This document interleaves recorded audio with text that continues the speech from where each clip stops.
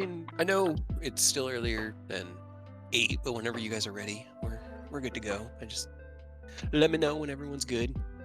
Yeah, I'm good. I'm good.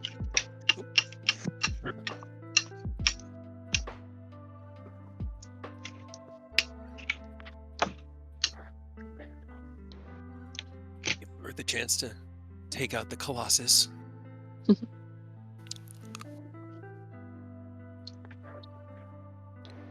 But I could just start my Yeah, you're good. deal. This Yeah. this isn't anything kind of serious. Yeah, I know. All right, well, let's see. So, last time, man, where did we start last time? Picked up this morning. Well, was it after the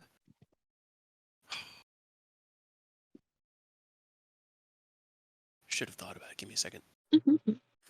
Can't remember. It's been I know. like 2 weeks, so I know we did all the stuff with Rose to the party. And then we went to All right, so it started after the fall of Ken, correct? Right? Where's my music? Why did it stop?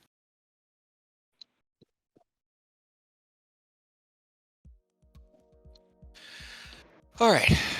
Well, we started there or at one point there in the yeah, my brain is not wanting to get words tonight. Oh my god. Nemur's mansion.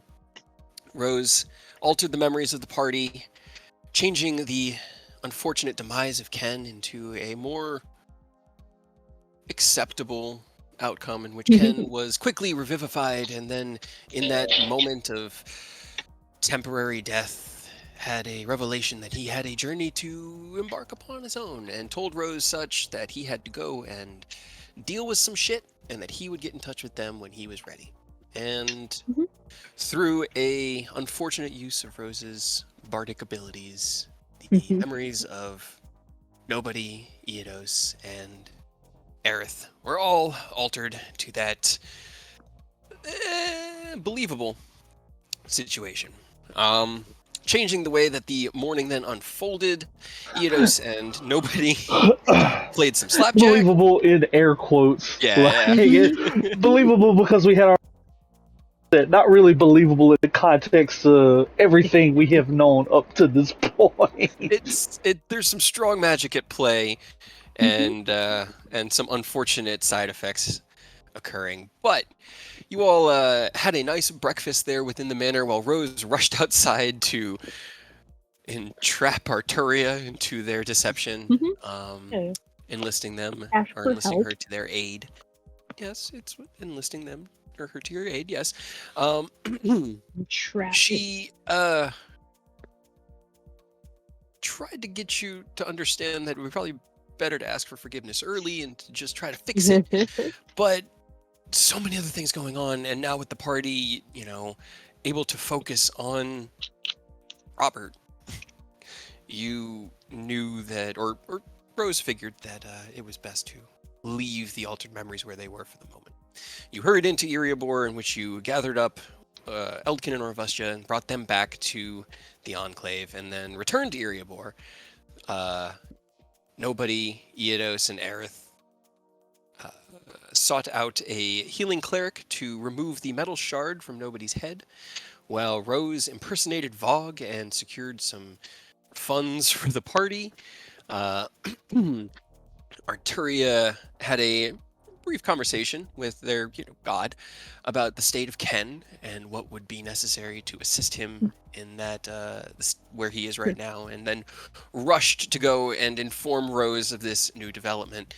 This new information coming seemingly out of nowhere and unprepared for. Rose panicked and basically said, "Oh, well, we'll wait, hold on, just we gotta deal with this first."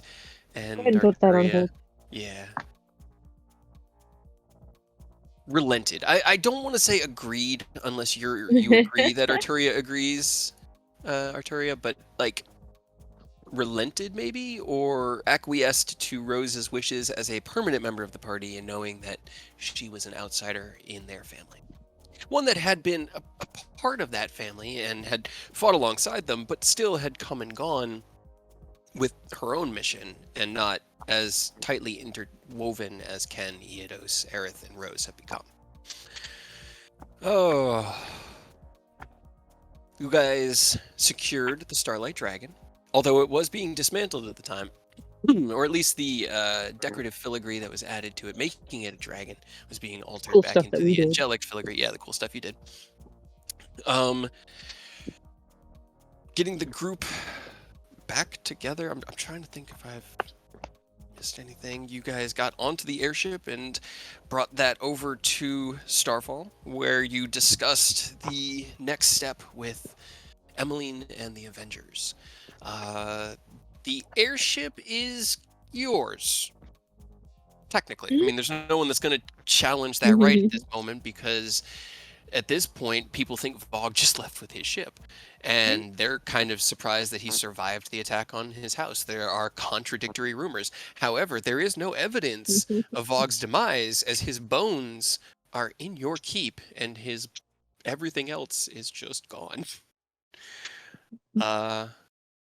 And so you It's guys ours return. now. Those bones Yeah. are ours. They are. They're part of the horde. You guys returned to Eriabor then, magically, bringing Emmeline along with you and leaving Eldkin, Orvustia, and Halan to fly the airship to Eriabor itself. Parking it here at the guild hall and securing it so that you could fix it, get all your cool stuff back on there, and take it from there on whatever next step you go on. The rest of you teleported in. Rose and Emmeline went to go speak with Hadrian, while Eodos and Nobody, I think it was just those two, went out to speak with Arodi. Eodos secured the next step and probably final step in his armor, as most of it has been replaced. There's very little of that original armor base left, and it is pretty much just pieces of dragon, really well treated and padded and layered on itself and just ornate and beautiful, but it's kind of reaching the apex of what it can achieve. Same with the cloak. With your aid, Eodos, she estimates it'll take about 2.5 days to get both things done, but that, given what supplies you have, should be able to do that. And there was talk about going into town to shop. However, it is late at night at this point. When you were in the yard, Rhodey was just kind of wrapping up her work for the day, and so you guys opted not to go into town, knowing that the shops would be closed. Rose and Emmeline spoke with Hadrian about Starfall and Starlight Enclave, and what that might, or the Platinum Enclave, and what that might mean going forward, as well as the 100,000 gold piece blank check that you were carrying around that you weren't entirely sure could be just made out to an individual without raising at least some suspicion. Hadrian agreed and knew of really only one way to legitimately get a payment that big from a noble without raising a lot of suspicions, and that was to have it made out to a guild hall. And so in that night, the second day of the 4th month, the year 1488, here within Eriabor, the Starfall branch of the Guardians of the Sword Coast elected Emmeline Stonesworn as its first leader, and she had a minor anxiety attack. And that was where we left off. I remember that much. You guys were also going to get an official tag for Nobody, as he has now become a permanent member of the team. Yeah. And Nobody was morning going to when be, Chad's around. when Chad's back. And Nobody was going to check in with the blacksmith about the star metal shard within his, that has been removed from his head, to see if anything could be done with that. Aerith is probably seeking out the alchemist this evening to see if he can help, knowing that Ken has worked with him in the past and he is just running into brick wall after brick wall with his idea.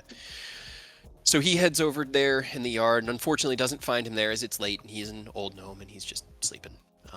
But in the morning, you guys will be able to continue your endeavors. So before we do the long rest, is there anything else you guys wanted to do this evening? It's about 9:30 at night. Anything that you want to do before you turn in? I think Iodos is working with Rhodey. I can't remember if we decided it was happening starting the next morning or right now. Yeah, that I the don't next remember. morning, I think it was the next morning. I think she she's said just she like needed to she wants think about to it. rest and then kind of get her strength, knowing that she's going to be up for like 2 days straight. Mhm. But yeah. Anything anybody wants to do, or do you guys turn in for your long rest? And if so, do you use the manor or the mansion, or are you going to go to your barracks hall? I'm going to my apartment. That is Katrina's fair. like, no, bye, guys. That would have been set up for you. Yeah. Yeah, you probably would have at least got a few months like ahead of time. So yeah, it's definitely still there. Arturia waves goodbye and is out the front door and across the street. It hasn't been lived in about a week, but it's familiar and at least private.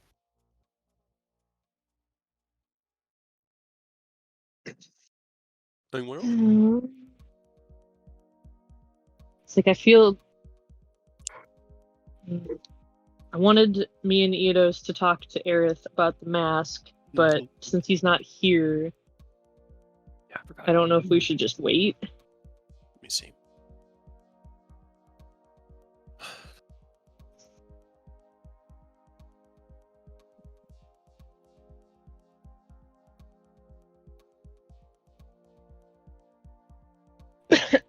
Ow. Send Aurora a message and see if he can just ping me back, let me know what he's got planned.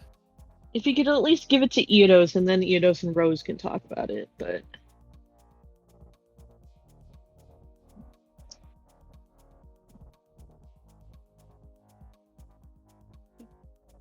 Give him a minute to reply.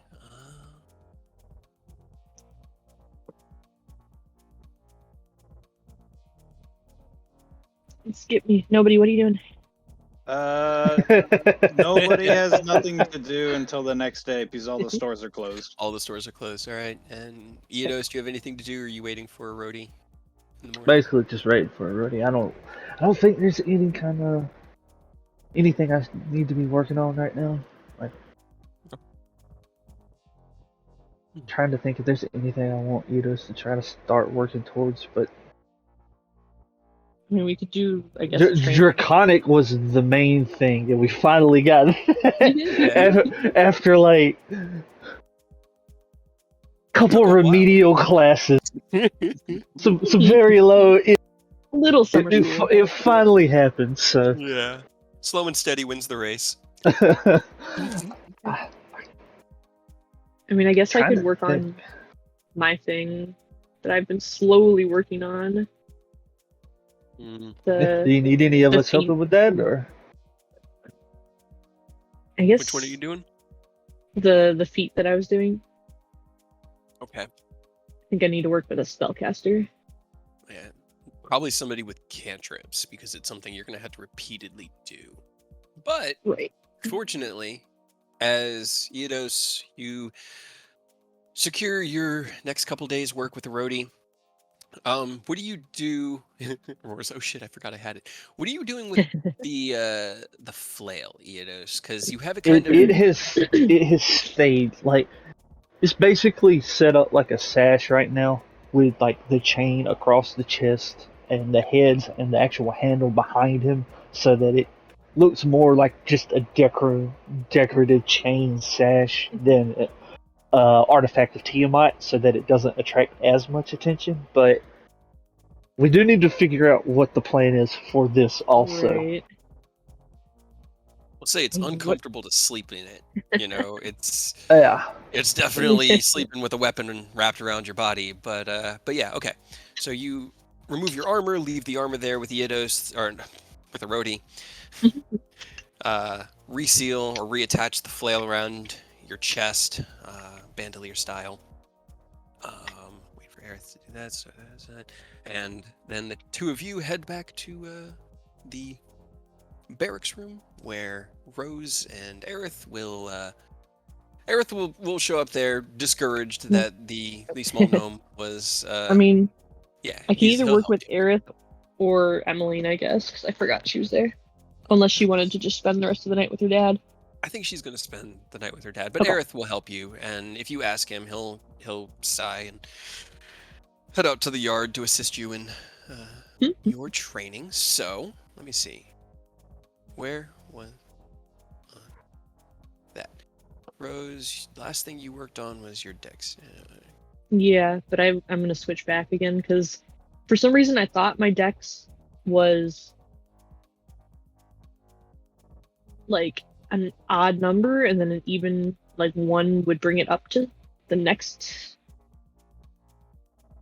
rank, but it's at an even number, so Right, yeah. it's less important, I guess now. Then let me see, where was your last one? There you go. Okay, so Don't even worry about it. We'll buy you one of them books. We got 100K now, right? Right. Just go buy all the books. I mean, the 100K, we can't really, like... I don't think we can really use that. That's for the island. We have the 50K, though. Not with that attitude. I'm gonna send you. Okay. Eodos, would you ask Aerith for the mask at any point? Would you prefer to carry it over Aerith? Aerith is trying to keep. He has kept it on his person tightly, like sashed over his chest, and has been scribbling in his notebook, trying to ask Ogma what he could possibly do with it. So he is making efforts to try and find a way to destroy it. But would Eodos ask him for it? Based on what we know happened with Rose, what they explained to us, and like the effects it was having on them, Mhm. probably because he was carrying that other one around, and he had a decent enough time, like not running into problems with it.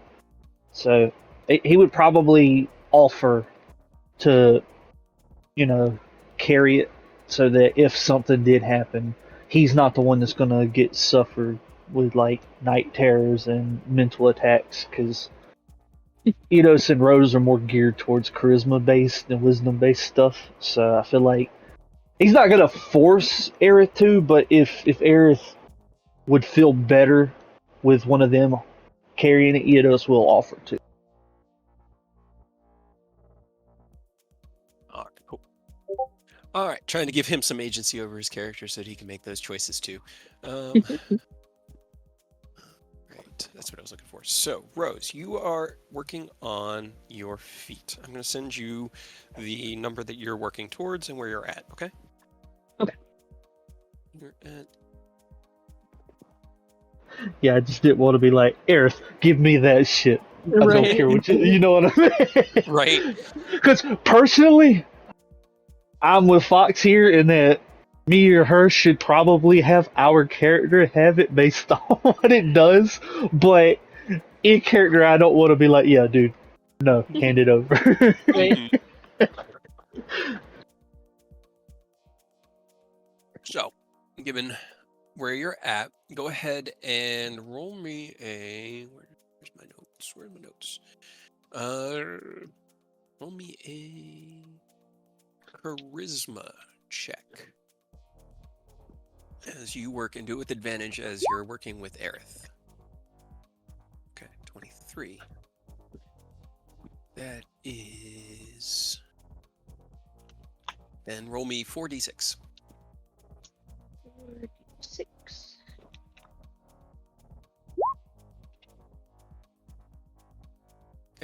So you're now at where you were plus that. Plus 12. As you Man, have yeah.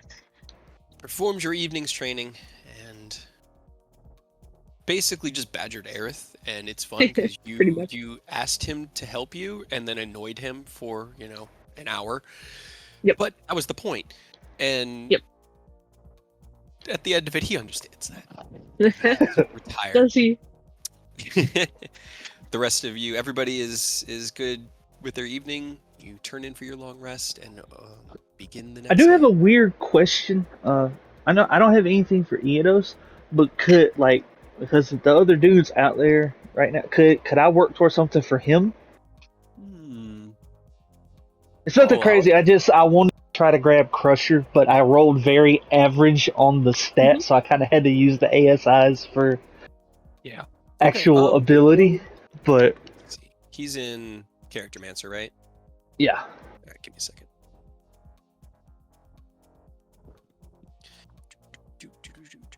Love the sound of the crusher. Crusher.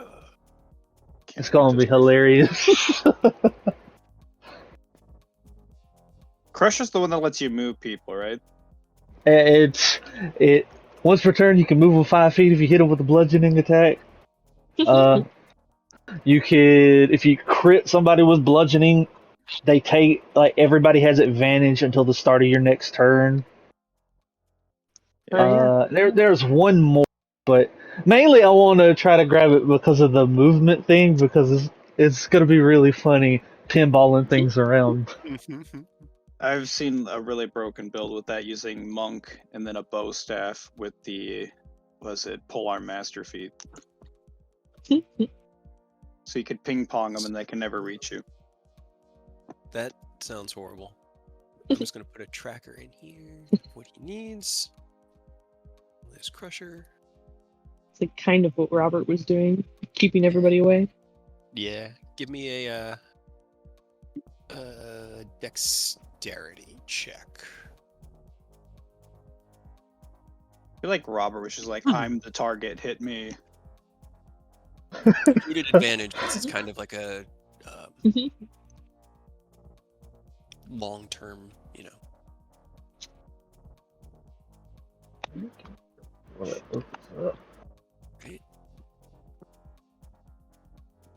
Okay, and then give me 3d6. Okay. Cool. Awesome. Alrighty. So, you guys turn in for your long rest, having a very, very long day. Actually, this one was probably one of the more relaxing ones in the last few days. Yeah, honestly, we had a it was pretty chill, good. It just was like pretty solid, shopping yeah. day. Yeah, it was actually pretty solid. Thinking Yeah. about it, it was you got nobody he wasn't turned into a potato. Right. Yay. You know, you're no longer dealing with the tragedy of watching one of your best friends turn into stardust and drift away into the night. Most of you. And yeah, you turn in that night. You all get your long rest. You awake the next morning. Nothing explodes or bothers you. Eidos, you have strange dreams the whole night. And they're strange not in the sense that they're like the kind that you're used to dealing with the Raven Queen, where she kind of speaks and you listen, or she's waiting for an answer or something. But it has that kind of same feeling. You're trudging in the most literal sense of the word, just up a hill, a dark, muddy hill. And on your back are hundreds of people. And you just walk the whole night, the whole dream. You just trudge uphill, carrying them on your back. And then this is what I should expect. You don't, in that moment, in that dream, it doesn't seem strange what you're doing. It just seems like existence. And then you wake up and you remember the dream, but you can kind of start to make your own assertions as to it from there. But It is the next morning. Better than it could have went, I could have had my brain exploded in my sleep. Great. It is a new day. Aerith did hand the black mask to Eidos, so Eidos, you have that like secured to yourself as well. And as you sleep, there's a lot of like clattering as he moves around, and you're chains and a mask like rubbing against each other. Yeah, it's really well secured, and if not for the fact that you were in a very, very deep, almost god-induced sleep at the moment, it would have been a little bit more difficult to sleep, but it had been a minute since you slept, so. You wake up, your artifacts are still there, and the day is yours. So what would you guys like to do? What is the plan for the day? I want to go to Manon's. Okay. Aerith also wants to go to Manon's. Anybody else want to need magical item shopping? I mean, I gotta help Erodi, but check in with them about that cloak of displacement. See if we could potentially work that into something that somebody has, just so. Right. Okay. That'll go with what I was going to ask anyways, so I will take that back from whoever I'd given it to. I think you were gonna give it to Aerith, but I was gonna give nobody it to actually somebody. used it yet. So you actually might even still have it, to be honest. Because we were trying to figure out who we could set it up on, but most everybody's already Yeah. attuned. That was why we were gonna try to see if it could be worked into something for someone. Cool. I'll take that and I will have a conversation. Hopefully, who's the guy that we've been like working with to like make stuff at Manon's? Because I don't think it was Manon. I think it was the other guy. Yeah, it's Edwin, I want to say. Ken, do you remember? Yeah, I think that's the name, Edwin. Yeah, Edwin. Sounds familiar. He was like I think he was a half elf that was kind of. Ken had taught him how to using artificery create bags of holding, so that he could make them more efficiently, and thereby make a little bit better name for himself. So he has made himself available in the past. And as you mentioned, that Aerith also wants to speak to Edwin. I'm just telling you what he told me that he wants to do. So. He wants This to is gonna be 2 campaigns in a row where somebody's gonna be like, "I've got a gun." Again. Please don't Hell make me yeah. kick you guys out of this one. Please. Hopefully not, because I have better charisma than I did as a tiny bug. Oh my god. Alright, so it sounds like Eodos is going to work with Erodi. So you'll be working with her pretty much through your time here, sorry. Arturia, what are your plans? I am chilling. You're chilling. So Arturia is also relaxing, meditating, focusing, listening, preparing for the endeavors. Give me a wisdom check at advantage from Arturia.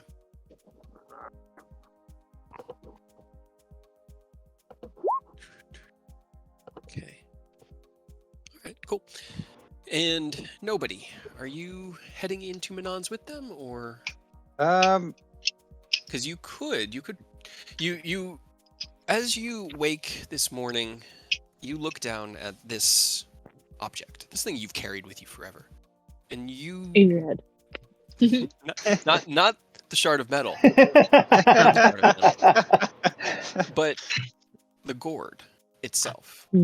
This strange object that you were found with and has provided you with your own special kind of magic. This was crafted for you specifically. As I'll send it to you in whisper. Give me a second. You kind of look down at it, and that new level of recognition hits you. It is because it was going to, and your message reminded me. It is now at its second tier. Because I think you were at the first one, right? Yep. So you're now at the second. And you kind of like look at it, and you remember there is more, but you run your fingers along the engravings, and you remember there being things different about it. It was more alive at one point, and it's not that it's dead, but more that it's dormant, and you can definitely reach into your memories more or spend your day working with them, but I did definitely intend for that to happen once you got the shard of metal out of your head. All right. I mean, that's close. Yeah, I kind of want to spend the day meditating over what I remember then. All right, let me see. It's pretty good. You lost your memories with the metal, so like you're kind of out of your gourd for a little while. Womp womp.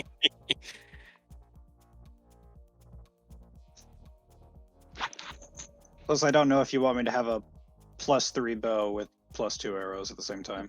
But, What's the worst that can happen? I never miss. I mean, you basically have like at the point we're at. You basically got a nat 1 to miss. I mean, if it's just a +3 bow, yeah, I would let that happen. I mean, you guys are going to hit that power level anyway, and this is. You guys haven't been to Eriabor to gear up and had a couple days to do that in a while. So if you wanted to try to secure yourself a better weapon, you could do that. All right. We'll see how much. Because that was money we originally have. what you were trying to do. Remember Yeah, when we got that here? was It was just the shops were closed. Yeah. Yeah, if it's just a normal +3 bow, I'm fine with that. I don't need no fancy bow. Okay. What if we could find you an oath bow?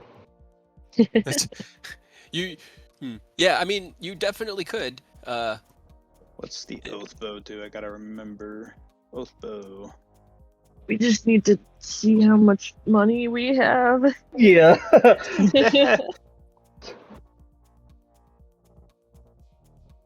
Because it might take a decent chunk of it to buy what I was thinking of and to see if we can shove attunement items together.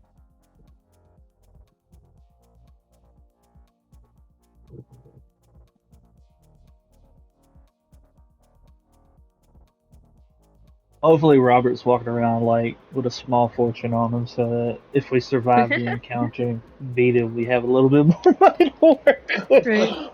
He, Replenish your money.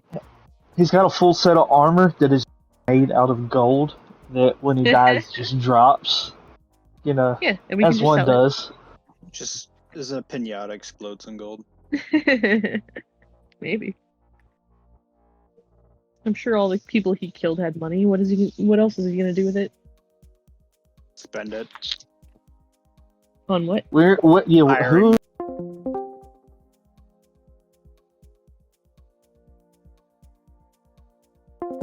If you were a villager and Robert walked in, you'd probably like, oh yeah, I'll take your money so you don't kill me.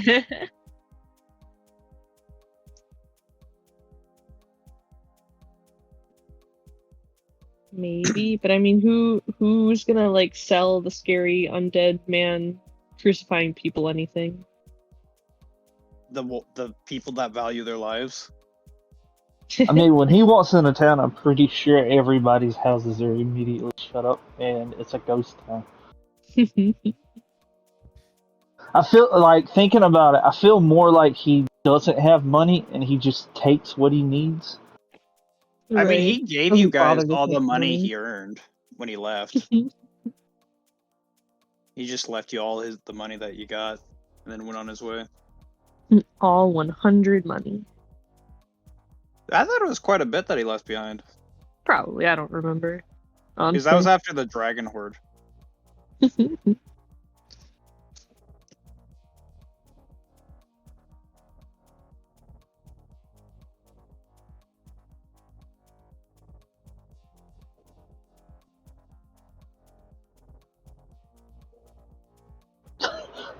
The fucking Robert up in the top right of the map is very apt based on what we're gonna have to go deal with, huh? Yep.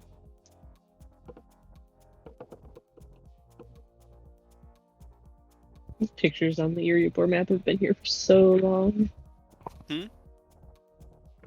Just chatting. No, I was typing up the something. pictures.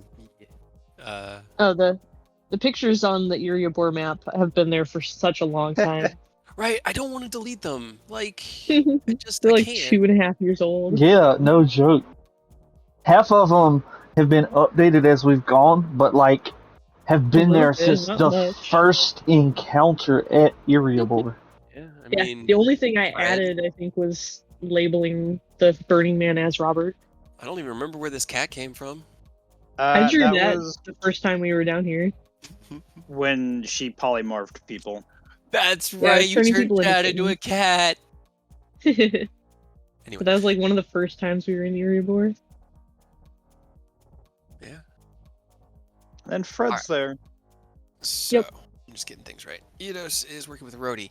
3 of you are going into town, and Arturia is meditating for the day. Okay. So the 3 of you hit up Manon's. You walk in the busy interior of the shop, still a little lacking in inventory, but they're starting to build back up from that boom of everybody buying shit when crap hit the fan. But you head in, there are a couple people still, meandering about. You look around and you do see Edwin here. Who is going to take do you Aerith will say that he either wants to speak to Manon or Edwin. And he'll leave it up to you as to which one you should between go the- try to talk to. Between the two of them, which one has like more magical prowess? Manon is the owner and Yeah. head enchanter here, and Okay, but probably if you're looking more for the powerful. most, yeah, Okay. like Edwin would even be like, if you're looking for complicated, powerful enchantments, you have to Yes. go through Manon, but it's going to be expensive because he is very, I very know. expensive. It's fine. Didn't we give him that whole new special crafting method? Shouldn't he give us a discount? You traded him, and that was a fair Mm-hmm. deal, which he shook and gave his agreed upon portion. And nobody was not there for it. Nope. Maybe it'll win us a favor, but I'll let Aerith take Edwin then to discuss his thing. Okay. Yeah, and then I guess I request like Manon to speak with him one-on-one, like privately. Okay. You head up to the front counter where the elven woman who runs the establishment, or at least the the sale of the more expensive goods, and doesn't walk the sale floor, sits. And as you approach, she recognizes you. She knows you guys. It's been a few weeks, but you come here frequently. At least you have in the last 2 months. And as you approach, she looks up. Ah, well, welcome back. What can I do for you today?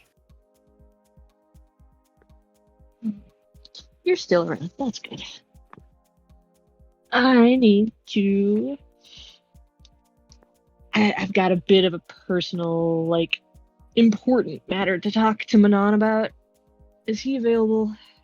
I believe so. Is this a commission for work or a personal matter? I guess more commission to work. Very good. Let me see if he is available. Get up. Head back. About 5 minutes. Comes back out and will lead you back into Manon's office, where he is waiting for you. Nobody. Did you went along with them, right? Yep. Do you go back with Rose, or are you going to stay out in the front? Or are you looking to purchase something out here? I'm just gonna give Rose do you want me to come with you? You want me to stay behind? Hey, you good on your own? They'll just shrug, just if you want to. I don't even know if he's gonna do or can do what I'm going to ask, but I'm hoping. I might as well tag along then. You follow Rose and the attendant to the back into Manon's luxurious office. He sits behind his very stately desk. Not ugly, but just not particularly attractive. More gaudy and dressed up than good looking. He's wearing luxurious satins and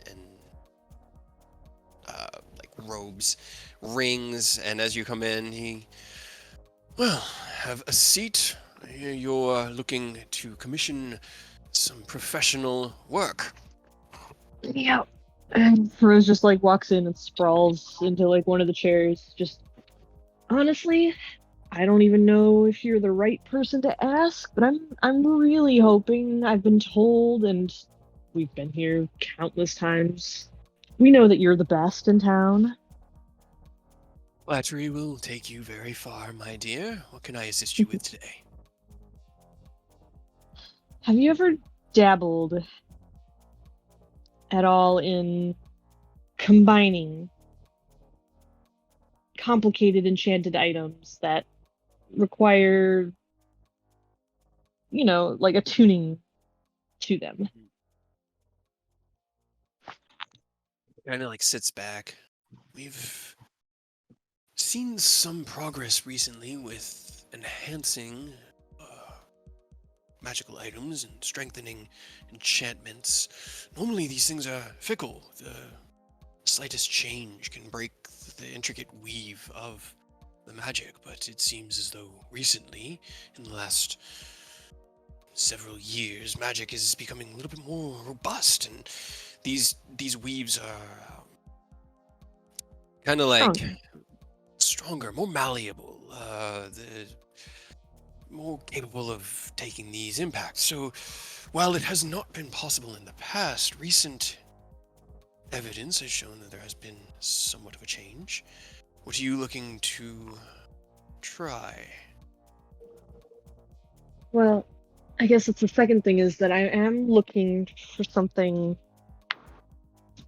powerful, something that helps expand my magic capabilities, like into other classes of magic. Interesting.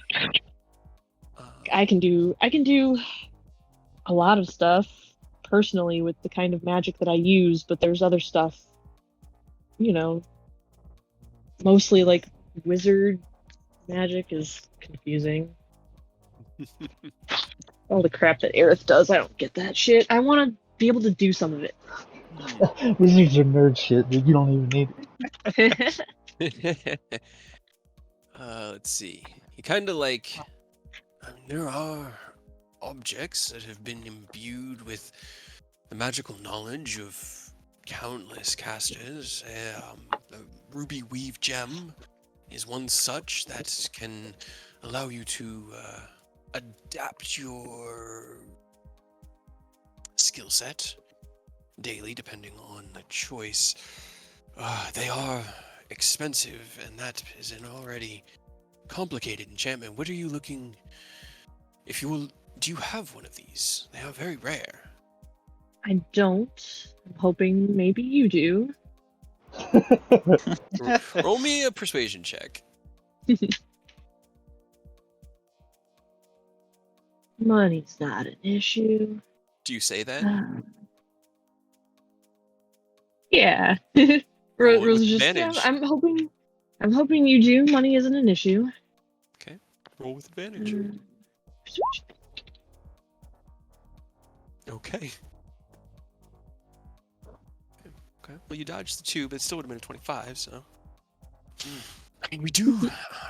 I have one, and he kind of like reaches down into his doublet and pulls out a pendant with a very, very beautiful gem at the end of it.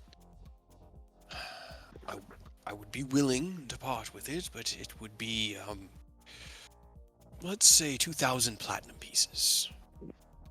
Easy. Can I see it? He kind of like you don't negotiate or argue with him, and he kind of like pulls back a little bit and then shrugs and removes it. It's on like a silver chain. It kind of just ends in this point, and it's a teardrop shaped ruby stone. It's not a ruby by any means. It's definitely, Magical as you gem. take it into your hand, it thrums with magic, and Can I make like an arcana? They want to like feel the power. Or what kind of like, power it has. be an arcana Feel check. what kind of power it has. I have the power. Power. Nice. Okay. It reverberates with magical energy. You don't get a feeling. Let's see. You don't get a feeling that you know exactly what spell was stored in here, but it has already been stored for the day, chosen. He uses it. It's literally his. But he's willing to sell it to you for a good price. Right. But it is it seems legitimate. It seems like it has innate magic built within it. And it's like magic of a different class. It feels You like different. Yeah, you feel magic. I don't think the one that's in there. Hold on. Let me see if it's something that Bard gets. What are you trying to do, Rose? It is not Use something different that spells. you're hold on. It wasn't that one. That wasn't the one I was looking for. This is the one I'm looking. No. No, it's not. You're not gonna cause more chaos. So are you? many spells. No. I mean, they're This gonna is just they're gonna gain the ability to cause more chaos with this thing. potentially. It's gonna be great. That's frightening. Well, the spell I thought is not the same level, but it isn't a spell that you would normally be able to cast. You can feel that it's a type of magic. It's far more powerful than anything you can cast because you got you got 7th level now, right? I think so. Yeah, because you're 13. Yes, So one it 7th level, yeah. it is more powerful than you can cast the spell that's in there, but not by as much as you're used to. Like there's a lot of arcane power in here, but you've become more like adapted to it over the Yeah. tropical. They'll set it down on the desk in front of like between the two of them and kind of like fiddle with it and like take the chain off. And I mean, if you're going to disassemble it, please. And he holds his hand out. At least pay for it first. yeah, they'll without even looking up, they'll reach down and take the bag of holding off their hip and put it on the table and just like I don't know any other way to do. There's platinum in there, correct? Uh-huh. Unless you want it spilling all over your desk, I you're gonna have don't to want trust it me, spilling man. all over my desk, and he's just gonna go ahead and he's gonna reach into the bag and he's gonna take out 100. He's gonna do this 10 or 20 times, and he's gonna take out 20,000 gold pieces worth of platinum. Alright, as he does that, Rose is gonna start like they take the ring of protection, +1 off their hand and set it on the desk as well, and start like pulling the pendant parts like off of the ruby. I I seriously want to put thought these you were gonna dump together. it all on the desk. I He thought did not about want you it. to. You've done that before in his establishment, and it Yeah. was a deal. He knows how bags of holding work, and he can fish the money out. Okay, all right. Like So they'll keep talking while they're working on this. Just like I'm full on everything, have been for a while. But if I can put a couple things together, maybe we can get a little bit more power out of a couple things. There was another thing I wanted to talk to as well, like later, but I want to see if this is even possible first. he kind of like takes the ring. It's a simple enchantment, so it isn't increasing it by a lot. But this is a very complicated enchantment. I can help if that helps you. What do you know of enchanting? I recognize the arcane skill, and I can see it there within you. I know that there are many fields of arcane study, and enchanting can be a delicate process. Right. I mean, it's probably not in my wheelhouse. But if there's anything I can do to provide energy, power, I have that. I cannot guarantee that it will be successful, but give me a couple days to do some experimentation. I do have a commission fee of 1,000 gold pieces a day, but I would be more than willing to look into finding a way to make these work together. Are you or do you wish it to be a ring? Are you willing to allow the ring to take other No, shapes? sure. As long as the pen or the gem Kind of like he starts like stroking this very neatly trimmed goatee that goes about like 3 inches off the bottom of his large chin. Well, okay, we could. Okay, see me in the morning. Let's say 1,000 for today's commission to Tinker, and I will be able to tell you. How long are you going to be in town? At this point, as long as things take, your work included. Are you in a hurry? Kind of. Very good. Debatable. We close at 8 p.m. when the roughly after sunset. Come and see me, then I should be able to tell you what I have discovered for the day, and we can work out a commission fee if this is at all even possible. Sure. All right. Let's see. So it's another 1,000 up front. To basically pay him for the day, to have him look at it. He's a 9th or 17th level enchanter, so he expensive. And you got at least 3 days, like, if you're not in a hurry. Yeah. Yeah, we've got a little bit of time. I'm trying to just like establish it, and then I'll narratively do the 2.5 days, and then we can hit the road, literally. But I did want to do a little bit of narrative shopping. Right. I guess I will also ask if there's anything that he could do in the same issue vein with, like, the Cloak of Displacement. What are you trying? Because I don't know. It'd have to be something that somebody else already is using. Cloak of Elvenkind. You just shove it too close together. Can you just sew them together so that they're like back to back? Like back to back. He kind of like Just he- grab he some raises- duct tape the edges, Yeah. good to go. He raises an eyebrow. I'll tell you what. Let's work out this Figure legendary it out first. artifact, That's and fair. yeah, we'll take that from there. But this I think I should focus my mind on these enchantments here. Yes. What? And I do apologize for the way that this comes out. What is your budget range for the full combination of the enchantments? For this one alone?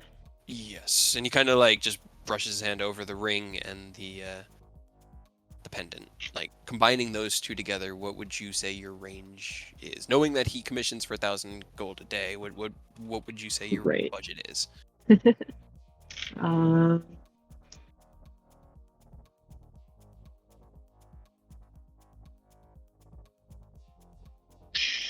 Another 2,000 to 3,000 platinum. 2,000 or 3,000 platinum? That would Yes. be 20 to 30,000 gold. Yes. Okay. He nods. Then we might be able to actually work on. Yes. Okay. Give me a few. Give me the day. Come see me this evening, and we'll discuss what I have. And he takes out a piece of paper and starts like writing down notes. Unless there's anything else you guys wanted to get from him right now. Not from him. We'll go back to the shop and see if we can find a bow for nobody. Okay. If you head have back- any money left over. We got money. Yeah, you guys got 50K for paying. Yeah, but Probably we not just a said lot. we just said we got 50K. also But that was 20K plus Rose just said potentially 30K, so we might not We might Well, have not. much we still- money. We still have some in our guild bank as well. Mhm. We've got a little bit. Yeah, well, I don't know how I much might money's in use- the guild bank. All the money I know of is Yeah. 9 gold in my inventory. Well, I'll facilitate talking about the bow, but we might not have any after all of this, but I mean, even if we don't have enough for the bow, I'm perfectly fine with my upgrade already. we'll see how much it is. Well, you head out If it's into less the. than like 10, then we can do it. How much do you have left? We had about 26k in the guild, and I still have about 21. Okay. So we still have almost 50. Alrighty. Just throwing gold everywhere. Let's see. Why So, not? meeting never get with to use the it. elven woman, she will show you to the upstairs where the weaponry is, and to the more like delicate, intricate back room. The front rooms have like this main room that you guys mostly have seen just has these weapons kind of laid out on the wall, very like Batman's tools style, where they're just sort of mounted on the wall like Tetris pieces to take up as much space, but still look like they're not overlapping each other. Yeah, presentable. She'll lead you into the back where the good weapons are. This is like where Aerith got his rapier from. And they do have a number of longbows. They do have a longbow +3. It is only the sticker price is 5,000 gold pieces. Also, I just realized, okay, he wanted like 1,000 up front for the... 1,000 gold, which is just 100 platinum. Okay. Yeah, Then we have yeah. 30 left. Or 30,000. 3,000 left. Okay, got it. Because I did the wrong one. I'm like, wait a minute, hold on.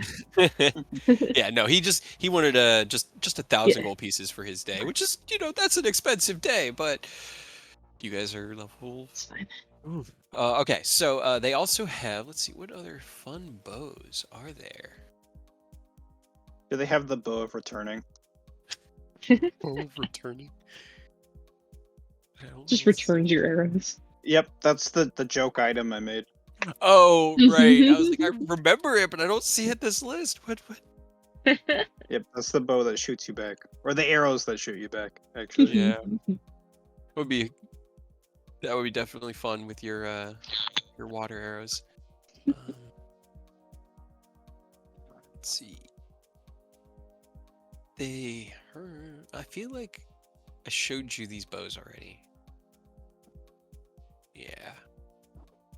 Maybe. Yeah, I remember reading these ones. I'm just looking at like the various different magical bows, and I think those ones were the one in Erebor, or not Erebor, Lintier, and you guys weren't cool. That they do have an oath bow if you were interested, and it is the same price. It's also 5,000 because they're both very rare. I'm gonna double check the difference really quick.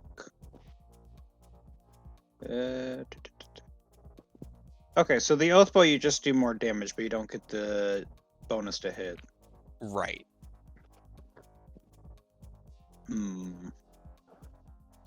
That is very tempting.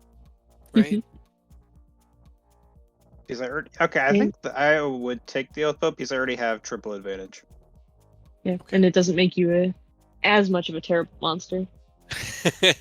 You're not hitting with +5 or 6. Yeah.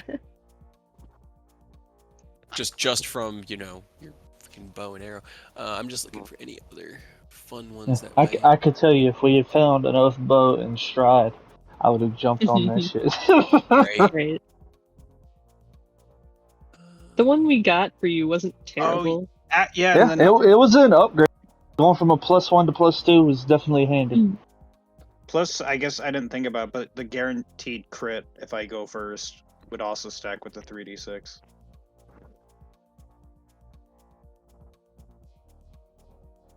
It would, yeah, and it would be disgusting. Like the sneak attacks getting doubled. Just like I'm looking through, there are so many homebrew magic bows, and I'm just like, give them to me. Look. Yeah. No, okay, not the right aesthetic. Not the right aesthetic. Hold on. Nope, not something they have. Yeah. It's like there are some cool ones, but most of the really cool looking ones are like sentient bows, and I don't think they would sell a sentient bow. Maybe It not. just insults you as you walk by, like, "Hey, come here! Hey, Got over here! What you Get doing? Huh? over here. I'm a good boy. Hey, is you that? want to buy me? Eh?" Get over here. Anytime you shoot it, I'm shooting there. When you draw it back, you have to do the Italian hand gesture every time you do it. Yes. Oh my god. A Alright, Boston bow.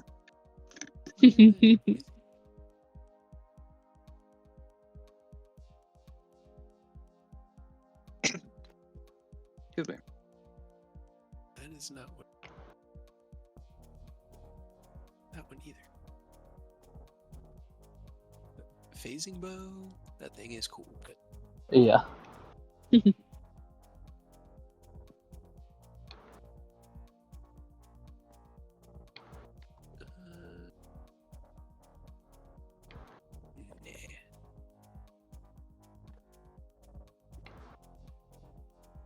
Yeah, it seems like the oath bow just is the sharpshooter feat attached with extra damage, Yeah, all in one yeah. bow.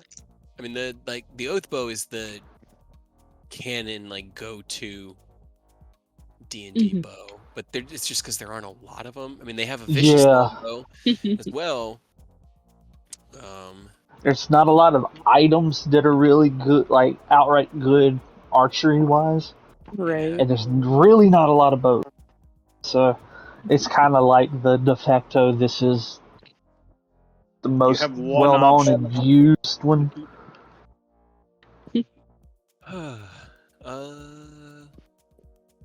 But yeah, because I don't think you'd be looking for vicious. They don't have that one. That won't come up at some point. But yeah, all right. An oath bow would be 5,000, or +3 would also be 5,000. So it's up to you, whichever. Both are good. Whether- I think I'll take the oath bow just because I have triple advantage. Very good. She'll take it down off of the shelf and kind of start putting it away. But look at you and look at the bow you have on your back. Yours is a +1, right? +2, I believe. Yep, +2. Are you looking to trade that in? Does this bow have any sentimental value, I guess?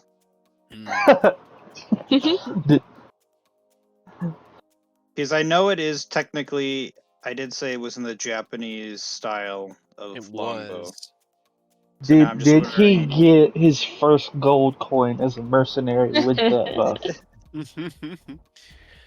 Because if it's just like a standard issue bow, then like yeah, I can give it away. But if it's sentimental, it's obviously magical. You have carried it for a while. Roll me a wisdom check for Takashi or nobody. Let's find out. Robert's Bloodhawk. oh, Change. Oh no. he's spying on us. You're kind of like. It could be sentimental, but it could also be a tool. It has similar design aesthetics to it as your gourd. Looks like it might be made of the same wood, but whether it has that same kind of familiarity or whether it was just a tool that was there to augment, you're still unsure. If I'm that unsure, then I probably will get rid of it. We'll trade it in. Because I feel like if it's sentimental, like even without my memory, I knew my gourd was sentimental, Right. of some kind. So it is a beautiful weapon. Let's say knock 1,000 gold pieces off the price, so 4,000. She looks at nobody. Kind of looks at Rose. I'm gonna look at Rose. She's like, I don't know how prices. 3. You know how 3. Estinian is in Final Fantasy? Pretty much.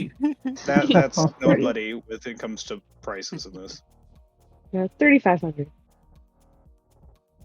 Lonely persuasion. Looks like you just drop a.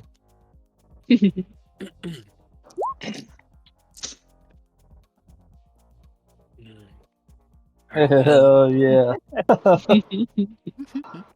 Now I rolled well. Mm-hmm. Not even important stuff, but 3,500. And the bow. alright. She will hand you the oath bow. And Yeah, is there I'm anything gonna else that scan that off on our guild tag. Okay. So, Goes out of the guild funds. She will math. head down to her front desk, bring you with her, and do all the paperwork to take the money out. Are you looking to purchase any potions, consumables, renewables, the Do you arrows? have magical arrows? more? I have plenty of arrows. Very good. We do have some potions. Let me see where they've been at for the last week.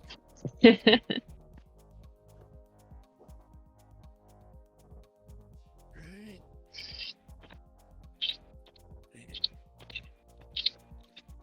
Okay. We have about 15 common healing potions available to us at the moment.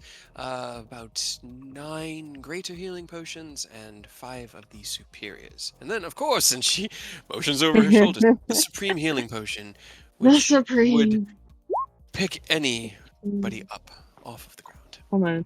Okay, so it was 15, 9, And 5. 15 5, common, and then 9 the greater, one. and 5 superior. We're gonna get that Alright. Supreme at the very end of the campaign, and then never use it because we don't know when we'll need it down the line. We should put it on a pedestal in the new keep we have. In the Just horde. over the mantelpiece. Nobody else buys it, but anytime that she's selling potions, she always mentions it. Right. I feel like it's in her contract. She has to. Probably. Well, she gets paid on commission, and it's 12,000 gold pieces, so Part of. that's a big commission. 12,000 gold pieces. Uh-huh. Definitely not going to buy that one. It heals 20 d4 plus 20. Hold on. 1, 2, 4. I'm just curious.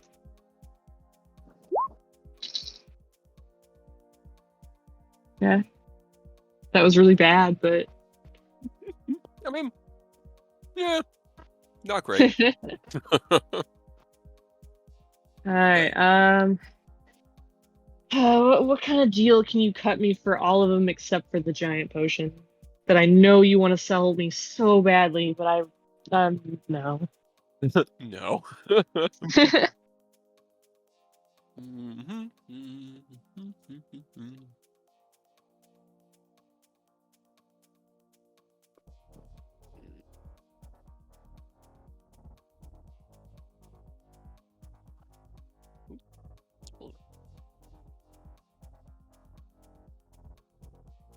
Math. 15 is okay. And then 100 times. Okay. All right. And then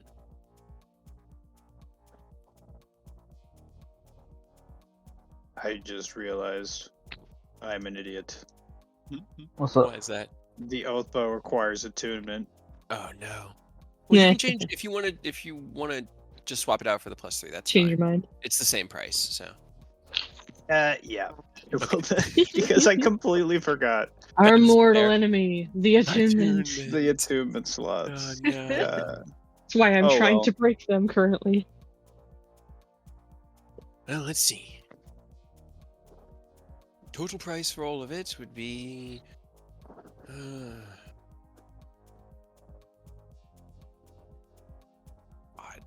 trying to remember things here. Like, Right. I can't even remember what the other ones. I was gonna try to see what they might be, but 3,500. So the commons and greats are normally 3,500 for if you're buying all of those. The superiors are a little bit pricier. They would be another 6,000. So you're looking at about 9,500. Roll me a charisma check. Let's see how much she likes you.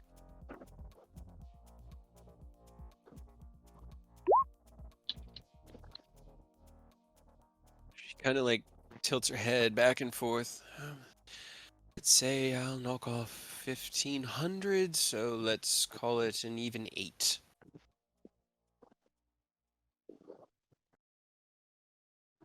if you take off one more 1,000, I will give you personally 750. She kind of narrows her eyes. What do you mean?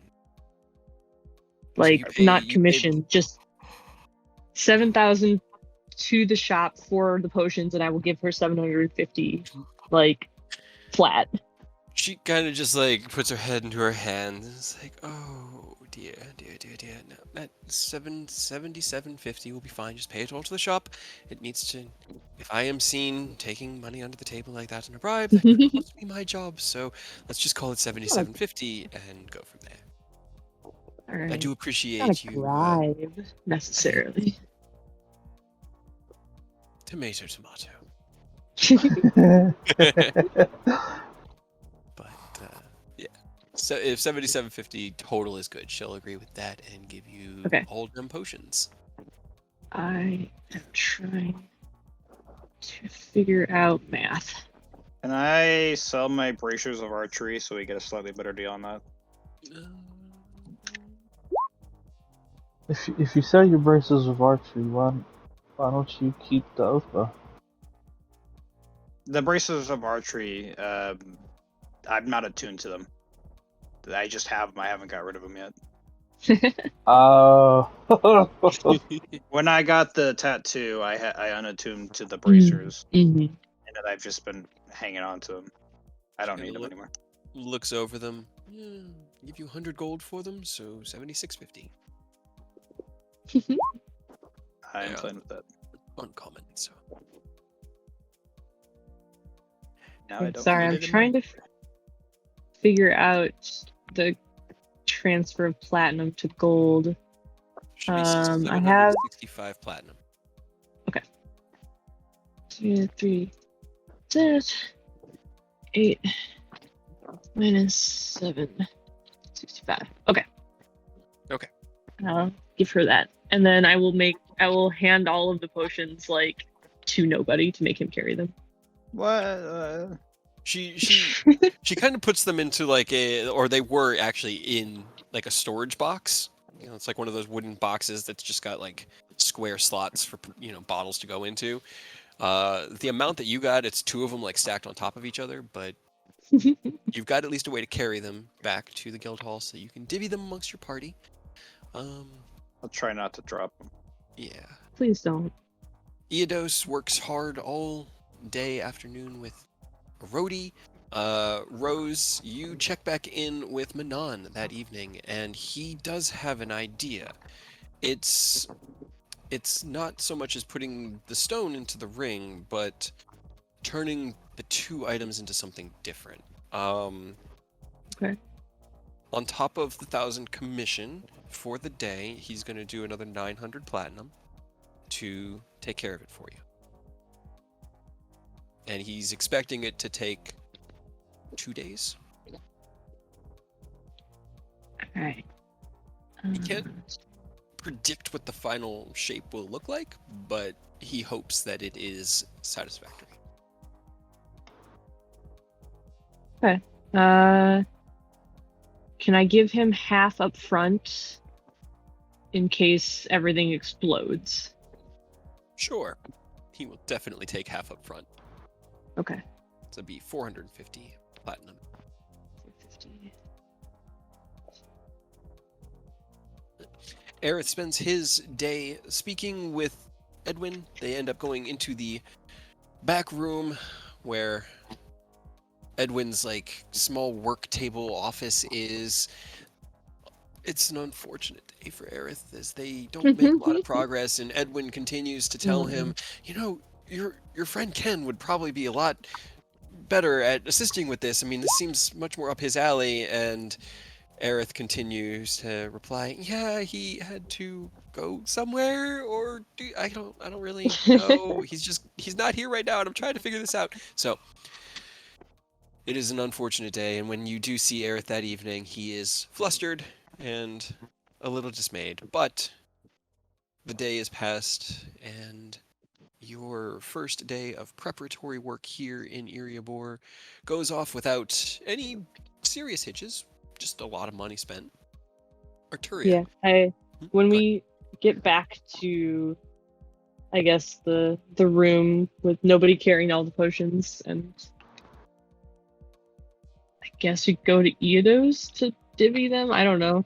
Rose, as we walk, is just like I don't know. I don't really touch the stuff, but Ken would be super disappointed in me I and don't buy really them touch all. the stuff. Oh my god.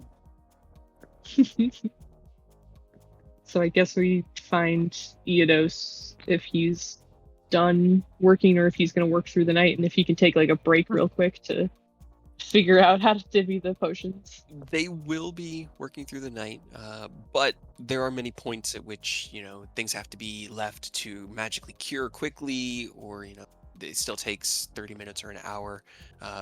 Sometimes they just have to take a short rest because Eodos needs his magic back, and his magic is very Right. useful in what she's trying to do here. I was curious though, for Arturia, for your wisdom, you spend your day in meditation. Are you meditating on anything in particular, or are you just sort of contemplating the sequence of events that have brought you into this current state back here within your apartment in Erie? Yeah. The second option. Just thinking about everything that's happened up until now, and what the plan is moving forward.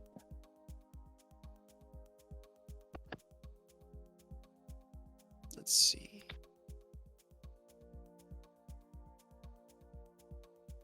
Nothing really happens to prove you're on a path that is correct. You don't, in your meditations, there aren't any whispers or secrets revealed to you.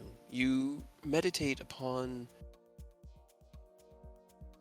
just a couple days ago being brought back from Baldur's Gate to the Nether Mountains through another gate and greeted by family and a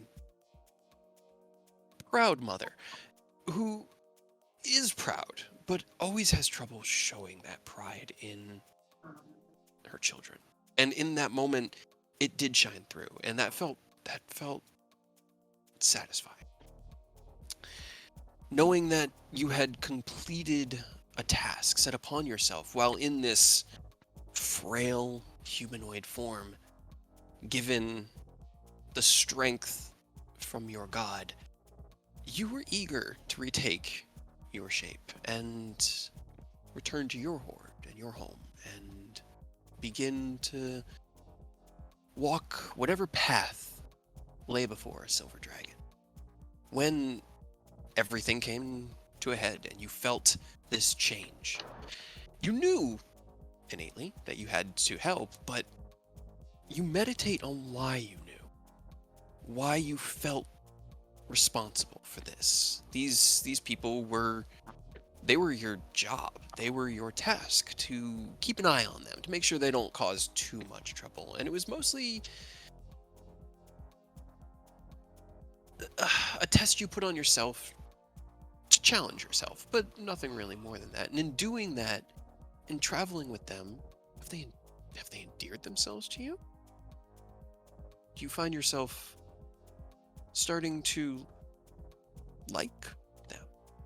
And then this Rose, they make such questionable decisions, but you speak with them and you know that they come from places of compassion, and so you find yourself meditating on why you're here, and more importantly, what the meaning of good is, and whether they're good, and you think they're good.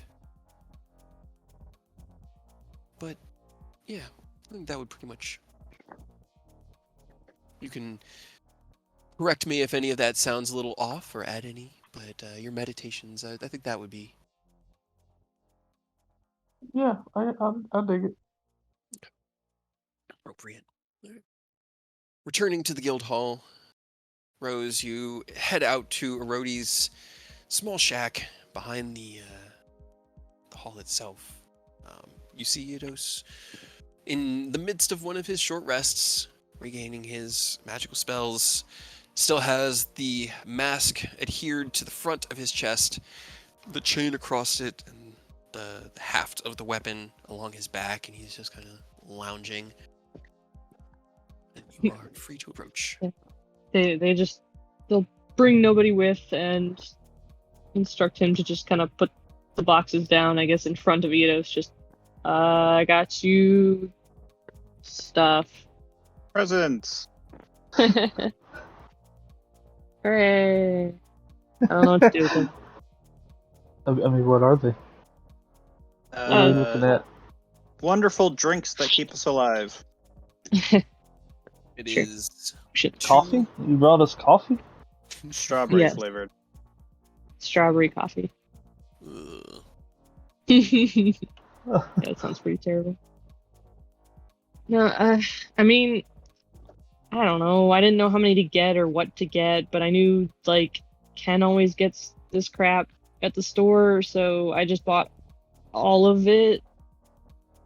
Well, And we then do just have opened one of the a crates. tendency to get the shit kicked out of us, so that's probably not a bad call.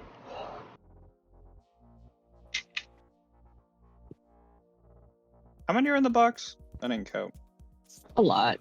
15 common, 9 greater, and 5 superior.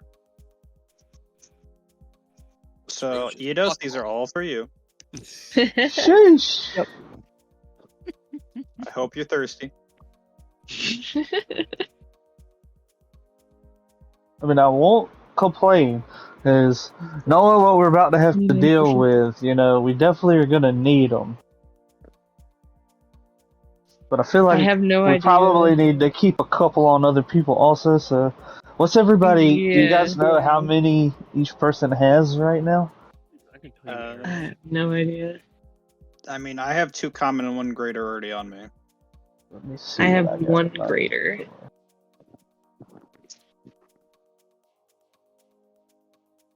Aerith walked back. I with you. have 1 common and 5 graders still. So... If you want to throw me a handful of commons, maybe 4 commons, so I can have 5 of each. Sure. Aerith has I guess no we can. potions. Okay, definitely do- get him hooked up. Yeah, I mean, we could do one of the superiors per person, I guess, because there's 5 of them. And then we can almost split the graders 2 each, or more if you want more.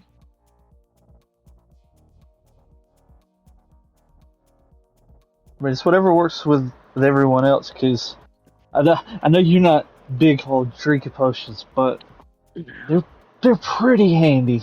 I know. If anything, I would say you need them more than me, because I'm always a mile away.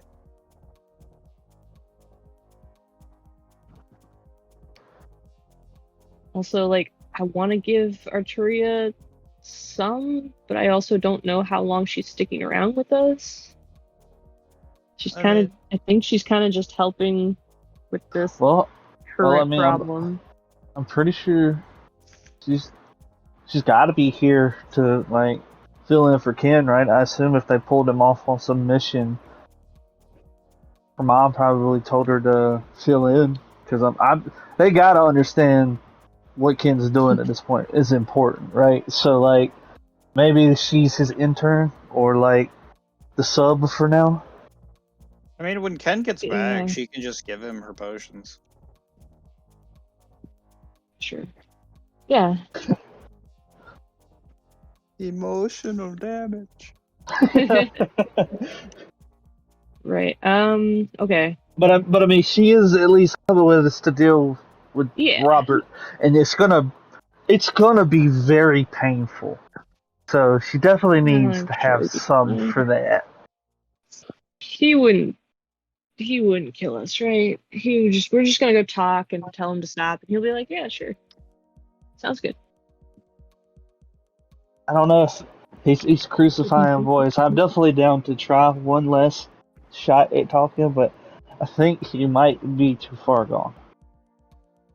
So did he just go insane, or? I mean, I don't know. I mean, he wasn't exactly a bad guy, but he really wasn't a good guy for what he told us before he died. And when he died, he went through a really traumatic torture montage, and it kind of became a spooky, scary skeleton in a suit of animated armor. Yeah, he's kind of just always been like, He was working on the behest of a demon. So like, that was the problem I had. it kind of there were some implications in what he was doing and how he was doing it that questionable for sure. But we could have worked with and around that if he had been open to it. But his boy died, and I think that pushed him over the edge. Right. Well, that sounds like a fun time. Yeah, he's crucifying people right now. Yeah. Real things were fun. iffy. They're even further iffy at this point. Hopefully, I am a better replacement. Well, You you're haven't not a spooky crucified skeleton anybody? guy. Yeah. You haven't made you like alright. We're kinda all working on behalf of someone at this point. We literally were killed and got to meet our gods face to face. But we kinda interacted with gods who were trying to maintain like the natural order and stop the world from ending. The person that he interacted with was a demon who wanted him and her army leading the fight in the fucking Seven Hills or whatever. So like, he didn't have a very on the level backer who was trying to fuck him over right out the gate, but we couldn't convince him to like let us help him fuck her over instead before things went south. So Gotcha. you haven't done that. Don't make any deals with demons, basically. Right? I will do my best. Good start. There's already a lot of sketchy gods out there, you know, like there's some bad ones of them too. You definitely don't need to throw your hat Just in with insulting some the demons. gods. Well, like, alright. No, I'm just saying it out of character because I think it's funny. Like, yeah, Well, there's some yeah. sketchy gods. Mhm. The Yeah, back no, alley god sitting in the corner over there. Don't listen to Yeah, him. you know, there's the saying is in character because he's never been pro God or anti God as much as pro what is going to help him or what is going to hurt his friends. And there are plenty of gods that aren't good aligned, you know? So it's not just the fact that you make a deal with a god, you're straight. Because there's plenty of gods who are going to fuck you over too, you know? Alright, so the plan is to talk, and if he don't listen, to beat him up until he listens. Well, no, Or just beat him up. the plan is to talk, and if that doesn't work, we kill him because there's not another option. Gotcha. What can I expect from your skelly friend? I mean, unless you're right there on him, I think you should be okay. He had some pretty he was starting to get some crazy stuff because he was really leaning into that deal. So I don't know what he's got now. We're gonna be in for a fucking time. I can only imagine. Lovely. Alright, I think I might have some more of those potions then. Definitely, your whole at range, like sniping, Overwatch style, will do you tons of favors in this fight. I'm pretty sure. He hits a lot. Like, you know how I hit hard, like one or two hits. He hits hard over like 7 to 8. And he can do a lot, so we really cannot afford to bunch up and give him a chance to do any of that nonsense. Okay, so like Dragon's Breath, stay spread out. Yeah, Alright. I mean he's got a halberd, he's got reach. We know that it was a really spooky cursed halberd because we read what was on it, and kind of started to understand what sort of things were about to happen, and then he kind of pieced out. So I mean, just be ready. Think of it like we're going in Dragon. All right, I'll follow your lead. Sorry, I was trying to divvy and then I miscounted, so now I fucked it up.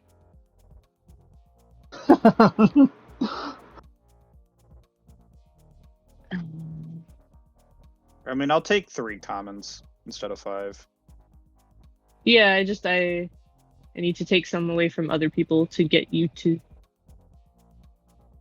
Or said everybody go for at least one superior. yeah, I figured everybody can have one superior since there's 5. Okay. And then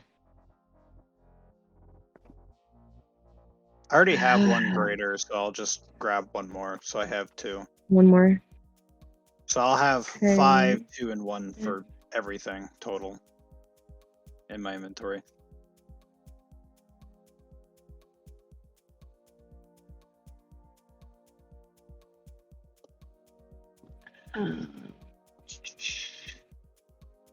Two.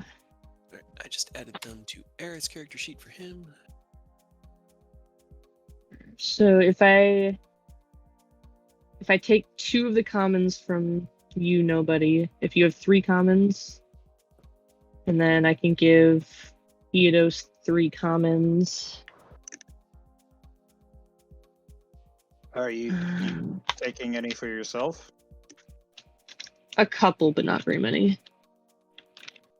Don't you somehow always get beat up the most? Nuh-uh.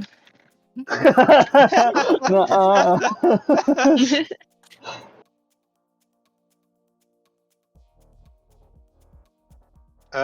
Should I make policies? Will we need policies for this? I mean, we have Sure, it can't like hurt. 3 days, you know. So yeah, feel free to do anything that you have the time to do, because Well, what kind of policies? The resistant policies. well, we know he did fear and he had access to fire stuff. I don't know if I can do anything about fear, but I can make some fire resistant pellets. Sounds good. Superior.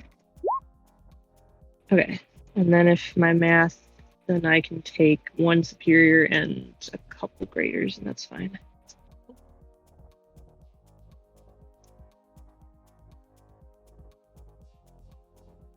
Right.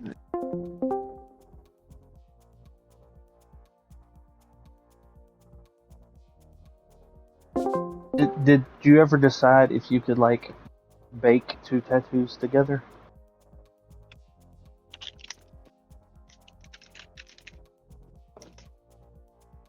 Think you'd have Which to 2? talk Because it's gonna, to- it's gonna be. I mean, I'll do it like above table, but which 2? Because it just depends on the rarities. That was like what I was looking at with That Rose. blur one that I was asked, just tying it into whenever I activate the Eldritch Claw, just having blur running while that's active.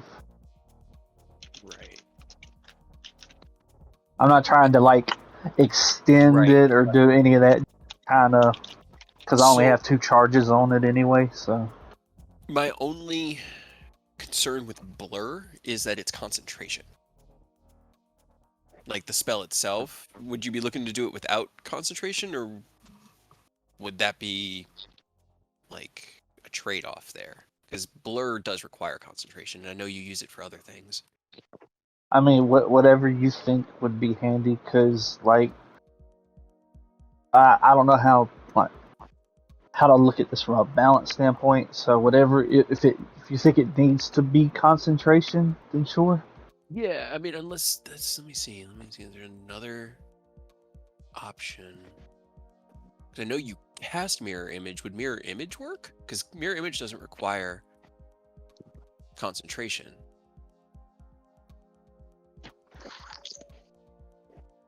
I mean, I guess it could, but I was looking for something a little more reliable, because Yeah.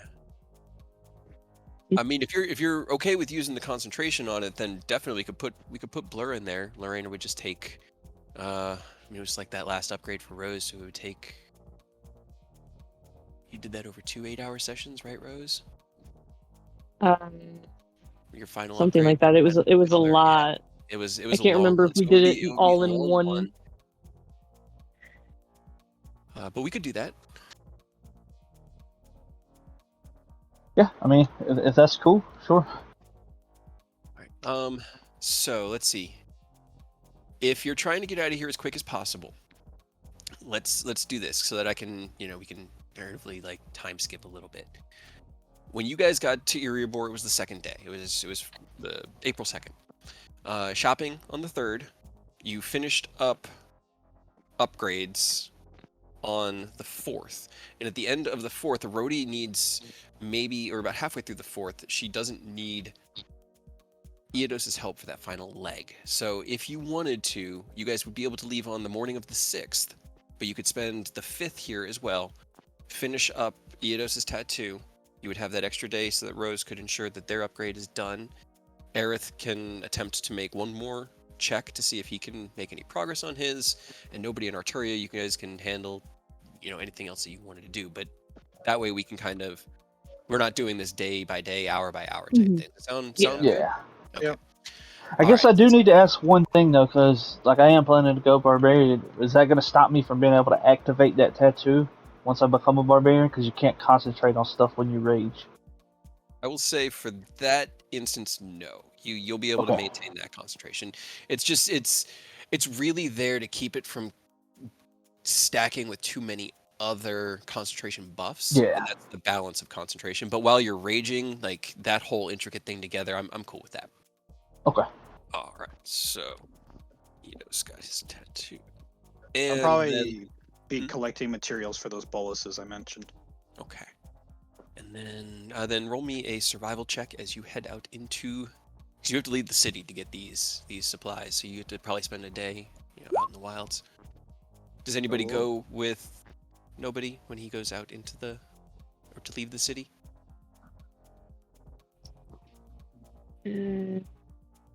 Mouse is have to. broken and will randomly double click.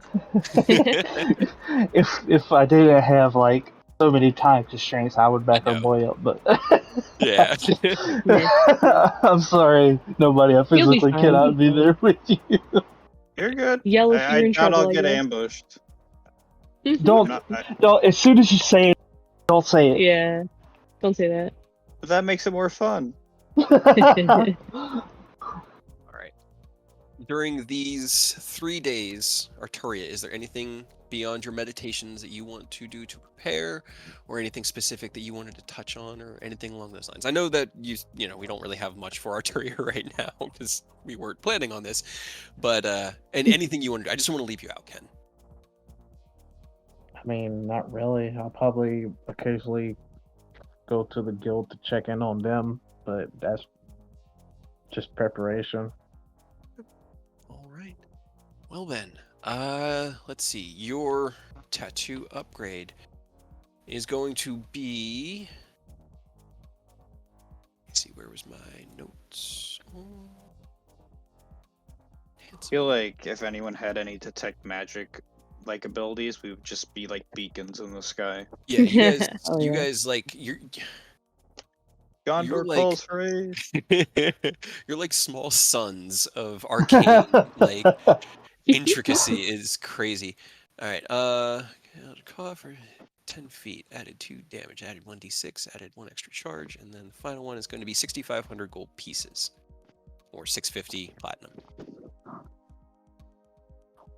At least sticker price. You can always roll a persuasion. I'm sure I'll take a shot at potentially dropping it a little bit before I hand them the tag for us. I don't have a crazy like guaranteed X amount like Rose, but I do at least get advantage. You got a high Yeah. concentration. High persuasion. Lorena, who has to be the one doing this, as you guys get to the money side of things at the start of it, just smiles. You all do bring quite a bit of fun business in here, and so, all right, 6,000. Sound fair? Hell yeah, appreciate you. Well, I'll make sure anytime we fight and kill things, or anytime somebody notices, we're all rocking some pretty intricate ink at this point, we point them in your direction. Yes, Rose has been doing the same, and I appreciate it. We've been booming. So let's get this started, and she'll lead you back into her private studio, and the 8-hour tattoo session around your eye begins. Yikes. We have spent so much money on these tattoos, y'all. Yup. But They are there's no- legendary artifacts, Yeah, and they are going hard. both of your tattoos have 5 upgrades in them based off of my Mhm. added 1 Yeah, charge. one for each color for mine. Mm-hmm. And then he had increased range, flat damage, D6, extra charge, and then Blur. blur. Hell yeah. Sticks with the thematic numbering of this game. That's why Yeah. that's yep. Okay, and the dragon scale cloak now has it has a fire hellish. Well, you have the fire hellish rebuke. It has Yeah. cold, acid, lightning, and then poison. And then it got a plus. No, it was your armor that got the +1. hmm Okay, and then what was the last thing we added onto the cloak? I think you said it could upcast one more level instead of being at. That's okay. It was either at 2 you bumped it up to 3 or at 3 to 4. I think it was 2 to 3. Okay, yeah, that sounds right. All right. Isn't hellish rebuke okay? Now casts at 3rd level. Cool. Just updating all my notes actively here. All right, so we had, and then for the armor, it was scale mail built from the white dragon, which gave it its option for cold resistance. And then you augmented in Jaxathon scales, Villiston scales for lightning and acid resistance options, Rokai's for fire, and then you put in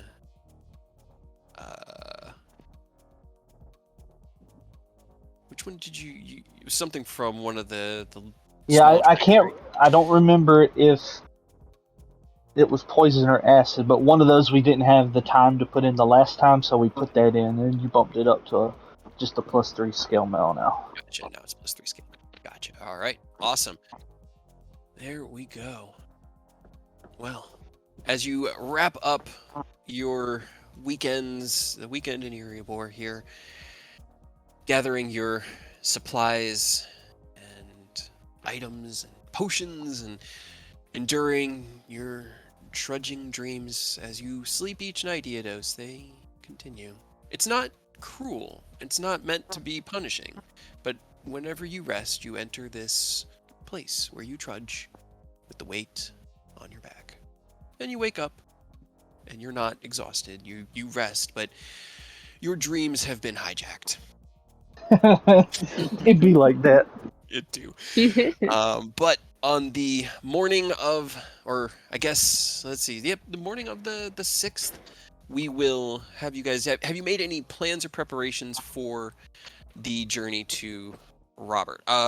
Fair point for me to add something here. At the end of the 5th, the scouts would have checked in with Hadrian, the scouts he sent out, Okay. that the party had hired. Get a little information. Mm-hmm. Along the road are hundreds of them, equally placed. They've measured it after they started to see this pattern, that they are exactly 1 mile apart, stretching from here north. And as the 4th was ending, the day of the 4th, they had to fall back to Erebor in order, 1, to check in, but 2, because Robert and his compatriots, because they will report that he does have followers, have been moving. And they moved out of the woods that they had been working in, and now we're moving towards Scornoble. And seem to be moving with intention, and the Rangers were told not to engage under any circumstances. And so with that information, that Robert seemed to be heading to a more populated area, they returned to Erebor to check in with you. They also will report that along the way, there were signs of devils. They didn't engage any, but they did see at least 1 barbed devil moving through the woods that they could verify, as well as the tracks of many others. Oh, good. But that's about it. That's what you got. That's Looks like- fun.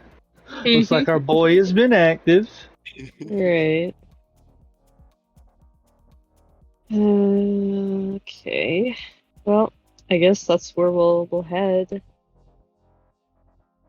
Okay. Well, before when we're ready. yeah, But yeah, we got like a couple more things to do, I think. before we do that, we're kind of in like nebulous time. We can shoehorn things in Yeah. here and there. So in this, like, what else are we looking to accomplish before you leave? What other preparatory work do you want to do? I guess one of the nights Rose wanted to talk to Eodos, but I just wanted to finish crafting those boluses and then give one to everybody. So Easily done. You have more than enough time, and your survival check, you see much of the same. You do find a couple of the sacrifices. You don't see any devils, but there is. Make me a insight check for nobody. Could you imagine if we didn't tell him what to expect? And we were just like, yeah, we're gonna go fight our friend, and we didn't let him know about, he's a skeleton guy who's crucifying Right. and interacted with demons, and he thought it was just gonna be some regular dude with a pole arm and some armor. And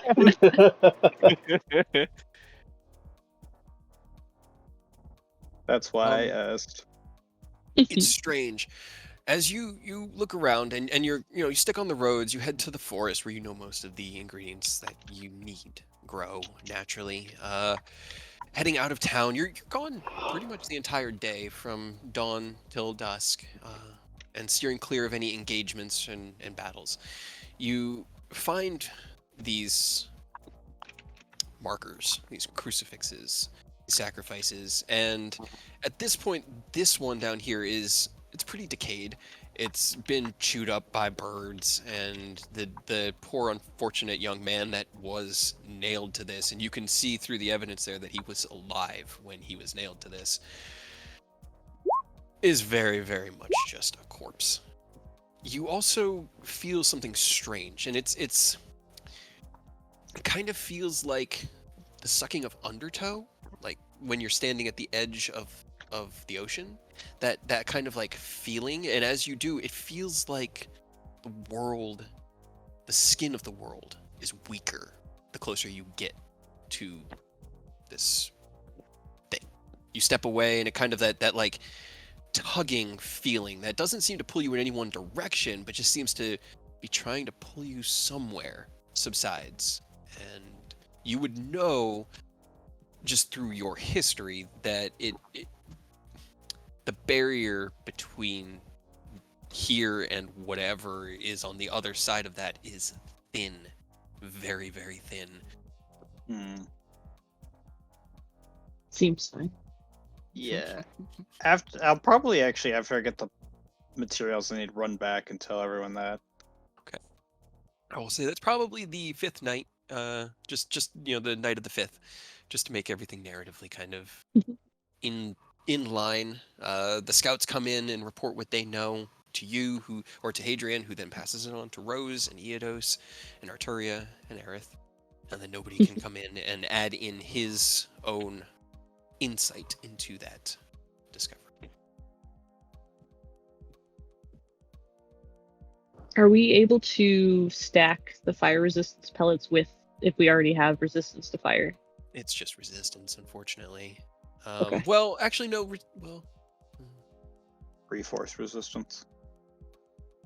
Because we did it with the potions, right? Yeah, Uh, technically. yeah. Okay. Yes. Then in that case, it would stack. Okay. It just, you couldn't stack it to immunity. The mask is what makes Just- it stack, or not to immunity, to Absorption. Absorption. Okay. Yeah. But I can get it to immune. Yep, you could get it to immune. Good thing Robert also does physical damage. Yeah. Man, he's a spooky, scary skeleton. Spook. I forgot to give him a horn that he could do. He doesn't need one. He blows the horn of initiative. What? No. Yeah. Too bad that's stuck in stone. Yeah. It's All right. Orius's. It belongs there. It does. Well, any other plans? Yeah, I Adrian- did want to talk to Eidos, but Okay, you want to talk? You do want to talk to Eidos? Cool. We'll do that.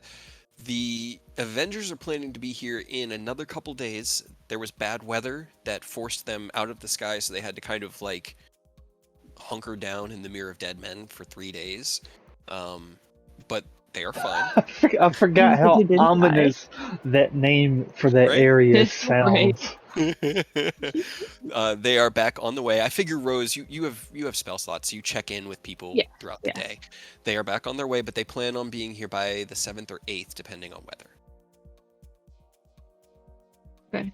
So that you guys can make all your plans. Because Hadrian will ask how you plan to Right. get to Robert. Let me go ahead and move you guys to this map as he shows you the big old world map again. Scornoble Yeah. is up here. We could So it's Right. north of north of. we could either just get horses and go, or we could port to Elturel and go that way. Yeah, which way is closer? Would it be coming from Elturel if we go to Scornoble, or It'd definitely be a shorter trip, but I don't know. Horses. It also depends on whether or not you wanted to check anything along the way, or it's up to y'all. You have the teleportation circle there. You can get to Elturel. We could probably facilitate horses there too, but I mean, Cool. can you what send are you them a guys message thinking? saying, "Hey guys at Elturel, they need horses now, otherwise possibly plane tearing effects could occur." what's this about, plate? I mean, I can send a message and ask them to prep some for you if that's what you guys want to do. It's just I mean, how long would it take by horse to get from Elturel to Scornoble? let me measure some distances here. We pretty much just need the fastest route. Right.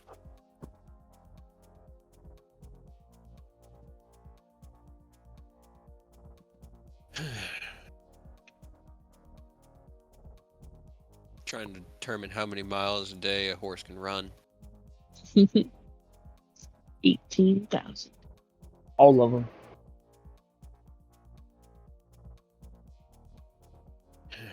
Well, without overheating. Yeah, That's I the mean, real question. so it's Yeah. it's like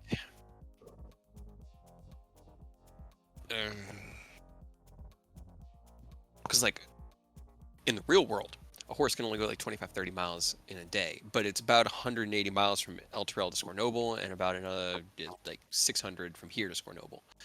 So that would be another like 6 days, but I feel like we've done horse travel a lot less.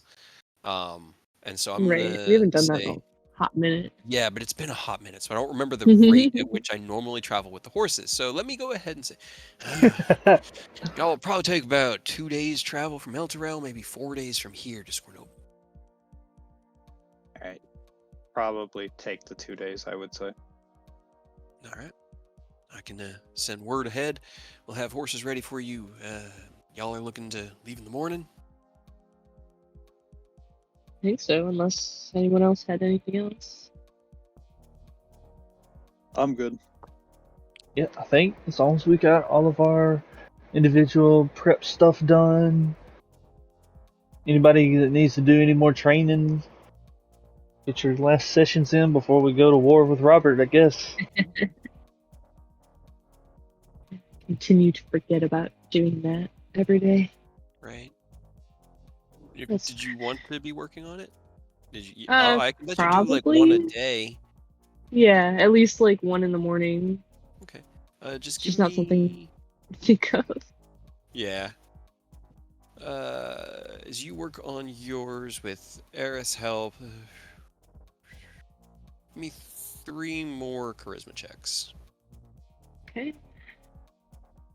Can I sneak a couple more in with old Rue while we were doing stuff. Sure. Go for it. Roll me, give me a couple, or give me 3 more dex checks. All right. All Hell right. yeah. Let's see. Where am I? You said 3? Yep. Hey, we both got a crit in it. Hell yeah. Hell yeah. Oh, I forgot. It set the GM, my bad. You guys couldn't see Yeah. that. I got a 17, a 26, and a 12. Nice. Oh yeah. Rose, roll me 12d6.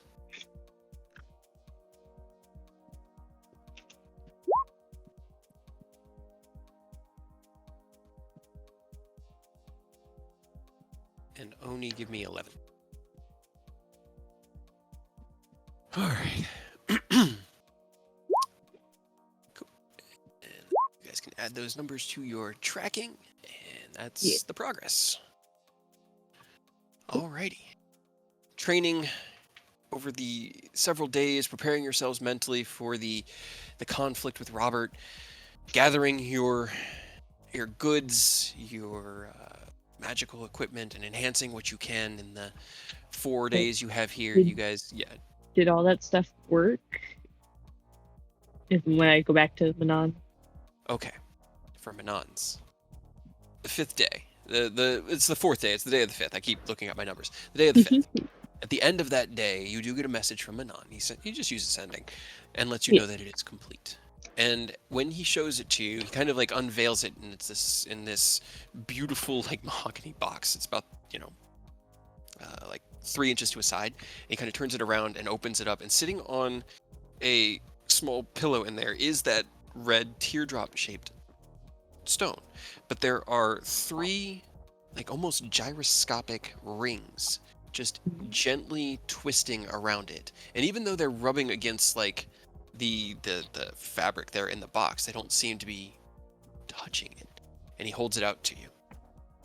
It's probably my best work yet. Hell yeah, that's pretty cool.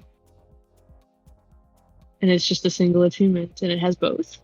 It does. It will grant you a small manner of protective aura through these enchanted rings that are circling it. It's designed... Here, just go ahead and hold out your hand like this. And shows his hand like palm up. And as you copy it, he puts his hand over the stone, and it kind of just drifts into his hand, like above it. And then he moves his hand over yours, and it just floats, like magnetized to your hand. But it's just gently drifting above it. And you could feel that you could attune to it. You can't actually touch it. Nothing can touch it, ever. It's kind of part of the enchantment. But it will use these to, in the event of incoming attacks or magic, protect you. In addition to storing arcane information and magic here and facilitating it through the rings. It works like an ion stone, essentially. It just floats around you while you're... That's cool. Once you're attuned. I have to say, I am very impressed. Thank you. If you have any other interesting ideas, I honestly did not expect it to work this easily, so I'm going to be looking into some other possible enhancements. I mean, if you'd be willing, if I left an item with you to potentially combine, I guess, with... I don't want to take it from my party member, so if you could, like, combine it with one of yours, and then I could always just sell the other one. But if there's anything you can... It really depends on the item, dear. What are you looking... Take out the cloak of displacement and just like, we really want to use this as well. And same problem with everyone. We're hitting our limits. But the other one who was here before with us, he uses a cloak of Elvenkind. If there's any way to put them together. He kind of looks at it. I can look into it. I can't guarantee anything, but I will look into it in my spare time. Yeah. And I guess if we never come back to collect it, you can just sell it. This one's on the house. Never crossed my mind, my dear. I will have it waiting here in case you, or when you return. Just check in with us. He kind of folds up the cloak and looks at it. It's seen quite a bit of use, hasn't it? It's saved a couple lives, probably. Probably. At least negated a little damage. But you do. It does combine the ring of protection with yours. Your enchantments and enhancements all work. You have pushed the boundaries of what magic is in this world, and the I'm sure that's fine. people that create the magic are intrigued by it, but also surprised, you know? But yeah, any other business that you guys would like to do before hitting the road? I feel like Mister's like, all right, these fuckers need all the help they can get. Fucking magic equipment. I'm trying to think if there was anything we were supposed to do, because we have a habit of getting the major things and then we forget Right. one little thing. Yeah. I Also, feel like can I that buy a- laugh means Kay probably knows what that thing is, and we're just overthinking it. I mean, little thing, nobody, you have an official boobs tag now. Oh, Hell yeah. yay! You were provided an official non-intern 80085. Man, I tag. forgot that's what the number was, and then You're you welcome. reminded me. Truly, we are the greatest band of adventurers. Yes, absolutely. 50 platinum. Yeah, thieves' tools. They're precise, intricate.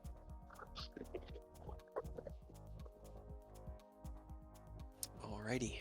See, Isn't it isn't like a 500 gold? portable battering ram cheaper? It's also louder. Yeah, you want subtlety or cheap? I also owed him 450, I think. For the final product, yep. Yeah. Okay, so 500 off. Yep. Oh god. Okay. All your money are belong to me. And by that I just Nah. erase it because I don't keep track of how much the merchants have. They have unlimited money. It's a Into the broken abyss. It's a broken economy.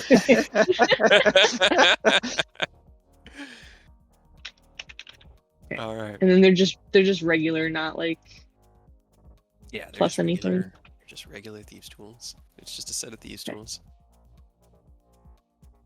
Right. So, Okay. Then I wanted to talk to Eidos, but after that, I think we're done. Like you said, I feel like there's probably other stuff that we had planned to do and forgotten, but who knows? But like roll the night roll me before insight check we or intelligence checks. Intelligence or insight for everybody. I'm just okay. curious. I'm just curious. If anybody remembers anything important. Let's see, which is high. Definitely That's not bad. Definitely insight for me. That's a 6. It's not an advantage. Oh no. Okay. I think that makes sense, Arturia. I don't know. Let's see. What else would I don't think what I messaged Rose about would have come Yes. to nobody. Let's see. Do I have any other? Nobody. Did you want to do anything with your star metal shard? I was gonna give it to Aerith because Okay. they said they wanted to mess with it, but they're not here right now. Yeah, he would have taken it. I'll let him know that he has yours, and I'll find out. Like he just rolled really unfortunately earlier. It was Right. He has such poor luck, and I feel He- bad. it's so unfortunate. But I'm gonna try to think of a way to find him a comfortable middle ground between where he wants to be and where he currently is. But yeah, We just sneak him back is all. yeah, just sneak Right. him back. He's Honestly. Give him Um, superpowers. fine. Ken or Aerith? Yes. Yes, Both. both of them. Give them both. They both need them. Alrighty. if you guys don't have any, well, you want to talk to Eidos. Yes. I think that's pretty much the only business that we have left. So you can go ahead and find Yes, and what Eidos you one night. messaged me will be part of the talk. Okay. You'll find him that night of the 5th, having completed his tattoo. The obvious signs of wound gone, as you know, Lorena used magical healing to facilitate the That would be so nice. the healing of the tattoo itself. You have a private moment here within your own barracks chamber to speak with Eidos as he's kind of just adjusting gear and getting the feel of the new armor and cloak and everything that he has equipped. So, how was your break?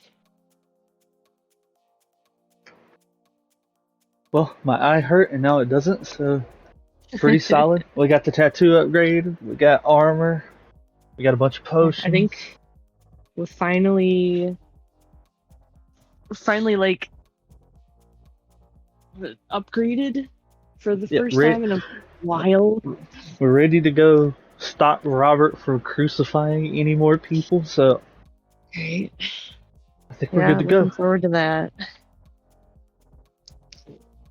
I mean, we kind of need Kim back to deal with the mask and hope that he can also deal with the flail in the same way. But other than that, I mean, I think we're pretty straight. Yeah. Well, I mean, I guess part of that was what I wanted to talk to you about. I know that I haven't given you a reason to trust me around the masks. But with that and the flail, it's a lot of stuff on you. Yeah, I mean, it probably would be smart to split them up. I don't know if the party is gonna be willing to let you hold the mask. So would you be cool with hanging on to the flail for it? I suppose. I Is there don't. any way I can I don't hold it? Yeah, he'll kind of just unhook it and loop it around and hold it out for Rose. I don't distrust you with the mask, but I feel like they kind of have your number now, and he's just waiting for you to get a hold of it to try to fuck with you more. So, It's possible. All right. but you definitely you're onto something with the whole multiple dark artifacts on one person probably Super not being evil a good shit. call. Yeah. All right. If you do hold on to it, and I'll sit and I'll kind of explain to Eidos what Severin had done, like the parts that the party knew about and the parts that they didn't, like that he had contacted them in the beginning multiple times, like trying to sway them, and then they had like dream conversations at night where he was kind of just like a dick about it. And then it kind of just like progressed into him being more of a dick by like the dream spell. It doesn't do a lot of damage, but he can prevent you from getting rest if it succeeds, and it can do like 3d6 psychic damage. Okay. That sucks, but I will say Yeah. I think it honestly might be better for me to hold the mask in because I can get my spells back on a short rest. So even if I don't exactly get a full night's rest, if I get hit with exhaustion, I still have my stuff viable. So Yeah. And I mean, if it comes to it, if he keeps doing that and you keep stacking, we might have to switch off. yeah, we But can kind of bounce it around. Yeah. Yeah. Which honestly, I it might not be a bad understand, idea to kind of think about doing that moving forward, to just kind of rotate the item around the party so that he's not sure who has it at any given time. So make him waste more like spells and chances to peek in on who has what. Mhm. I mean, do you think? I don't think he can scry on it particularly, like itself, but he can scry on us, which is what Yeah. he's doing. Can if we were to hide it on our person, do you think he would not be able to tell like who has it?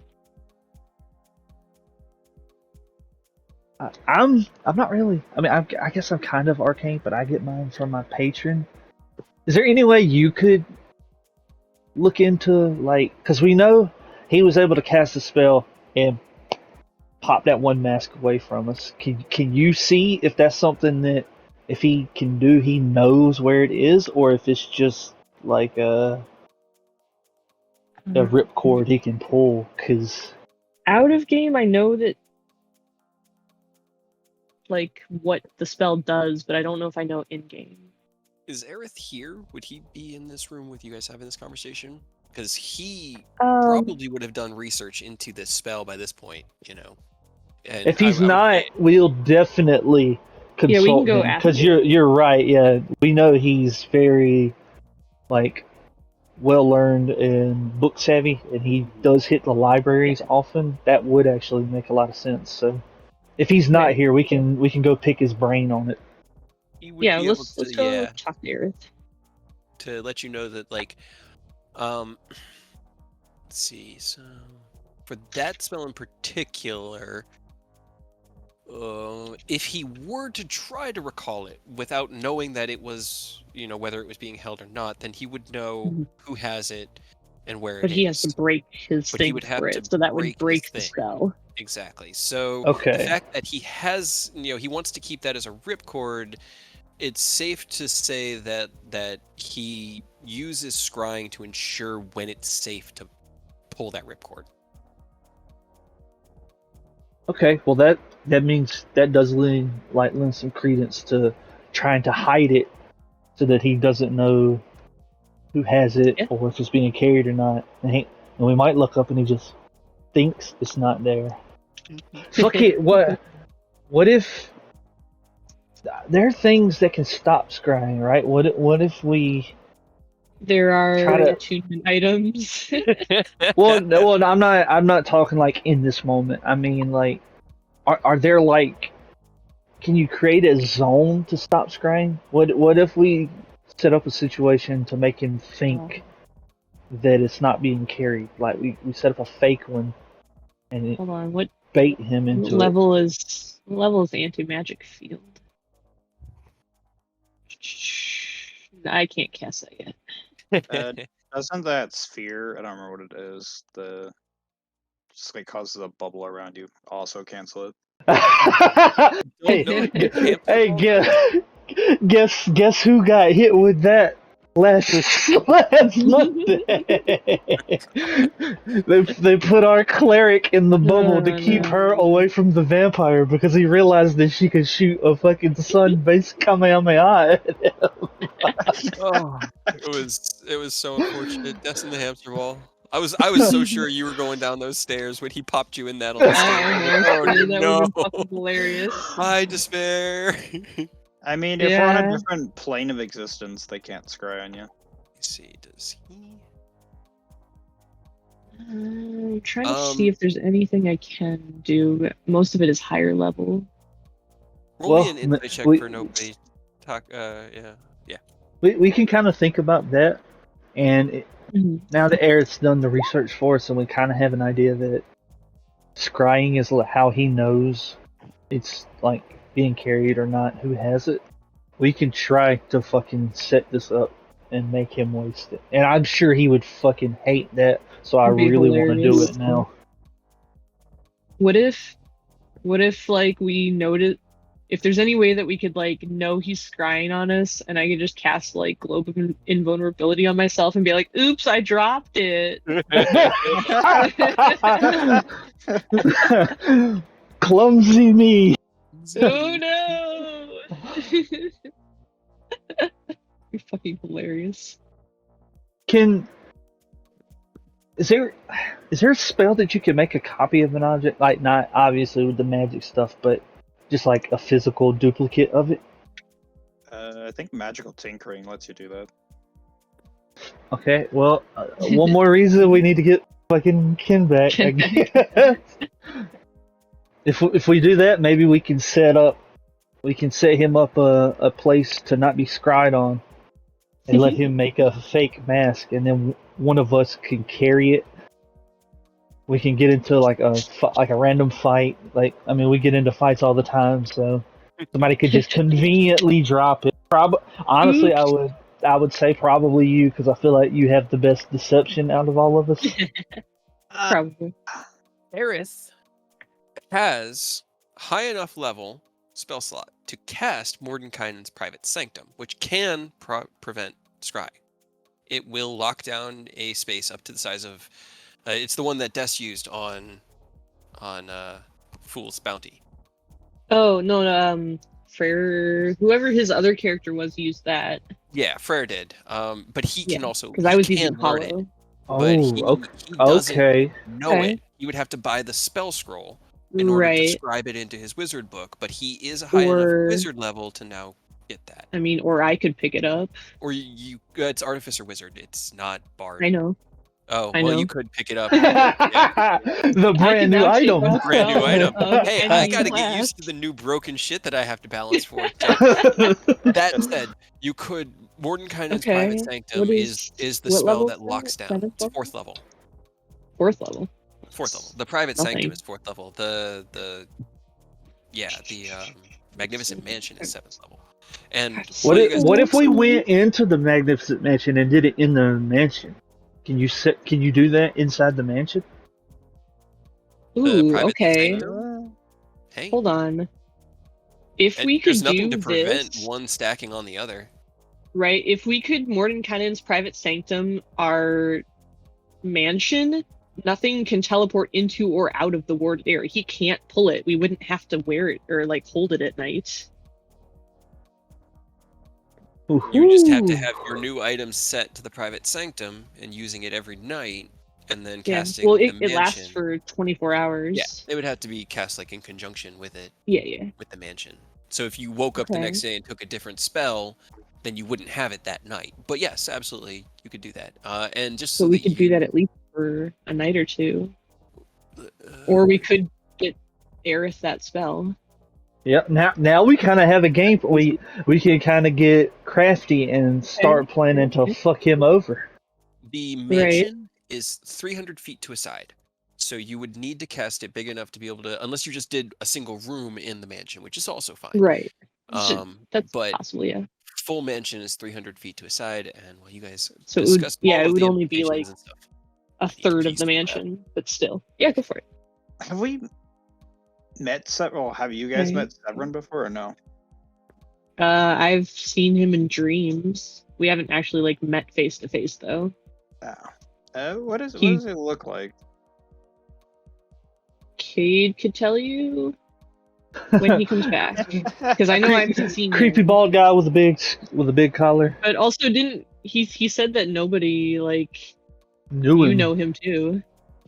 Yeah, and he sent me a message, but I just got to double check that it's the same Severin. I'm gonna go out on a limb. Yeah. No. Yeah. In character, I have to go and make sure. Yeah. Based off what he has told me. Out of character, I'm probably like, yeah, Severin It's bad. that guy. But in character, I have to double check. Be like, I know a guy named Severin. I wonder if they're the same. If we bought this for Aerith, that it really wouldn't even be that expensive. 'Cause it's only a 4th level. If we get that, even if he's scrying, when Aerith sets it up, somebody can go in. Like Ken could go in with the fake mask in like a bag so that he can't see the fake mask, and we can swap them out in the anti-scry zone. Right. And then one of you can pick that up and hide it on your person, not in a bag of holding.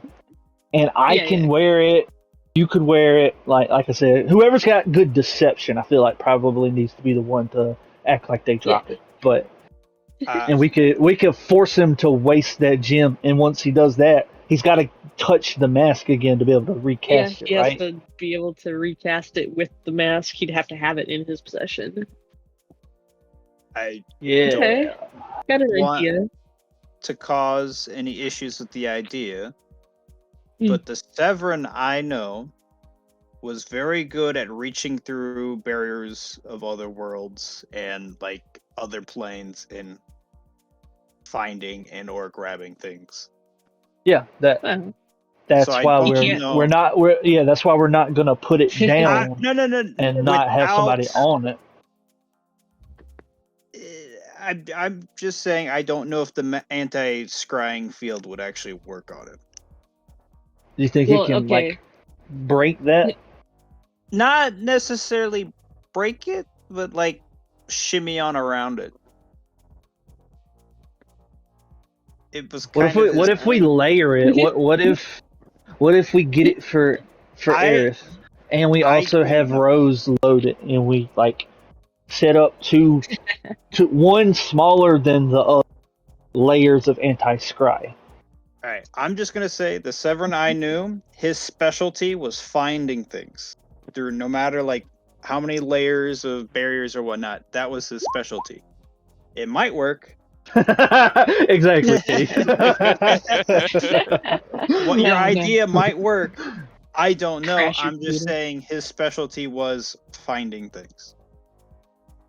I Well, mean, we kind of got some information to go off of now, so we can kind of give it some thought. This was just like, last minute yeah. kind of thoughts Either that we way, can work with. before we I leave, mean, it's we'll buy better than that nothing. thing for him just in case. Let me Yeah. see. But I also, while I'm with Eodos and Aerith, I just right before we go to bed, it's just there was one other thing potentially. I mean, we had talked about now that we have the capability, we could unfreeze and resurrect Aureus. Did we want to do that? Man, I'm all for it. It really, really sucked when he got killed, and then we turned him to Yeah. stone because we didn't have the ability to, do the things that we can now. Yeah, it's easy now. Aerith could do it. We don't have to drag him back into the fight because he's gonna have a little, No. acclimating to do. But honestly, I wouldn't be against us, helping him again. He might have had a Yeah. good little siesta up there with Ilmater this whole time, and I mean, I guess it depends on him then. If he'll have a chance. If he wants to stay, he can stay. If he wants to come back, he could come back. But we could try. looks at Aerith and squints. Hey, I have no brain. I have no brain. But yeah, I mean that's true too. It's not like we would force him. Yeah, No, he gets and to make that choice. So yeah, I even mean like you said, even I'm if okay he with does, that. even if he does come back, I hate to say it, but we're a little stronger than he was. I don't think we could take him with either way. Yeah, but there's plenty of good he can do with how crazy things are along the roads and in the towns. I'm sure he would be a benefit to wherever he Yeah. decides to stay. So All right. Well, let's get Aerith scroll in the morning and go and pay him a visit, I guess. Before we leave. All right. In my head, it's just the title screen of The Return of the King. All right. You guys retire and rest for the evening, knowing that tomorrow would bring a possible reunion of your oldest friend, one of them, as well as the possible confrontation of an unfortunate adversary that was once one of your dearest friends. Former friend. You find your rest not troubled, but a little bit more difficult. But you each get your long rest. Difficult dreams aside. The next morning, gathering together, Aerith coming with Eodos and Rose to see Aureus. He's just as connected as the two of you, and he's been Yeah. having absolutely no luck on his invention. Like, it's just been really, he's just really I looking give him- discouraged. He needs a win. Right, I buy him the scroll, and there, buddy. You can learn this and be Yay, useful. magic! Yay! Put that on his spell list for him. But do you bring nobody? Does nobody go with? And do you alert Arturia? Because she sleeps in her apartment. She's probably, she's popped in and out a few times. You've discussed things with her. You've had conversations kind of explaining what to expect with Robert, as well as the plans going forward once you get to, because she did meet Robert. She fought alongside him for a short time. Yeah. What to do once you engage him and what to be on the lookout for. So it's been kind of like touch and go a little bit. Like, she's there and then she'll go back to her meditations and then she'll come back and speak to you a little bit more. But if you want, you could alert her. Otherwise, if not, you can go without. It's up to you guys. What do you do? I mean, we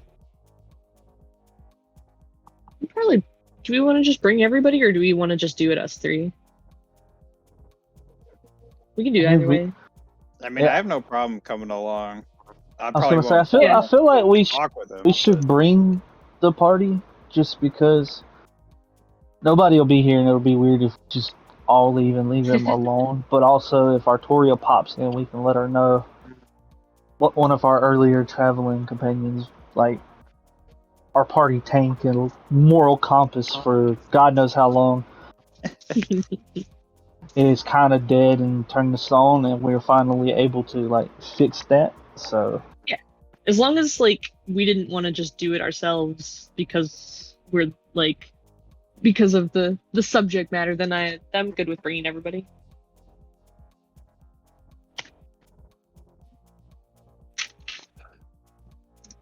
Okay. Do we Let's see. have? what time does Arturia Kramer style from Seinfeld pop in? Breakfast? What would you say, Arturia? Yeah, I say about breakfast time. Gather for breakfast, discuss the day's plan to go and check on Aureus, and bring your two new allies along with you.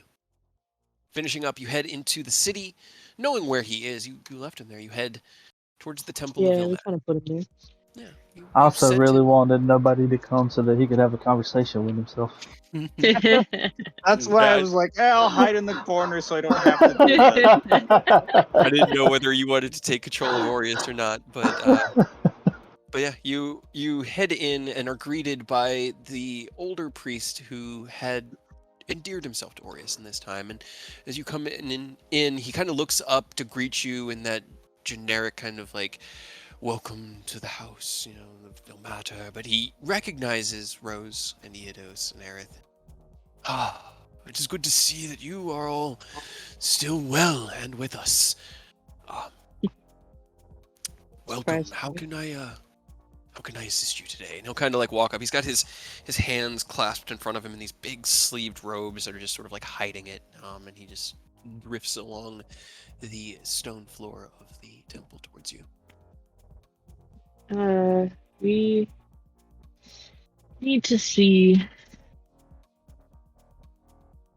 Aureus. I'm not sure where you put him.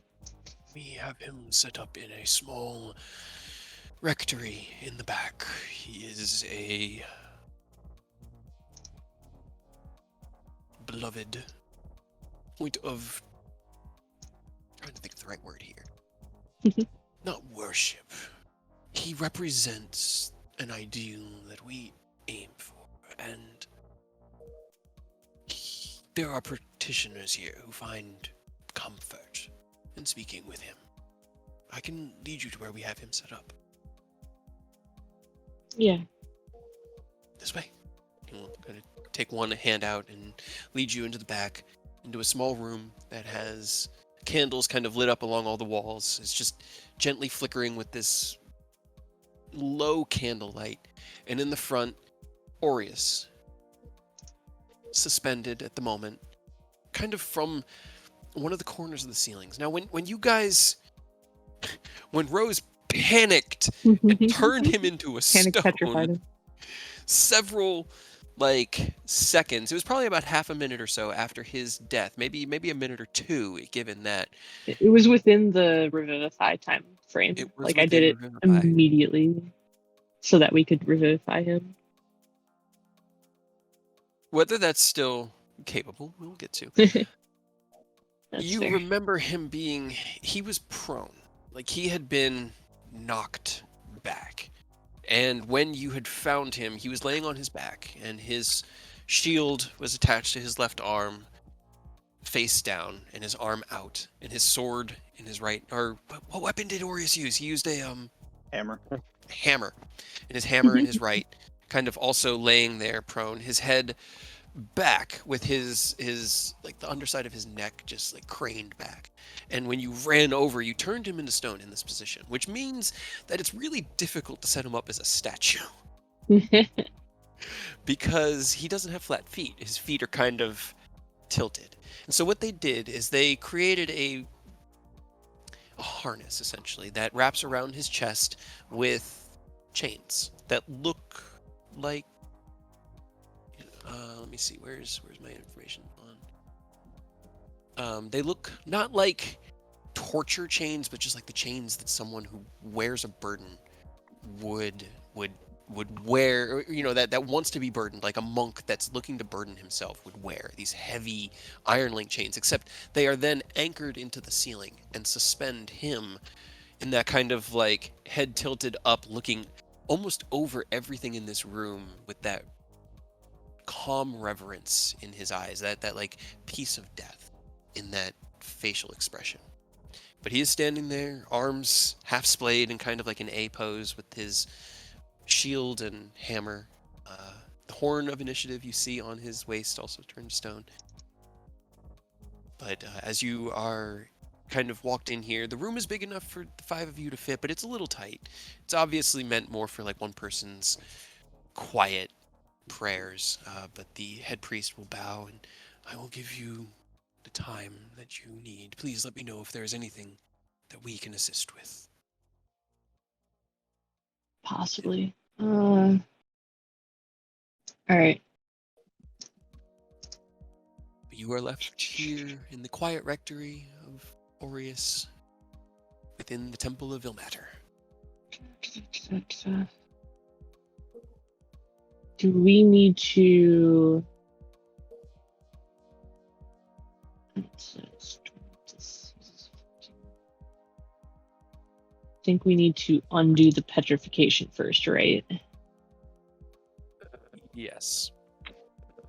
We revive him and he just wakes up in stone, terrified. Rose's final prank.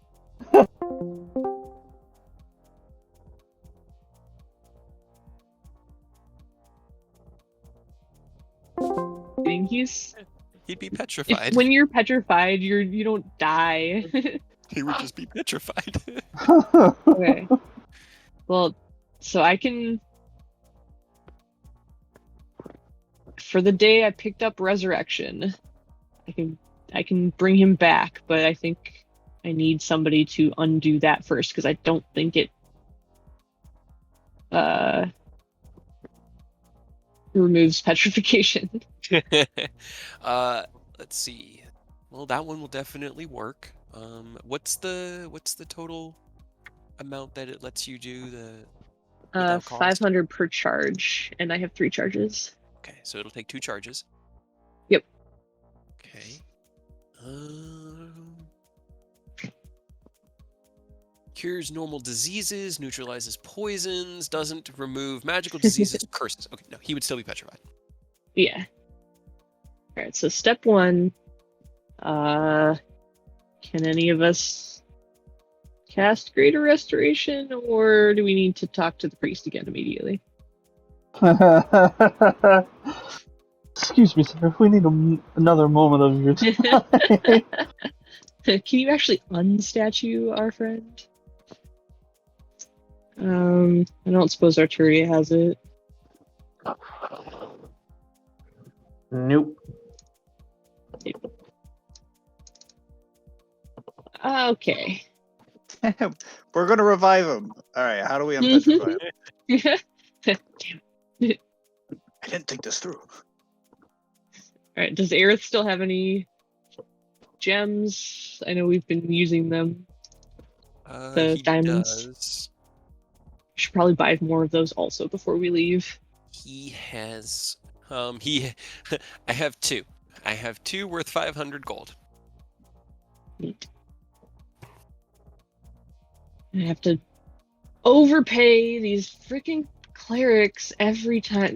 Go get the cleric and give him a 500 gem thing to do something that's worth 100 gold. You could give him gold. You could make a donation of gold. You don't have to.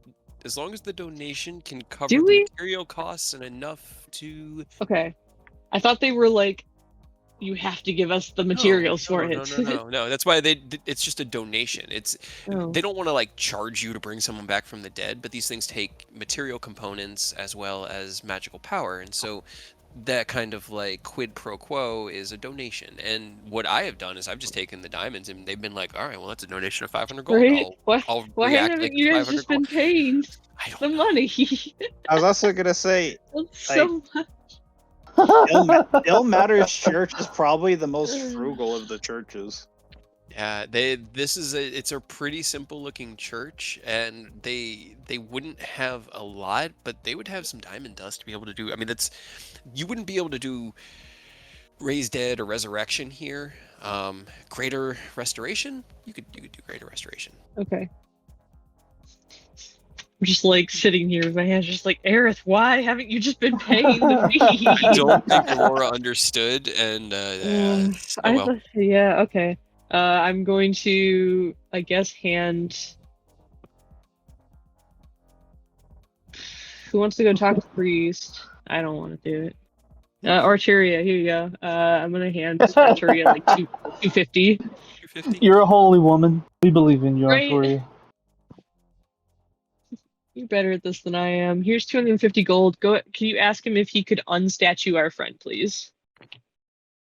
And then we will revive him. Let him know that we're not just like gonna turn him into a corpse in the middle of the Leave it. Oh temple. no! Just a hanging corpse from the. I mean, Ill Matter. Would they really?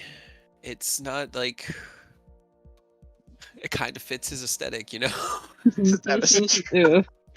That's The terrible. man's but yeah. He's a bloody, beaten god that just looks like shit all the time. But He's helpful, but he looks ugly as fuck. he represents those who suffer. He is the god of the suffering. He is the one who is prayed to in the time of ultimate suffering and when they need mercy and should not even really have a reason to expect it. The rack-broken lord, a willing sufferer, bearer of the pain of others to spare them from it. Yikes. Arturia, you head into to find him, and Yeah. he nods. You explain that you'll be bringing him back, and we had considered enlisting such aid, but he was your ally, and we felt that if you were to make that decision, it was yours to make, and it is still his to make. The Mountain of Martyrdom is a peaceful place for those who have suffered in life, and he might not want to return, but... And he will take the 250 gold donation, but this is sufficient for me to remove his petrification and cover the cost of materials therein. Let me get some aid. Actually, you are all here. And he'll walk in. He'll just bring you back. Would a few of you please help me bring him down? There is a hook in the top corner there, and there that attaches him that you can remove him. Two of you could climb up, and if two of you could support the weight, he is rather heavy. A statue. Yes, he's a statue. But then we could lay him down here in the center of the room amidst the candlelight, so that as he wakes and comes to consciousness, he is in a comforting place. I mean, if Eodos and nobody, if you could like support the weight, could I use Mage Hand to undo the hooks? Sure. could use Mage Hand to do that. He They just just need to dropped kinda Aureus take and their he shatters. they'd have to take the weight off. It's okay if it shatters. We just cast Mending before we undo the stone. All right, that Ken's piece went not here there. to That cast piece went there. Mending. Oh no, I that mean, piece went there. resurrection, it closes all mortal wounds and restores any missing body parts, so it's fine if Okay, he loses okay. a couple fingers, it puts them back. He's like, "Is that my hammer? Why does it have my hand on it?" You got your hand right there. I All seem right. to have gotten more fingers.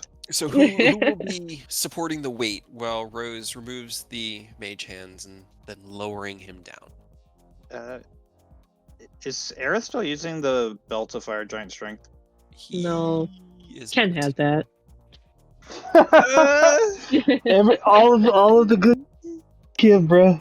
Oh, Ken, come back! I'm evaporating. Oh no. Yeah, Oh, yeah. that stuff's not coming back, guys. The magical stuff he was No. wearing is just gone. Oh, Yeah. It was destroyed. It all became the energy of Ascalon, and then did when not. when Ken comes back, I was joking about that two-factor authentication double key turret thing, but somebody else is having the key. We're not letting him just detonate again on his own. Yeah, We're going democratic from. The only things that survived Council. were the sword and the wraps because they're technically divine and they can't be destroyed. Hey, that'll be cool though. It'll go back to Aureus. Yeah, they will. We could give them back. We have I them mean, you right now. have them with you. Aerith has them, I think. Yeah, I think it would have. Because he got the sword, so I think he picked up that as well. All right. Yeah, we'll help. Nobody and me. And Aerith might have little frail elf arms, but he'll also help because none of us are really strength oriented. So the more Right. hands on deck, the better. The strength-oriented ones are either dead or they're evil. What was that, Arturia? Arturia can help with the weight. Okay, who are your highest? Whoever's the highest strength, roll with advantage. Let's see, Arturia, you got a 19. 19. Yeah, Okay, okay. So Arturia, roll probably one is. with advantage. And then Yeah. Hey. Hell yeah, dude.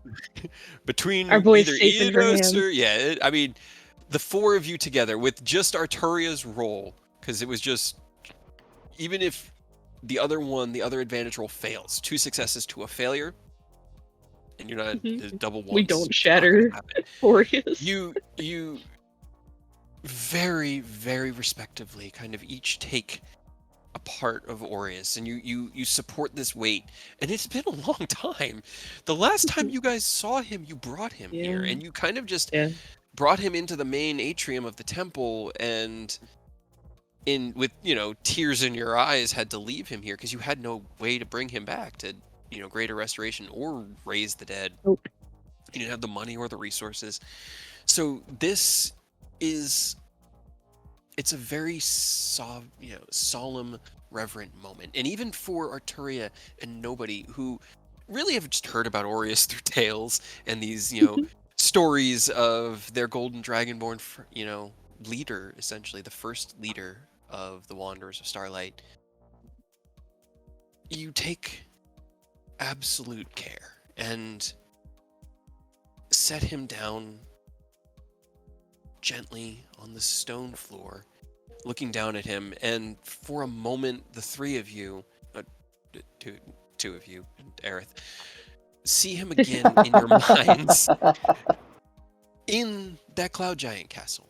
The huge architecture looming around you, your heart still beating in your ears, the black mask clutched in Rose's hand as you had just taken it from Resmir.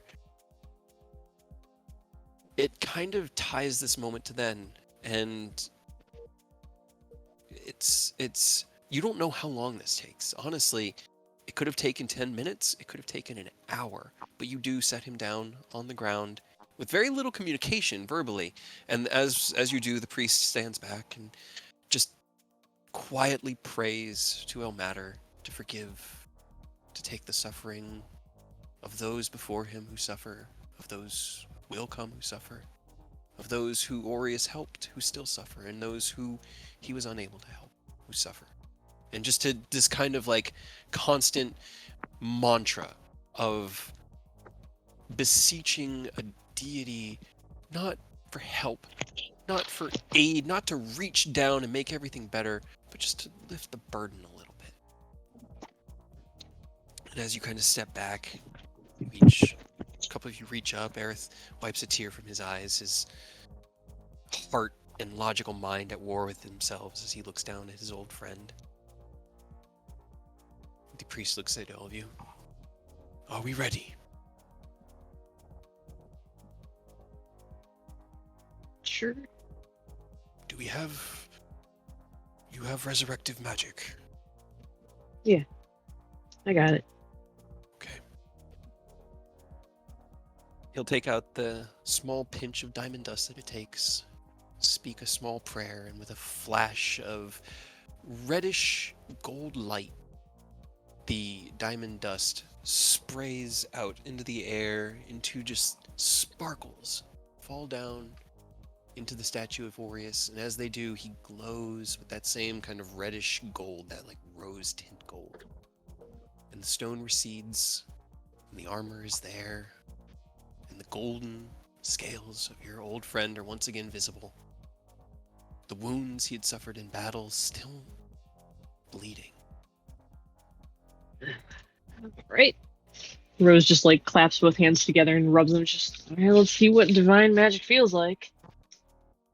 Okay. We'll just throw both hands out with one with the stone orbiting their wrist and cast resurrection. Okay. You reach into the stone, this new object. You tapped into it this morning, knowing not necessarily what spell you needed, because Rose doesn't. You don't study spell work. You don't read up on all of the spells that exist in this world. You don't know, but you know the intent. You know what you're Something looking to bring him back powerful. powerful. You envisioned Aureus in his current state, and you felt several options, but went for the most powerful that you could. And this kind of like weave of divine... It almost sounded like the stone itself began to sing with an angelic chorus in your mind. It didn't feel like magic. It felt like being in a temple. And at first it's kind of like, but as you tap into it now, you feel it. And you feel it as you imagine a holy person would feel it. Not as this indication that I'm about to be taken advantage of or abused or, whatever, but this absolute peace, this you are not alone. You are not even really in control, for we are here and we help as best we can. And it's weirdly comforting as you reach into it and tap in and tie it to this divine magic. You hear Malel in your mind go, okay, well, didn't expect this. This is weird. All right, I guess we're bringing him back. Okay, here we go. And you feel the magic coalesce in your hand. Place your hand out in front of you, and this bright light of almost prismatic color gently sprays just in this like almost like a mist out over Aureus. You died. You died. And you had done this recently. You had died. And then you were sent back. Sent back to help. Sent back to continue the fight. And you did. You did not give up. You didn't give an inch. You made choices. Difficult, complicated choices. And in that moment of death, you never had a chance to really resolve those choices. Because if you guys remember correctly, the first time you encountered the dragon children was on the castle. And you had to kill them because they were rabid. Mm-hmm. You had to put them down. Aureus did not have a chance to see the redemption of the party with those children in finding Thune's ongoing experimentations and putting an end to it. And so there's this pang of unfinished business in your heart as you drift through darkness and emptiness. Feels like nothing and feels like forever, but eventually you come across a place that you've never been before but feels like home. A mountain. You kind of step out and you don't even really step, you just realize that you've been walking. And then you look down and you realize I have a body. When did that happen? I don't know when that happened. But you stepped out onto this mountain, this beautiful, like, I know some of you guys live out near the Appalachians, but that's kind of how I picture it in my mind, like the Smoky Mountains. Heavy mists rolling between them, tall trees that give way to barren mountaintop peaks that just jut out with stone, and wilderness drifting, wildlife running through, birds chirping, and this kind of peaceful sun on your face. And as you walked, you found a home and a village and others that have been living here. And you've probably spent relative about 6 months living here on Martyrdom, the mountain where those who suffer. Martyrdom. It's what it's called. Legitimately, it's what it's called. This is Ilmater's domain. Oh no. I'm trying to do Aureus justice. No, sorry. Yeah, no, yeah, it is very on brand. It was just, I wasn't expecting. Yeah. I guess it's a little on the nose. Right. In the distance, you can see a grand peak, kind of stretching up above the rest. There's a bed of mist between the mountains that you're on and this grand peak in the distance, but you know that peak, as you look at it, is Celestia. And you are here in Martyrdom. And your fight is done. And so you found peace and a place to live, and a place to keep existing, at least until you're ready. There's still that pang of tortured choice in having to put those dragon children, those poor, lost, suffering souls down. So there's still that pang that creeps up every now and then, but you've more or less learned to live with it in the time.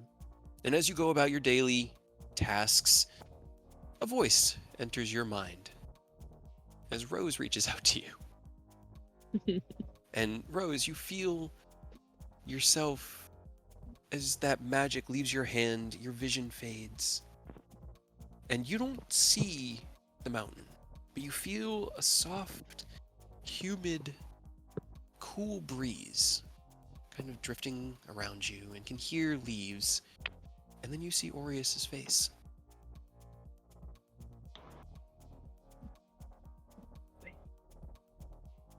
Aureus?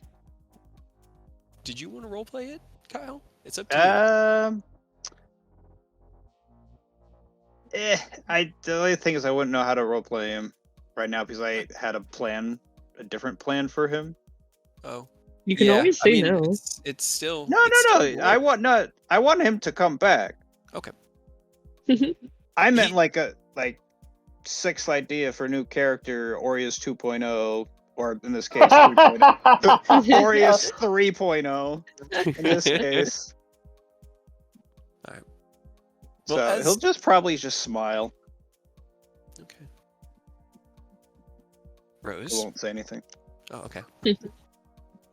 But you have made this connection. You see him. You see Aureus. This is weird. I've never done this before. I know, man, it's been a little bit. I'm probably not the person that you even want to see necessarily. We had discussions and arguments. I don't know what to say. Do you want to come back? We finally have the power to do this. I will give that up to Kyle, the choice, and then I can answer for him. If you said you're bringing him back, right? Yes, take he'll it? come back. Okay. He'll kind of smile. We did have conversations. I guess my fight isn't done. Doesn't have to be. He kind of looks. The over- gods know that we're not done. Ever. We'll all be done eventually. Well, maybe. God, he had an armor class at 26. Jesus. I I just opened up Aureus. That's our boy. Orius, oh yeah. Aureus's character Probably- sheet, and it's like it's kind of like a Christmas thing where he's got 2 successes and 3 failures, and it's like, I mean, nothing has changed in this thing. Oh boy. Oh, okay. That's Could you imagine how differently things would have gone if we had somebody with a 26 in AC? Right. That early. If we could have saved our boy when it really mattered. Yep. I think the reason he died is because he was in that smoke screen, so he was attacking with disadvantage, and they Yeah. were attacking with advantage. Yep. I mean, you just got wrecked, and then we didn't get to you in time. Like we were just like, no, get her and get I the think mask. And he whatever. was trying to separate them because we had like trolls, and then her, and then like what are they, Yeah, I can't cultists? remember. So Yeah. Aureus went out to try and So separate long. them, so you guys could deal with the others, and he just holds her off long enough. Because it was a bunch of things all hitting at once in classic KDM fashion. Mm-hmm. I like to make you guys scramble. It's fun. He'll kind of like look at you, and there'll be a smile. His eyes will drift over to the black streak of hair represented in because it's in every form of rose. Whether you are, Yeah. the only time it changes is when you're taking on like a specific shape. But in any time of like your soul being represented, there's always this dark streak of hair. He'll notice it, smile. You guys have been through quite a bit, haven't you? more than I could ever figure out how to explain. I haven't gotten any better. I'll tell you that. If that changes your decision. Well, let's find out. He'll hold out his hand to you. You reach out, and as you grasp his hand, this surge of magic through you, your vision kind of shunts back like you were pushed, ejected through this hallway, this long back into your own mind. The magical light that had been emanating from your hand drifts finally into Aureus, and he twitches, and then kind of just like breathes and sighs, and he is alive.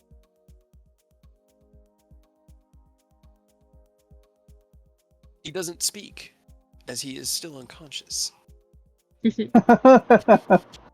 But he is alive. You could see the gentle kind of like rise and fall in his armor. Because I remember now. He looks peaceful in that moment, and again seeing the color kind of come back into the scales, the wounds themselves flash and heal, the armor knitting itself back together in the places where it was broken through the divine magic sinking into him.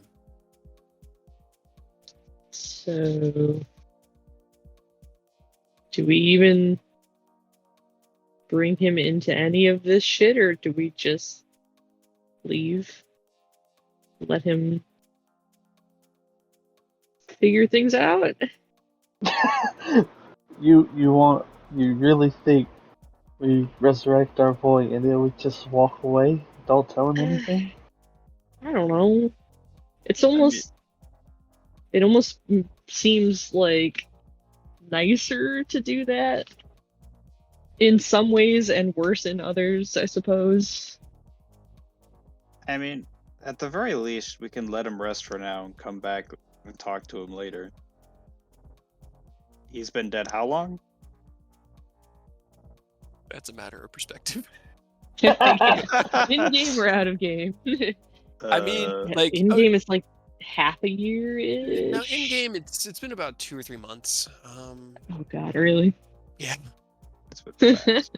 We have gone through so much shit in 2 or 3 Yeah. months. God damn. Right. 2 months ago to no, a month ago today. Let's see, where does my actual like daily log date start? All right, so I started keeping track of the dates on February 21st, which was the day you left Erebor to go to the Nether Mountains, because that was why I set up this master notebook, was to have a way to do the airship travel.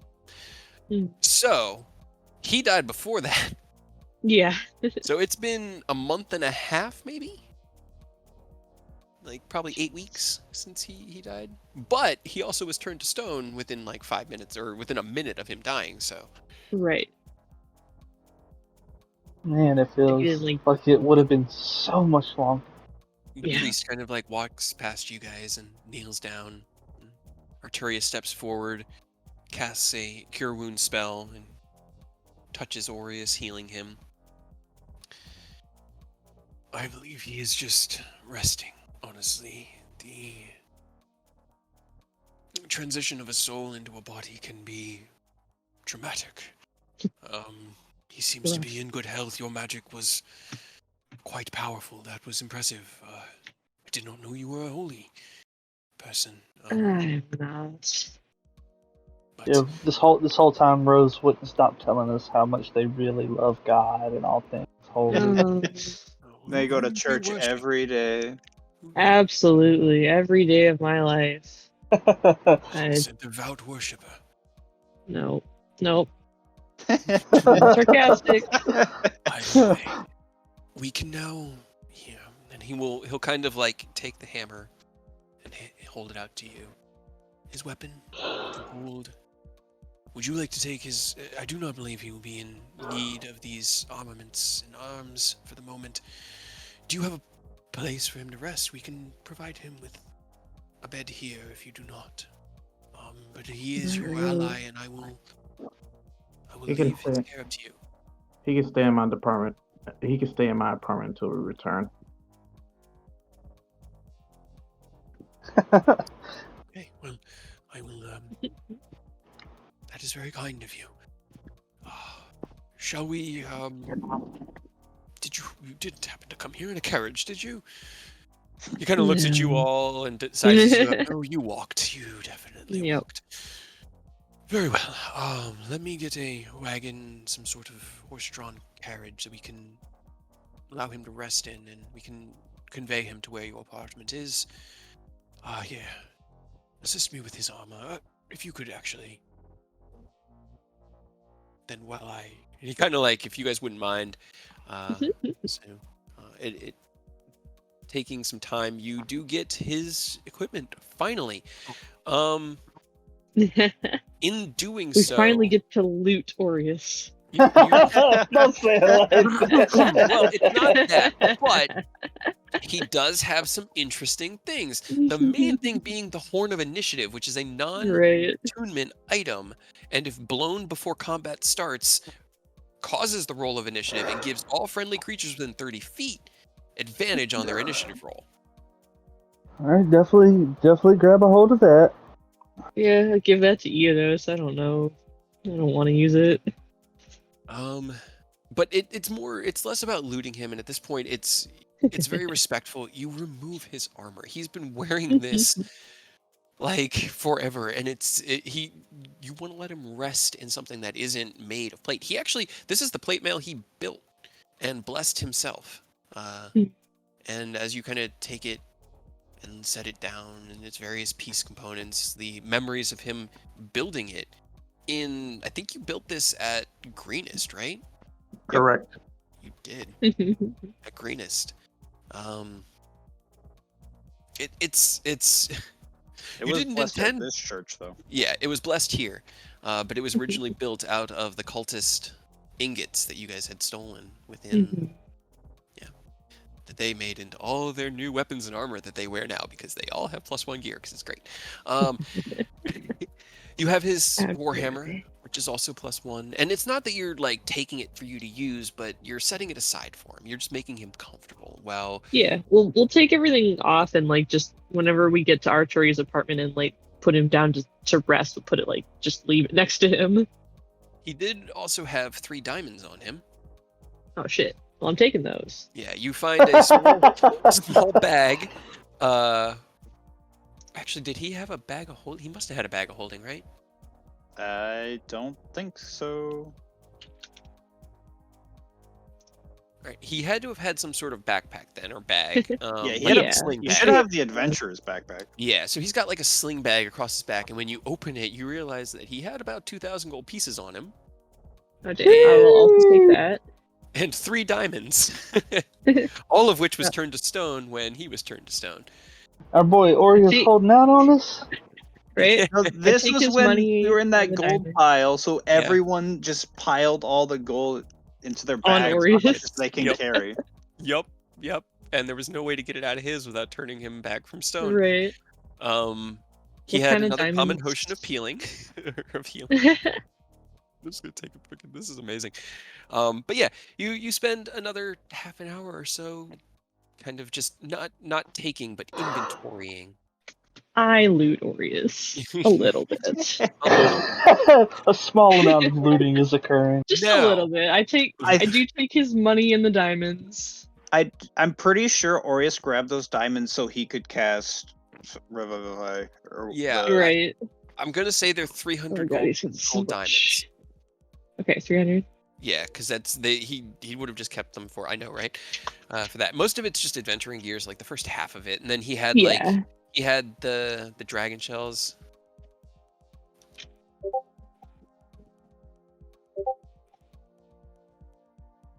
Well, there's the map.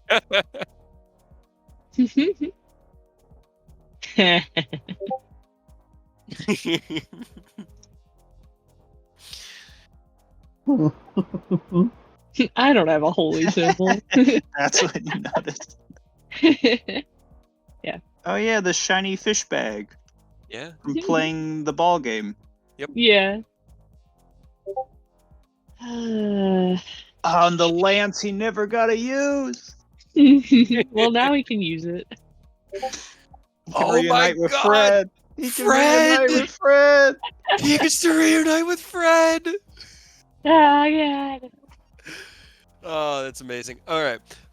Okay. So I do take some stuff from Aureus, because I can. yeah. No one can stop it. Yeah. But you guys But I managed take- to. Take the diamonds. I take his money. I take the potion of stone giant strength.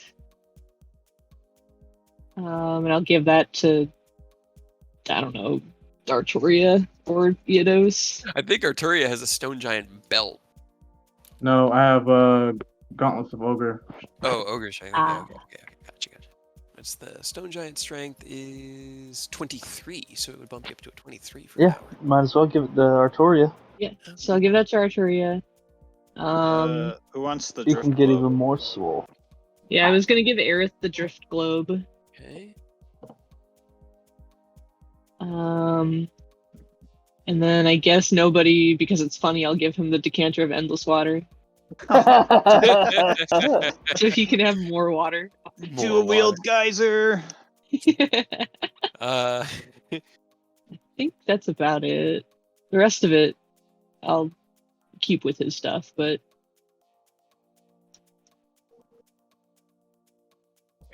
yeah. Okie dokie. Aureus is back in the game. Here, I'm gonna. Good luck, Aureus. We love you. We'll be back. See ya. Right, we'll be back unless we die, and then I guess you're the leader If of the we- new party. Oh, If we don't that come would back- be so bad. He If we comes don't come back, you have to revive us. Thanks. Pay it Yeah, right. forward. Bye. You owe us one. Go check on Taslin at some point. Make sure he's still. That would be terrible though if you revive him and then you guys die immediately. Then we all die. we kill. Bye.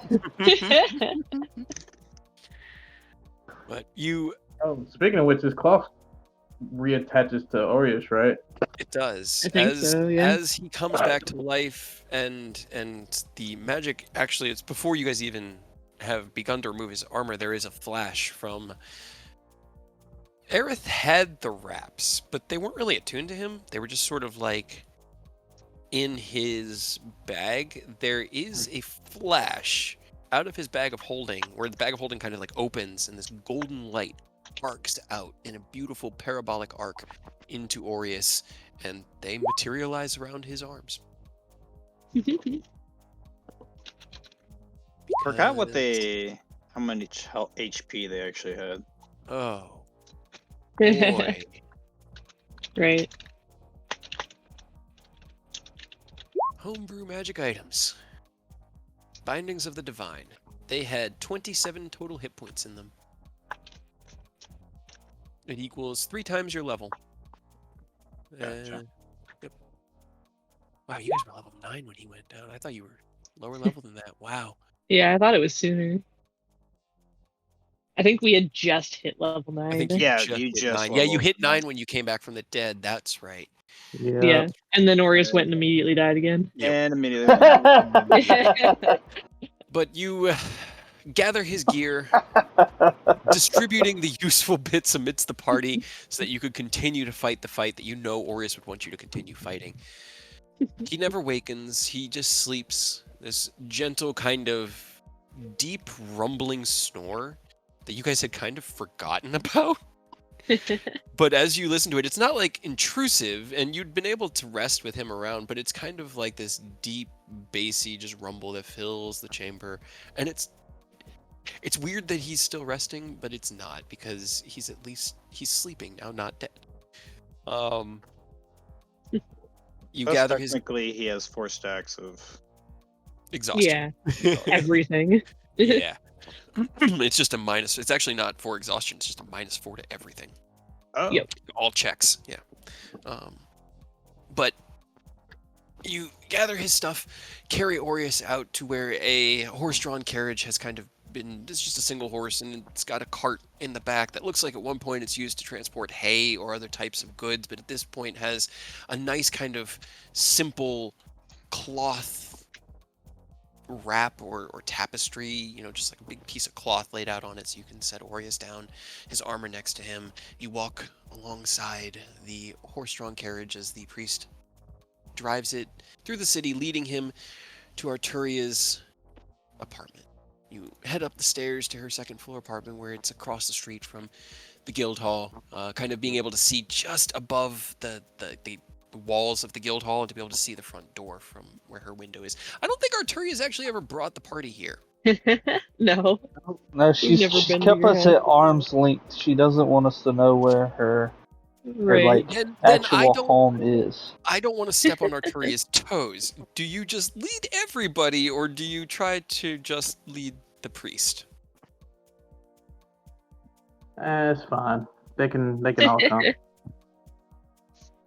It's close. You knew that Arturia would be close because the few times that you've had to call her here in the city, she's been able to get there soon, Comes but you quickly. weren't expecting Yeah. across the street.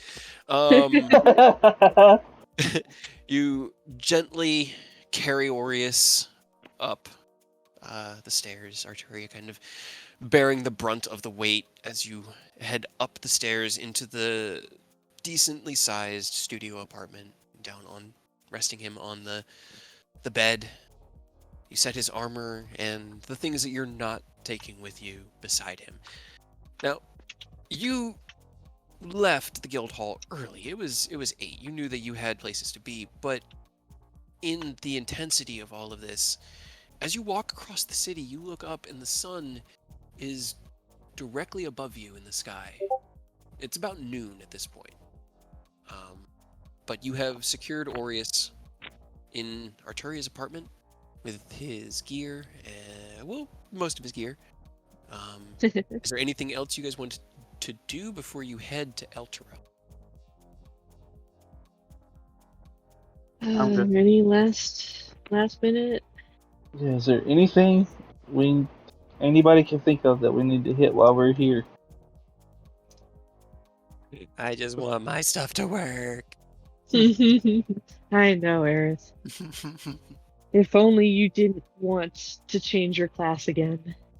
I mean, it's a different class that I'm changing this time. You just have to figure out who you are. I know. That's all. I know. You'll find out someday. I'm a much more complicated book than I intended to be. You'll be a real boy someday. How many times has I he think- switched his class? Well, I think he's changed wizard twice, and this time he's adjusting his warlock subclass. He's just kind of changed the idea that he wants to chase a couple of times, like with the rapier, Yeah. for example. Yeah. It's like, he picked wants to up try rapier things and then discovered that it's kind of hard for a wizard to be in in melee. melee. Even a blade stinger, it's still Yeah. painful. But- all right. He's about to have him a gun. I say about loosely because, it's probably going to be pretty dependent on Ken or us finding, like, somebody competent enough to help him. I'm sure we can find someone. We just got to go save Sid. Easy. Right. But for us to even remotely care about Sid, we need Ken. Right. Oh, poor Sid. Oh, Poor everybody at this I point. know. The poor Sword Coast. For everyone. Moving ahead, you secure Aureus, say your goodbyes to his sleeping body, and feel satisfied. Especially Rose. You've done questionable things in the past few days. This wasn't questionable. This was good. This was right, and it felt right. Feels weird. It feels weird, but at the same time, it playing pranks is fun, but seeing Aureus breathing had a level of pretty good, yeah. satisfaction that I don't even think Rose was expecting. Heading back to the guild hall, you secure a teleportation circle using Eodos's magic and teleport to the city of El Torel out of the small townhouse-sized guild hall here within El Torel. I guess, was there last chance? This is the final OK button. Any last things you wanted from Eriabor before you guys leave to go on to your next journey? How many potions did y'all say y'all was gonna give to Arturia? Because I need to mark that on my inventory. Yeah, you have 5 commons, 2 graders, and 1 superior. Yes. So 6 commons. How many graders? 2. Yeah. And then 1 superior. Yes. 5, 2, and 1. Okay.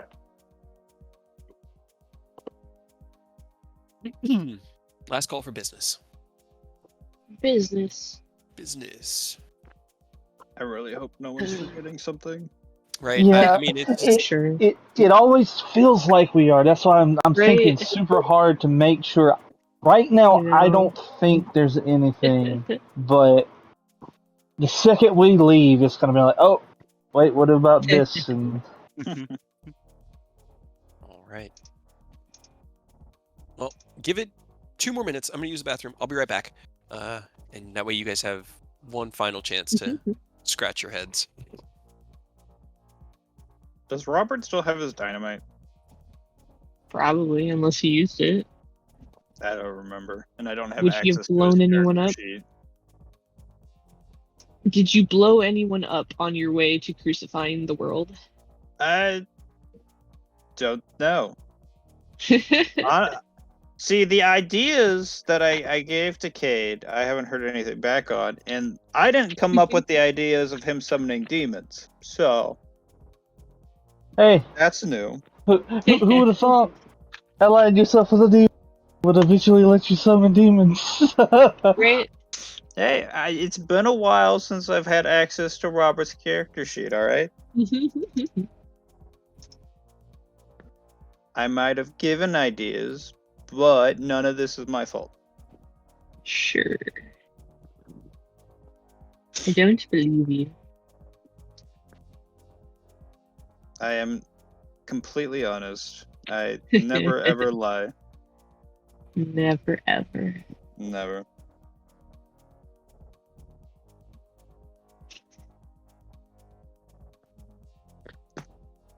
I believe you never intended to hurt us, but you were only ever destined to hurt us. So To be fair, I was gonna have a redemption arc for Robert, but then his son died, and then I But came up with the idea for Nobody, and I'm like, Never mind. Switching. Now we get to have a damnation arc. It's fine. yep. An anti Anti-redemption. whatever that word. Damnation. Yeah. Yep. who even Nobody- needs redemption? You know? Nobody. Wait. The No. idea for Nobody came in at just the right time when Sebas died. That is like, hey, I see a potential here. Right? Fuck them.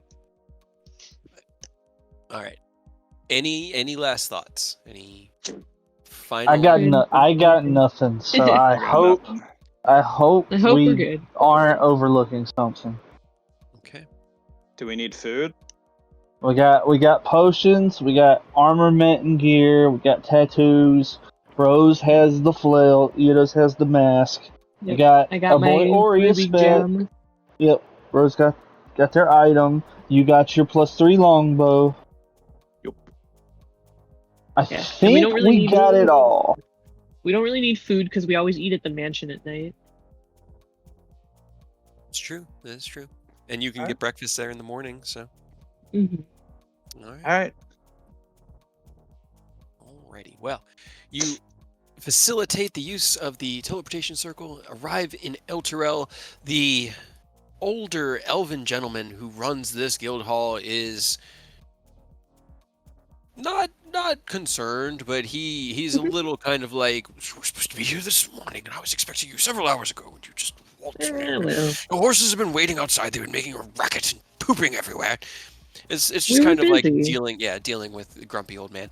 But at around 1 o'clock, you finally manage, probably 2 o'clock, you manage to get out of Elturel and onto the road to Scornoble, heading west, or east, east to Scornoble. As you hit the road as fast as you can on your horses, I need somebody to roll me a d20. Who wants to test their luck? We're going to fight you. We're going to fight you. I feel like you should do it, Kyle. D20 go. Nice. Okay.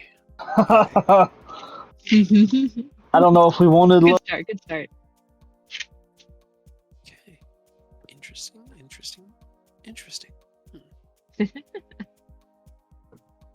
Is it, or is it off?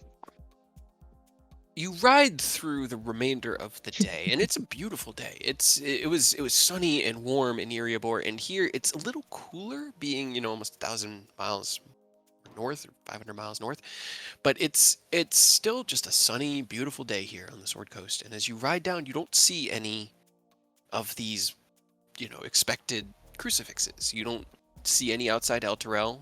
Asking about it in Elturel, there are rumors of it, and people have heard about it in the same way that you heard about it in Eriabor. Eriabor had kind of firsthand knowledge. But Elturel, it's kind of like a whispers on the wind type situation. And getting into the road, you realize it hasn't actually reached here yet. You travel throughout the rest of the day, seeing not a single soul on the road. Because you have a ridiculous perception, nobody give me a perception check. Gotta love them high stats.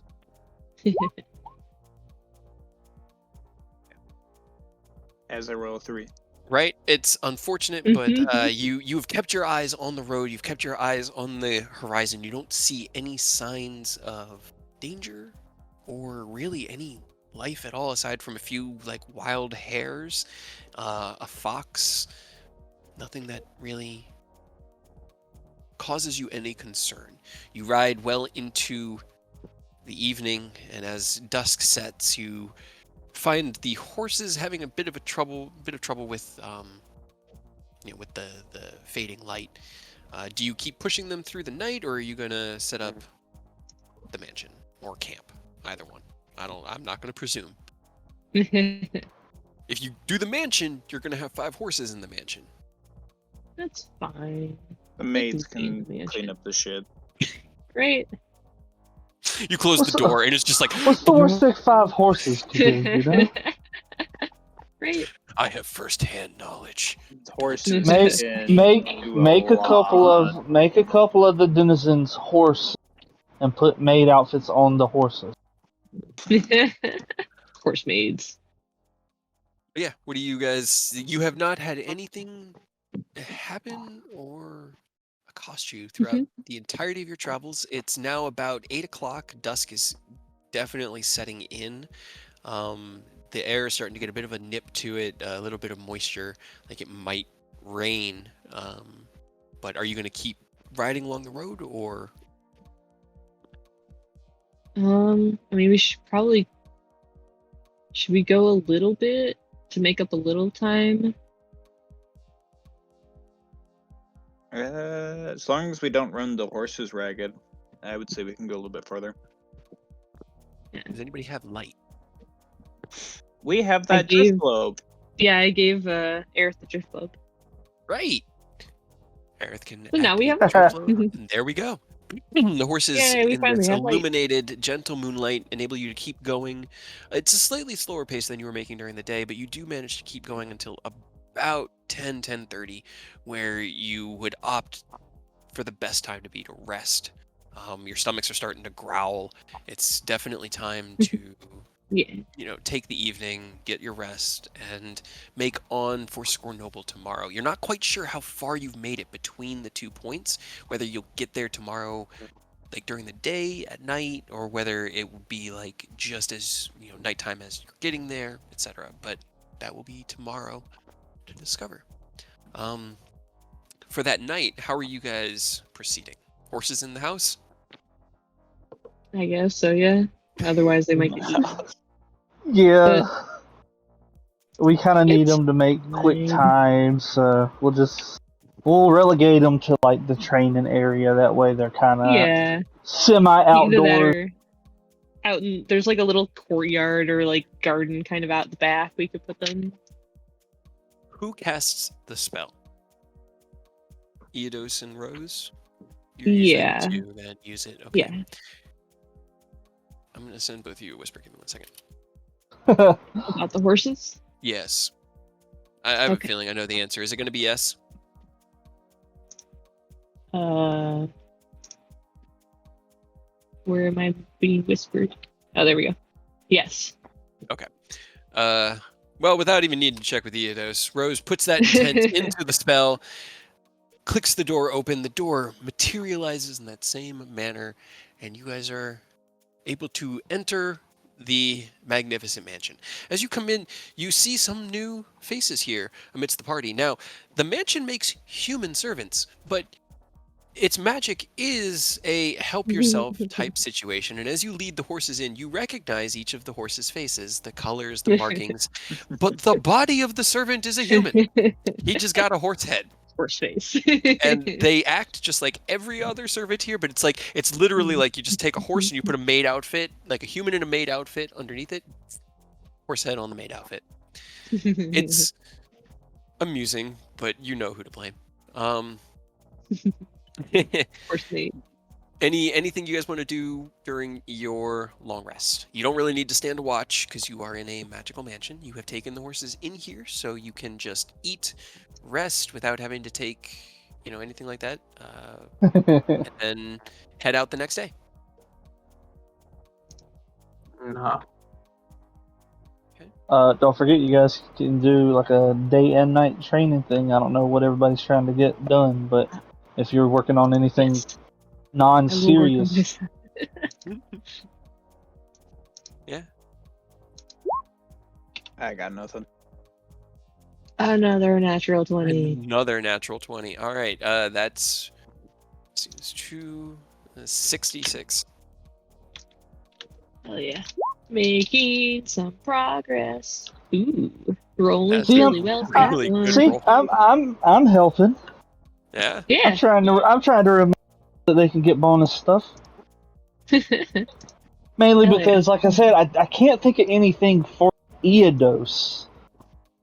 Yeah. I think Arturi is just in the same place, so I understand that. Almost halfway Because there.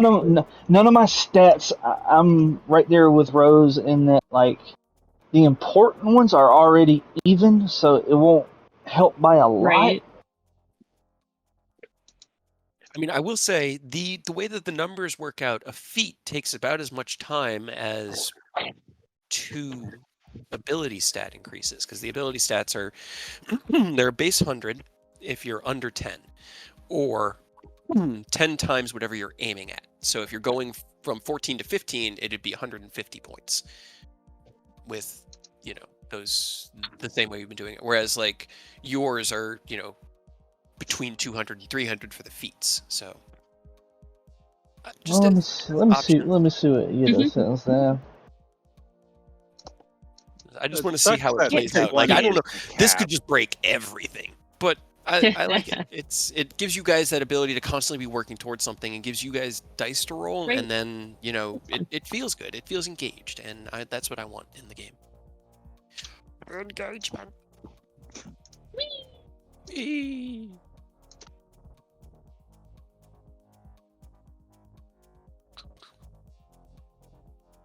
Uh,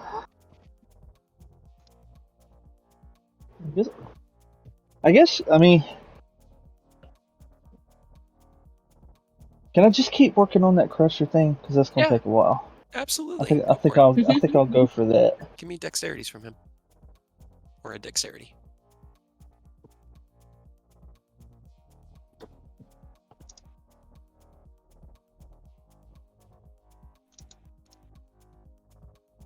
Got it. And then 2d6 for that one. Okay, 5 points. Can I work on the mobile feat for nobody? Sure. Make him more fast. Yeah, you're literally just doing suicides. Give me a Constitution check. I was gonna say I know. X. All right. Go ahead and let's see. Let me give you a number for this that you're working towards.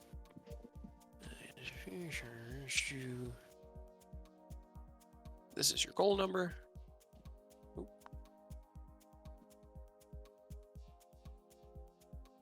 And that is going to be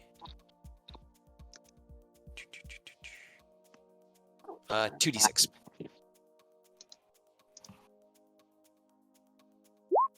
As you guys head in, get some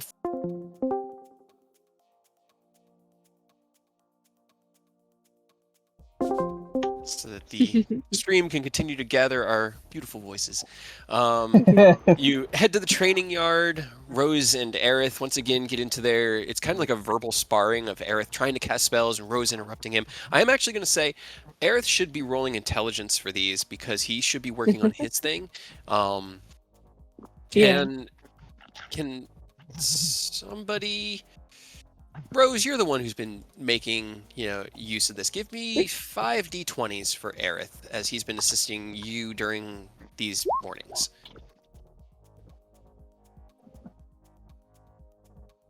Okay. I rolled him Natural a 20 is one good. natural 20. 1d6, 2d6, 3d6, 5d6, and well, actually, I need his because the modifier matters. There's a skill check. I just didn't want to have to give you guys the character sheet again. You don't want us to have access to our boy. 4, 7. We'll be good, we promise. Give me 13d6. Let me make sure I did that right. 12d6. 13d6? 12d6. 12d6. Whoosh. Okay. Hey, All right, not bad. 83.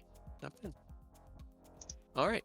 He is well on his way towards his spell sniper training.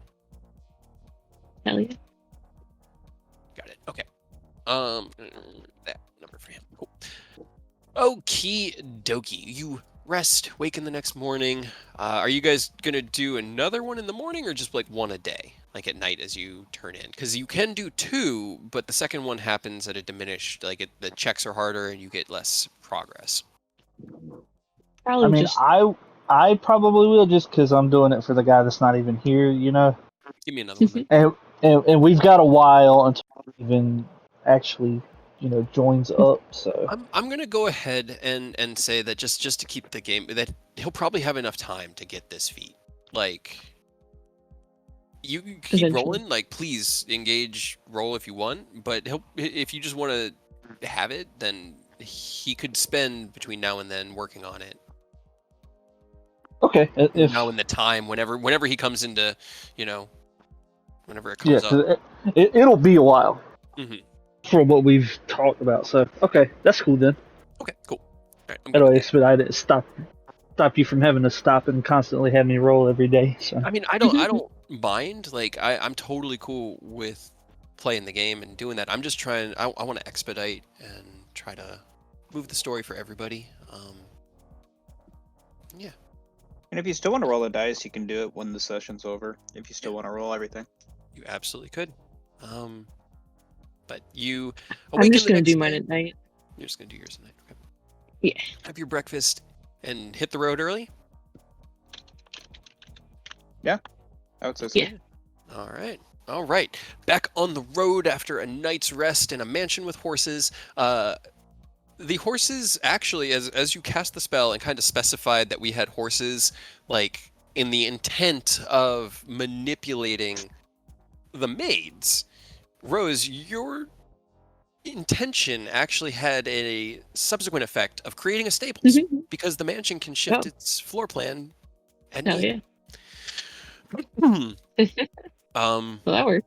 yeah, right. So the horse-headed maids led the horses to the stable, and they were well fed and groomed there. And then in the next morning, with full bellies and well taken care of, they are led out the doorway onto the path that is the road to Score Noble, and you once again had a day's travel. So I need another person to roll me a d20 for the day's travel.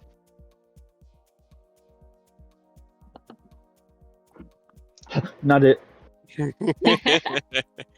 I'll do it. Or never mind. Another 5. No, Another 5. Okay. Well. Nobody, can you give me another perception check? Unless, does anybody have plus? Arturia, can you please give me a perception check as well? Forgot Arturia was here, the big ass wisdom caster. I'm like, what am I doing? Hell yeah. Okay, all right. Did it go through? 13. I don't see it yet. 24. Okay. All right. As the day's journey proceeds, you get further and further down the road, closer and closer to your target, to your goal, to your adversary.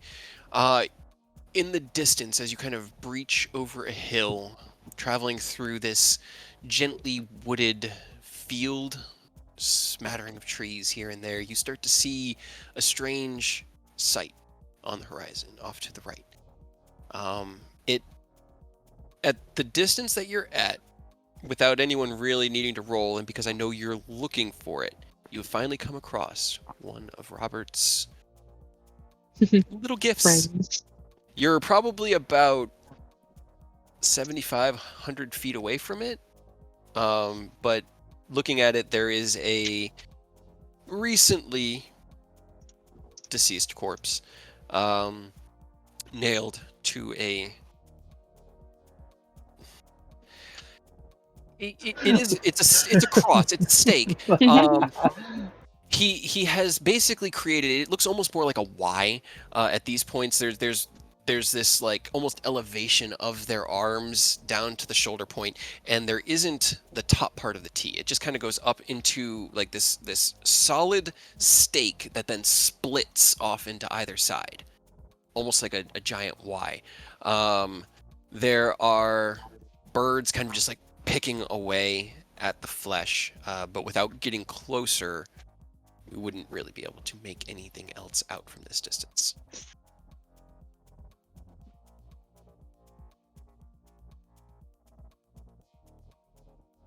Alright, well, what's the plan, King? We're just trying to take the fight to him. We're trying to sneak up, investigate. I mean, he kind of we already wanna knows that talk we're first, coming. Well, this is this is one of his sacrifices. Demons. This is, Oh, no. okay. No, you haven't seen anything moving or living aside from just birds picking away at this corpse that's been kind of staked up. The dead person. You're kind of sitting. You stopped your horses as it came into view, recognizing it, and have seen it in the distance and look around. You don't. I see one for. Hey, go ahead. Give me one for Rose and Iedos as well. I'll roll one for Aerith. A perception check. Okay, I have Aerith on GM. You take a good look around. You don't see anything living, but looking down at the ground, you see strange footprints in the dirt and kind of traveling off. Even up here, there's one or two. They're longer than human feet, and they end in what looks like 3 claw marks as they dig into the ground and kind of like step through. So but they've again, been without around, but not here. Yeah, you don't see anything here right The now, demons. but there's definitely been devils something moving through here. There are also footprints, and considering that Rose got a 24 and Aerith got a 22, you guys yeah. recognize the tread of Robert's boots. Robert. He was here doing the thing we knew he was doing. Right. Unbelievable. No. I'll go ahead. But yeah, what do you guys do? You've kind of stopped here in the road, looking at it and looking at each other. You just ride past, you investigate. Is there any smoke in the distance from like fires or encampments?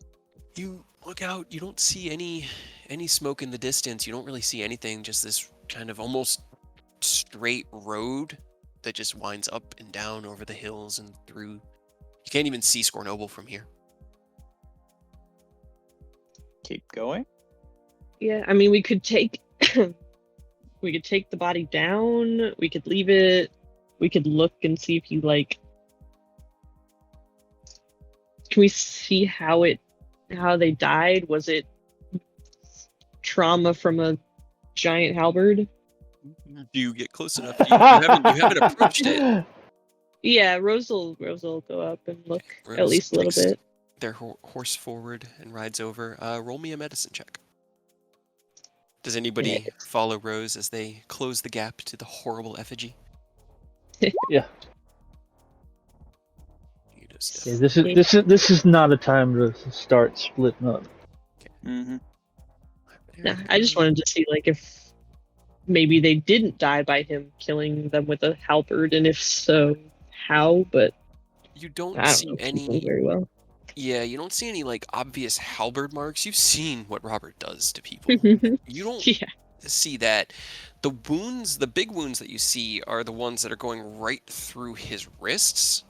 There are nails that look like they're about an inch, maybe 3/4 of an inch to a side. They're square, and there's one through each wrist, and then one that kind of goes through both feet into the bottom part. Yeah. The upright part of the cross. The Y. Maybe. Trying to keep this not, a little more. Anyway. Not as biblical. Yeah.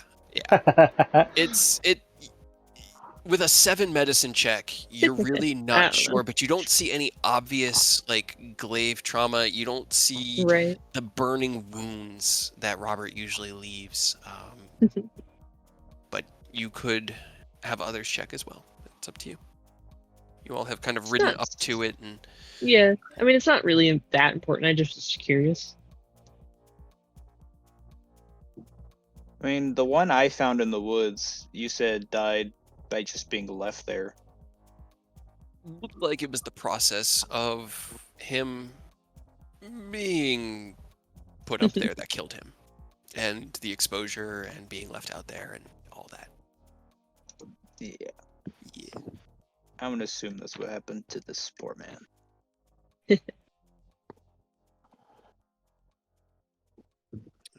Do you guys just I'm ride good. on? Yeah, keep going. Okay. You ride on, and at this point, it starts to become regular. You hadn't seen one until now, but now, as you're riding, it's about every 2 or 3 minutes. You see one, and then another, and then it's on the other side of the road, and then another, and then another, and then back. And they just sort of like, some are on the left, some are on the right. But as you guys continue on, can everybody roll me a perception check? So, nobody, what do you think about our friend's actions? Seems pretty neat, right? Why were you working with him? You know, He was strong. it was before he went crazy, I guess. Even though he was Yeah, like getting there. he was kind of edgy, but he wasn't full-on bad guy just yet. He wasn't crucifying people. Yeah, And these Kinda all riding have the people line. on it? They all, every single one. Some are men, some are women. Some look younger, others older. Most of them look pretty rough, rough worn. They have tough skin, kind of shaggier. Actually, no, hold on. We're approaching this from the other side. These ones. These ones in particular are actually wearing nicer clothes. The one you'd found near Erebor looked like somebody who was destitute and out on their luck. But as you ride past these guys actually look like they were relatively well off at one point. Not like super wealthy, but there's a bit of a pudge belly there that wouldn't normally form if somebody was working in the fields all day or living in the wilds. They appear of a higher class than the ones that you had seen, or the one you had seen near Erebor. So they're like not nobles, I guess, but like better off. Yeah, they're not wearing that like super finery of the nobility, but they definitely Maybe a upper middle merchant? class collaborators. You have no idea. Like it's obviously Robert's gone deep end, but Right. it's not what you would expect. These guys don't have that. They're not wearing like cultist regalia. They're not. They don't look like they've been worshiping an evil dragon goddess for the better part of a year, which is part of being a cultist, is you can just blend in with others. But these ones just look like guys and women, men and women who lived and then were murdered. Yeah. Not ideal, but Yeah. I don't know what his ideas are besides just killing anybody who might have done something wrong. Or if they're even cultists. Or if he's just killing randomly now. I don't know. Who knows? We could ask him when we get there. Robert, what are you doing? Cut it out. So, what are you doing, man? Don't. Just spray him with water like, bad Robert. Bad Robert. Who knows? Maybe by some miracle, and by some miracle, I mean a bunch of nat 20s on conversational checks. Maybe we could convince him to stop. Yeah. Probably. Oh, so many natural 20s. We would need like 10 natural 20s in a row for Robert to go back on his redemption arc. It could happen. Hey, maybe. But as you guys Well, ride on, oh god, sorry. Yeah, I was just gonna say, like, the further along we get, are we noticing more of the less humanoid tracks? I They smell brimstone do. ash. Yeah. nobody starts to smell brimstone. A deep sense of foreboding evil begins to kind of creep in and around this. Each time you pass one, it's kind of like evil, evil. But as you ride on, It's just a Two of neon you. light sign saying evil that way. two of Bad. you can No feel good. in the distance through your own interpretive ways of feeling these kinds of effects within the mortal coil, within the mortal world. You feel what I had sent you. Do you stop the party within their ride? Or do you continue? I let them know. It's like, hey, I'm getting some real nasty vibes. I don't say it like that, but I mean that direction of the conversation Arturo will probably take. Like, I detect the grave ahead. I mean, that should be Robert, right? I mean, it's not good that it's great evil. I think he was like minor evil before, but He's pretty evil now, I guess. I mean, just look around. I don't. It's pretty evil. Yeah. it's. I hate to say it, more and more it's seeming like talk might not be an option. We can always try, at least until he tries to attack us. But I mean, if the situation looks bad in the conversation, you can just blow that horn and then yeah. we go at it. He does, Yeah. because Robert wouldn't know what that horn is. No, he would not. Yeah, Eros will just kind of string it up around his neck so that it's just there. Ready to go. Yeah. All right, and then you guys push on towards where the ominous feeling is coming from. Yeah. I guess so. You ride forward, and as you slow. What speed do you ride? Like at this point, you're approaching another one of his weird effigy things.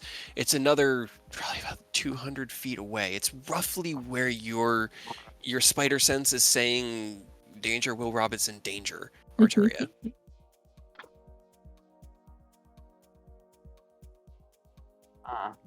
I mean, at some point we're gonna have to slow down, otherwise we might spook the horses. Yeah. I mean, at some point we could just like leave them and It's actually a very. keep going on foot. Can everybody roll me a d20 for your horse, and I'll roll one for Eris. Why did I say anything? Hey, Eris' horse is doing great. Another 5. Let's go. Okay. Rose, I'd say yours is probably the one having the most trouble. And I say that knowing that Arturia got a 3, but Arturia's got a very calming kind of nature. She's a healer. So while Yeah, not as Arturia's much. horse is obviously spooked by the ominous presence here, the recognition of that and the calmness within Arturia is helping keep her horse from not acting as badly as yours. Yours is definitely starting to freak out. Everyone else's, they seem to be doing okay. They're a little obviously uneasy and cautious, but they're listening to your commands and still following you. Rose, yours tries to like stop and it like rears its head back. You kind of have to kick your feet and you're like, come on, go, keep Come up. on, man. So you kind of fall back a little bit as everyone's riding towards it, but I still don't really know how fast you're approaching it. Probably just like regular speed to slow-ish. Just keeping an eye out on like our surroundings. Yeah, I don't think we're breaknecking because No. that seems like it could go really bad for us. Running into an unknown situation. And what I'm going to do is, as you guys are looking around, you get close enough to it. You get about 40 feet away. Your eyes on the left and right of the road and ahead, and based off of the previous perception, you're the first one that sees it. This tiny little lick of flame out from behind a tree in the distance. Like, almost like the flick of a tail of a flame that comes out and then recedes. At the same time, Arturia, you look to the left and you can see this horrible, evil visage staring at you from beneath two trees, like between two trees. It screeches at you, and as you guys are riding, your horses all come to a screeching halt. And at that point, we would roll initiative. But we're getting pretty late, so do you guys want to do this fight this week or do this next week? I'm getting kind of tired, so I'm gonna have to vote for next time. Next time on Tyranny. That lets Aerith join for the fight, and I like that as well. Right. So, Yep. Okay, cool. I'm going to go ahead and just show you the map.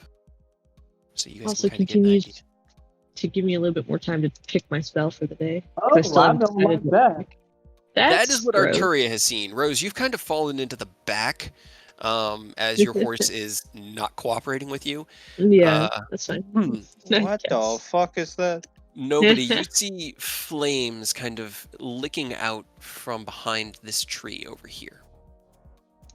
That's where you spotted it. What tree? What tree? This one. Ooh, Am back I here. Blind? I can't draw a flame right now, but this. Uh, Did we not move? Oh, okay, Did I I not see it. move you guys? Okay. It's like, did I move up you guys on the map? I thought I did. it just wasn't showing Yeah. any pain until you drew the little. Yeah. Weird. I saw it on like the Strange very ghost. edge a little bit. All right. Man, Yeah, this version of the material plane is just fucked. We got the I'm coat sure it's wearing down the chains on Tiamat. Now we got Yeah. Robert fucking around and tearing down the barriers to head. fine. He doesn't know what he's doing. He's just doing what he's told. He's not an extra dimensional traveler like nobody who can sense these things. He's just like, nail in a hole, nail in a hand, nail in a feet. That's how I get stronger. This guy deserves it. That's what Mom says. And Do you know what Pyro from TF2, where in Pyro's vision everything's like all nice and happy, but in But reality in everything's reality, on fire? yeah, it's like a Warcraft. I honestly, like, we were talking about it. I really think, personally, I think Robert went insane. I think he finally just snapped. He has a rough line in the sand that he has drawn for himself, but aside from that, shit's out the window. Mhm. Okay, I'm glad I assumed that correctly. Yep. Okay.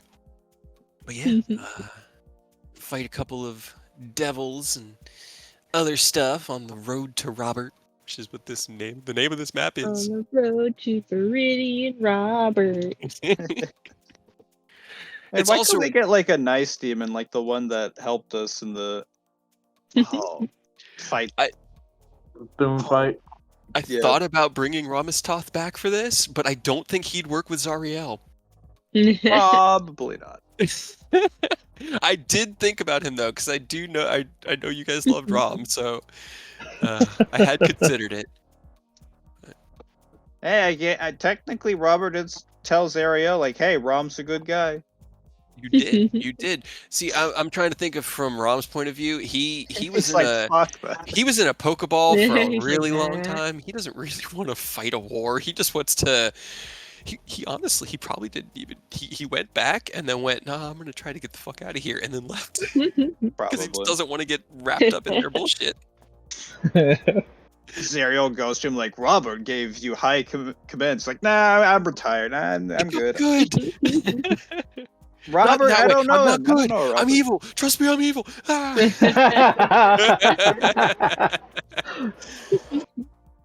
All right. That thing is terrifying, though. Yeah, this Yeah. is.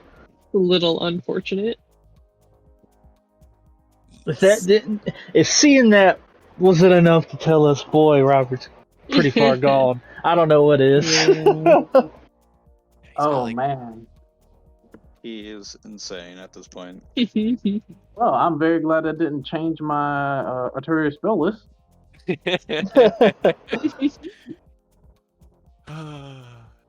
It is also an important distinction. It's not super important, but these are devils, not demons. Demons are chaotic by nature and are looking to destroy everything and tear it all down into the abyss itself. The devils, they actually protect the rest of the planes from the abyss. They stand there as the first line of defense against the tide of demons, and are like, we're gonna stop you right here. But in being that close to the abyss, they are twisted all to fucking hell, literally. Yeah.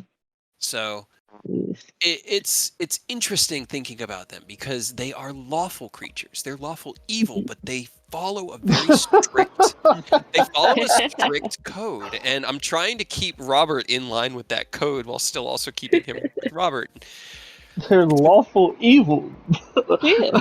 I mean, Zariel was technically An an angel. angel, and She she got left the heavens. tired. Yeah. She got tired of like waiting for the war to be like solved on its own. She's like, I'm gonna go down I'm and bored. fight it myself, and then she became a She devil. fell because Archdevil. that's what happens when you're that close to the abyss. And Asmodeus was also like, you are very powerful. Do you want more power? No. But yeah, this will be fun. Dealing with Robert. Oh man, The poor insane man. he had enough time to get out here too. You guys you're still. Let's see, where's the distance? About halfway out. Or he like rides out, puts up a new friend, and then rides back. 100 miles or so left. 80 miles. Till what?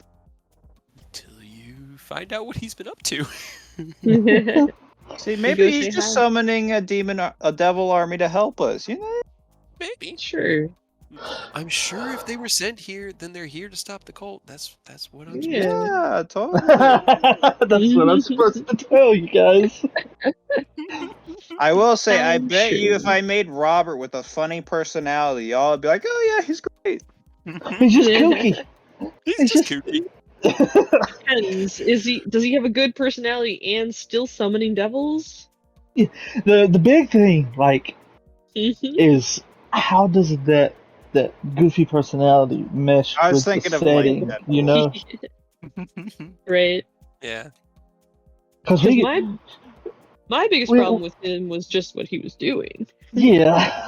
if he was just one-time killing evil, that's one thing. Because we pretty much do that now. Yeah. We kind of make sure there's proof, but at this point, it's gotten to where if we assume they're a cult member, we kind of kill them. So like that would be different. But some of the devils, working with an archdevil, disregarding what might be a consequence of that. That was the big issue. Because we tried to have the intervention with Robert. We wasn't just trying to turn our backs on the man. It was just his son died. So We Yeah. tried to tell him that his actions were not leading to a good place. I really think it was Robert. He's and you can probably insane beforehand. Well, you can. I think he went insane when he was tortured to death, and Yeah. not even death. He was tortured to undeath. And I think when he met Sebas, when he finally saw, and he well, not when he met, but when he found Sebas and found that Sebas had survived, that Marion had died, but Sebas had survived by blew his mind, and I think he finally, in that moment, whether he said it or not, he still cursed the gods, but I think he opened his mind up to the belief that there could be good, that something good could just happen without him having to kick and scream and tear and rip it from the world. And then Sebas died. right, like And he was right there He was too. right there, and I Yep. think that final ray of sunlight being extinguished and his hand being not responsible but related was the final straw. That was it. That was the last bit that his mind could handle, and he just kind of succumbed. Blessed to him, that like makes him more angry at the gods. Like the gods taunting him, like you were right there, you could save him. It's very true. You know, fate taunted him, and yeah, Yeah. he's a fun character. This has been man. Aureus is back in the game. Right? Yeah. right. Oh, he's gonna And wake now up. I have 2 different character ideas for him. Oh, Nah. so just man. That's why I didn't want to roleplay him, because like if I go one way with his character or the other way with his character. Yeah, I realized that when I went back and read what you had said. I was like, dang it. All right, well, that's fine. That's fine. Little bit here as he's still between those fences. Like I wasn't expecting to leave this place. Yeah. Yeah.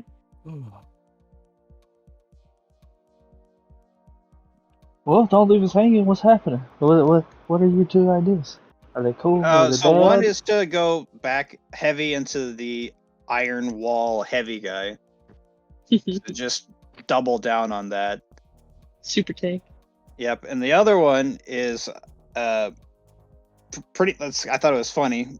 It was going to be like a martyr build, and you said he was at the Martyrdom. Mountain martyrdom, but it was him literally just kind of switching maybe into a cleric, and then literally being like complete health transference, like to mitigate and take everything, just so make him health wise really cool and give him a lot of support abilities, but then using his health more as like a his main spell casting almost. Interesting. That'd be cool.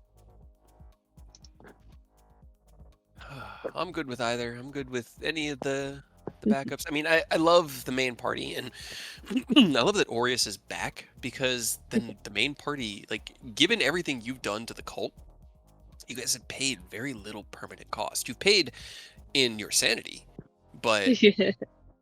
like your friends that have died have been resurrected. They Your haven't allies that actually have been killed stolen, any of us. yeah, have been reclaimed. The airship that was stolen by your allies and then appropriated by yourselves and then taken back from you is now back in your hands. So nothing, you guys have made steps forward, and Yeah. definitely kicked the cult's teeth in quite a few times. Yeah, we just have a clinically insane skeleton roaming about as Yeah, we'll Price. take care of him. It's fine. We're getting there. It's okay. We got Artoria. That's like complete antithesis to what Robert is. So Yeah. I was thinking that the other day, that she really is his balance. It'd be cool to see the two clash. Because it's not just Robert, guys. yeah, of course it's not just Robert. It would have been so nice if it was just Of course Robert. it is. I mean, But I it's could never give good. Robert 900 hit points, and then he could fight all of you, but I felt like that would be a little cheesy, so he's got less than that. plus that would be disgusting with how hard he hits and him having that Yeah. much HP. Yeah, I felt like having some chaff that you guys could cut down might be a little bit more fun, while Robert's also there causing problems. So that'll be fun. But good, we And got then after we get Robert, we gotta go on Then we our gotta get Ken. dungeon delving quest through God knows where to get our boy back. Yeah. And then we gotta get Sid. Yep. And we gotta find the rest of the masks. Yeah. Well, And the rest of the artifacts. you Most of destroyed it. 2 masks. You have 1, and there's 1 Yep. more out there that you know you're not going to get Severance. Like Severin wears his, unless you're going to go fight the final boss right now. That one's just beyond your reach at the moment. So I mean, and we know, at least I know who has the other one, and I'm pretty sure I've talked to the party about it. yeah, you know Garrick is the Yeah. Bloodborne speaker, Yeah. and that Garrick Yeah. is with Sid. Well, Right, so that's 2 you know birds one stone. you could probably intuit that Garrick is with Sid based off of Yeah. Ascalon's reaction. Yeah. But yeah, that'll be. I mean, we are gonna have a little bit of a hurdle whenever the party finds out when Ken isn't just off doing Yeah. a quest. Because when we get there, it won't be until we actually get him back that anybody even has an inkling that he was dead. Because like we just gotta go find him, Yeah. Still haven't quite figured that out yet. Working on it. That's gonna cause a lot of problems for you. It's a good thing Probably. Rose is a storyteller, because you have to definitely tell a real good story. Which can be a persuasion check. I mean, I realize that being 35, a natural 20, 35 persuasion is beyond the realm to expect from a normal human being playing the game. So if you do try to persuade, we can roll to see how persuasive Rose appears to you all. Whether you're Yeah. persuaded or not, that's up to you. But I'll give you the number and kind of relate it to how I do skill checks. And that's how I do NPCs. And you can kind of gauge one way or the other whether your character believes it. Because I think that's a fair way to allow Rose to use their strengths. And if you want to insight check, because you have a strength and insight check, you can do that. Or you can rely on your own player instincts. I'm cool with either. But that's going to be the next hurdle, I feel like, because hopefully everything goes smooth dealing with Robert. I mean, it's obviously not going to be easy. He's got devils and he's Robert. And the actual dungeon crawl to get Ken definitely ain't going to be easy. Fucking nuked himself and sent himself out to the ether and now is like being hunted or whatever. So, like, obviously ain't going to be easy, but that's like a mechanical difficulty. Coming to terms with it if we find out Rose fucked with our memories, because there's always that chance that it just never comes up. Arturian might not say anything. Emily might not say anything. You know, we might just be left in the dark the rest of the campaign. But if it actually comes out, it's gonna be. I don't think anybody is gonna be thrilled that we had our memories fucked. Probably not. No. Especially nobody who just got his memory. I was about to say, Yeah. as much as like it honestly normally wouldn't really affect nobody all that much. Just got his memories back, and then he had his memories. Yeah. Just a little bit. Just this one little section. But we got to get our boy back. We need him. You do. But Aerith needs him. yeah, I was gonna say we need him to make a gun at the very least. Or steal Robert's gun. You could take as giant. Robert's gun that was given to him by Ken, that was stolen or found by Ken, that was made by Garrick. Garrick. I think Aurora's probably gonna want his character to have one, an actual gun, and two, something that like he kind of had a hand in making, and not some asshole that's trying to fuck with the party and messing with Ken's like mentor. I'm kind of worried that Robert's just gonna one-shot someone. I mean, he could. He very well could. Built. He was literally built to fucking one-shot people. So yeah, I mean, outside of like monsters with crazy HP, any kind of like player character, if he can hit them, they can pretty much be gotten. So stay 15 feet away from him at all times, at least. Make sure he has disadvantage at all times. And yeah, just run away. Run away. Where if because obviously he's not going to be like player character level Robert. He's going to be souped up now that he's NPC mode. But I have an NPC sheet for Robert to make Yeah. running him easier. if he wasn't an NPC, we could also easily one shot him, which I feel like is the problem and why he's now an NPC, and also has a bunch of devils. I will tell you, he has an amount of HP that would be reachable by a player character in that situation, given his constitution and a few other things. I mean, when you say in that situation, what level range are you talking? Robert is 17.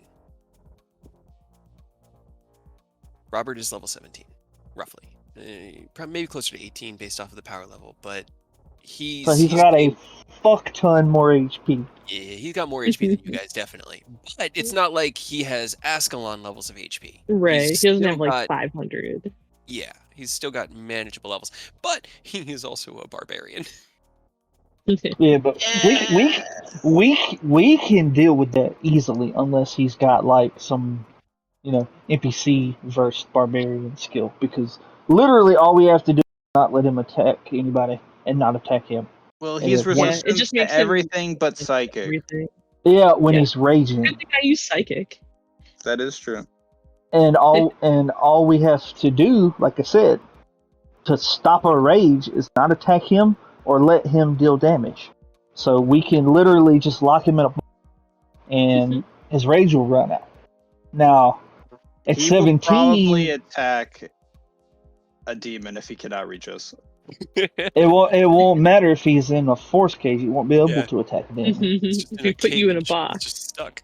Yeah, He we punches we himself. have ways to potentially cheese the rage part of it, unless he's got like he's an NPC, so he could have some unique form of rage that'll Well, he be also a hindrance. He Well, also has he's the both an the best artifact for- similar to the Starlight artifacts. His armor. Yeah. Yeah, and I was gonna say he has almost the best of both worlds. Where yeah, he has the super offensive, but he also has his defensive stance. So he can technically just wait us out. Well, he can try if he's in Well, he can defensive try. stance. Yeah, it's gonna be a lot more manageable. I feel like the big thing is gonna be us trying to deal with the ads so that we can actually deal with Robert. Because Yeah. in most of these fights so far, the bosses have been insane, but it's also the fact that other things are happening that we're having to deal with, Yeah. like in tandem, that make it hard to deal with what they got going on. So I guess once we see him, we have to determine what's going to be more annoying, the ads or Robert himself, and then get the most annoying one out of the way first. Yep, and we also have to keep in mind that we have to reach him, so we're gonna have to manage our resources. Yeah, that is true. I love it. It's gonna be an ordeal. It's gonna be a little bit of an ordeal. So I just love the game. It's just so good. if you have under 100 HP, do not approach Robert at any point. Looking at the full health bars here of 93, 99, 100, You mean 105, everybody? and 115. Ouch. Yeah. Also, Action Surge. If you remember, Robert's Wombo combo was getting up to like 7 hits in a turn. Yeah, at a 3, and at 7, is it 17 or 18? You get 4. I think it's 18 you get 4. He only has 2.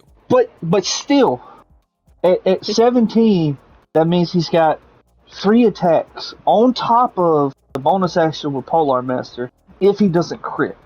Mhm. So that is 7 attacks we have to contest with. So stay away from Robert. Yeah. Go. I mean, Use we slow on him. Use we got him. I think the rage is going to be annoying just for the damage reduction, but the big thing is we got to make him waste that action surge on something. I'm excited. I mean, to be fair, if he is raging, he takes that huge like AC dump. Yeah, It makes him really easy to hit. yeah.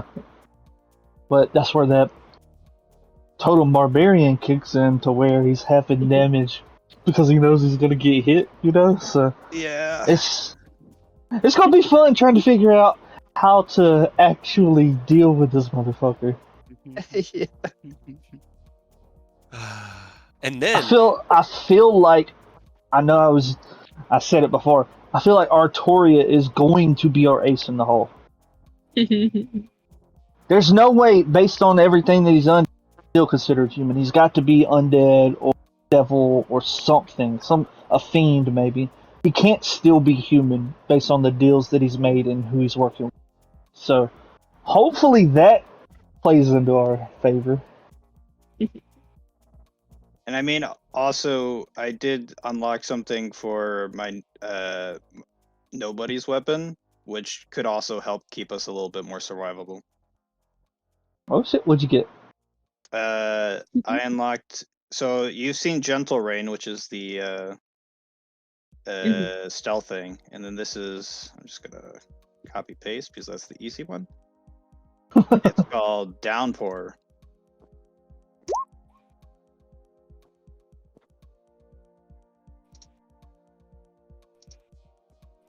So each tier has like a different weather storm he can activate with different effects. Like the hit points and stuff, that all happens when you activate it. It's just the one time when you activate, right? Still I was nice. gonna do it anytime he used Fighting Spirit, but he only gets 3 Fighting Spirits if he didn't already use them all. Let me look at that and think. You 'Cause can that's dumb good it down. one Yeah, that's yeah, fine. yeah. But yeah, okay. Hey, that'll definitely General come in idea. handy too. Yeah, it gives him 1 extra attack, and then it gives good temporary hit points to everybody. But you don't get a bonus action. Well, I guess you're always hiding from the death points. It's all good. Well, the rain I- won't I- keep him hidden because that's a different rainstorm. That's true. So Okay. Gentle Rain is the hidden one. Downpour is so each one has their own unique effects, so they don't Gotcha. They don't stack. stack. Okay, gotcha. Okay, cool. Okay. All right. Otherwise, that'd be way That too would strong be at the end. really powerful. Yeah. But yeah, It'd be a lot. Because at the end, he's doing some pretty dumb stuff. Yeah, so each time he has 1 charge, and he gets to choose what effect that charge is. Gotcha. Okay. All right. Yeah, that'll Kyle hated definitely come in handy. One artifact, and I love it. I love the gourd. All right, let me. Can't wait till tier 4 so he can do some really fun stuff with random. Random. Yeah, the PS note, you get to choose where the damage is caused. Oh. Oh, that's So true. Okay. So whatever damage is caused from that, it just you're Yeah. like, yep, that thing gets fucked. Oh, that Yeah. thing gets fucked.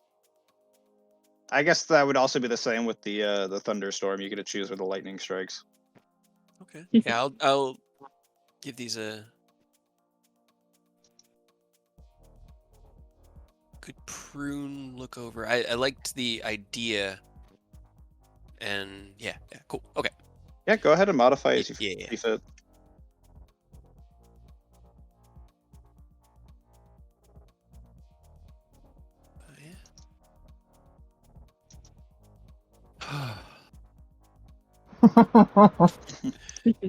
Guys got a bunch of shopping done, some serious upgrades, like Hell yeah. shit's reverberating with magic. We spent so much money Crazy tonight. Yeah. We have, including the stuff at the guild, still, we have a little less than 30k left. Okay, that's bad. Hey, we're still Yeah. richer than most people. Right? Still have the wealth of a small like estate. I feel like we need to just at some point we need to get an army. Be like, all right, we've done our job. It's time for you guys to do something. Right. Get an army to help fight it. All this crap that we're going through.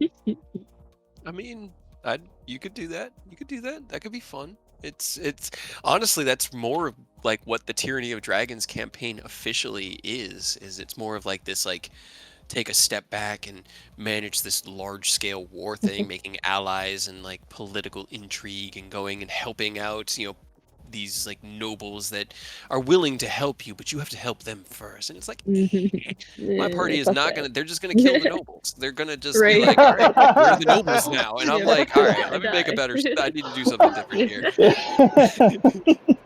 I mean, we do have the elf support. You do, and I don't mean to say that as in any sort of like insulting way, because as Cray, one of the very first things I did was behead a helpless tied up noble with my weapon. So We're not more motivated for the most part. We're not bad people, but it's not so much we're gonna do the right thing. It's more like we're gonna do the thing that keeps everything from dying. So Neutrality. yeah, we're like a half step from the ends justify the means. We're not there, obviously, Not because yet. otherwise we would have been with Robert this whole time. But We're almost there. Yeah, You guys both are- the moral compasses, well, were dead. One's back, but he's asleep somewhere. Yeah, he's sleeping off Sleeping in the our world's trees. worst hangover. Right. He's gonna We wake hear- up and just be like, "What the fuck?" I was gonna ask. I had the thought. Did you guys leave him any sort of note? Did you leave him a letter? No. Did you do No, they anything did along not. those lines? Nah. I assumed Artoria would have did something like left a message or something since she said he could stay in her apartment. But that was just my assumption. I have no idea if she actually did anything like that. Who is apartment? Otherwise, Where he's am he's gonna wake up in an apartment with literally zero frame of reference for where he's at, what he's doing, any of it. You know. Well, I guess he could look out the window and see the Adventurers Guild and be like, oh, He just, oh, interesting. I'll just go across the Weird. street and ask what's going on. Right, go Or talk to my Hadrian. friend. Just, hey, what's going on? And Walks Hadrian's in, just be like, scratches what his the fuck? Hey, What are you doing, babe? When did you? Do All I, right, do I come need to in lock here. the door on my way out? Definitely. Hadrian just catches Aureus up on the last 8 weeks, and Aureus just sits there Right. and has like a minor panic attack. he's gonna be like, How would he react if like everything that has happened since he died just got, Got dumped info on dumped. him at once, like He info w- dumped in like an 8-hour alcohol and food session? he would just be, he need to stop and take a break for a little bit, relax. Yeah. What if we let him take his break at the keep? And this is also, he wouldn't know what Rose has done either, would he? No, he With the would know. memory. He would have the memory of seeing Rose. Like he would actually remember martyrdom slightly, kind of like a dream. But he would remember that it was Rose that reached out to him while he was there. Well, I was gonna say, because the moment he learns Rose altered their memories, he's like, Rose, what have we Yeah. learned? What have we Oh. learned? Nothing. Oh yeah. Aureus was. He's got no idea that's even something that could have happened. Yeah, no, the only No. one that knows is Arturia. Even Hadrian. I don't even think Hadrian knows. No. we Arturia told and Emmeline are the only Yeah. two that know. Well, Mhm. now the question is, would Emily tell him? No. no. No. No, she's not going to betray Rose's trust like that. But Fair enough. she'll continue. Huh. she'll Imagine continue that. to encourage Rose to make things right. To be fair, I don't think Aureus, he'd be just extra disappointed. Be like, Rose, I get what you're doing, but you can't keep doing it this way. This is not the right way. I don't need anybody else to be not mad and disappointed in me. Aerith, he'll be mad. I think. I think he'll be mad, not disappointed. But he'll also potentially have a gun at that point. So Nobody would probably be mad. Yeah, you know. Because this is like he's new to the party, and then he immediately gets his money back, and then immediately gets it fucked with. Like he's not officially close with anyone here. Yeah. So poor nobody. You gotta feel for that man. He just got a chunk of like space metal ripped out of his head and started to regain his memories. Just got paid for the first time. I bought him a cool tattoo that was really expensive. but you never told him how expensive it was. No, I do think it's hilarious that I'm just having nobody terrible with money. It's so crazy. Because wouldn't they have different like money system where he was from originally? Oh yeah. They used a weird kind of like paper currency that represented wealth in some way. It was strange. And here it's at least like physical. It kind of clinks and clanks and it makes a good noise. But yeah, it was weird there. He likes the old system. What is this? What is this gold? It's so damn heavy. It takes up so much space. Right, Why why do must I have I to carry carry it? around this giant pile of gold coins? I could have a bunch of flat paper. How much is this even worth? 5,000, you say, for an apple? Yeah, sure, that sounds about right.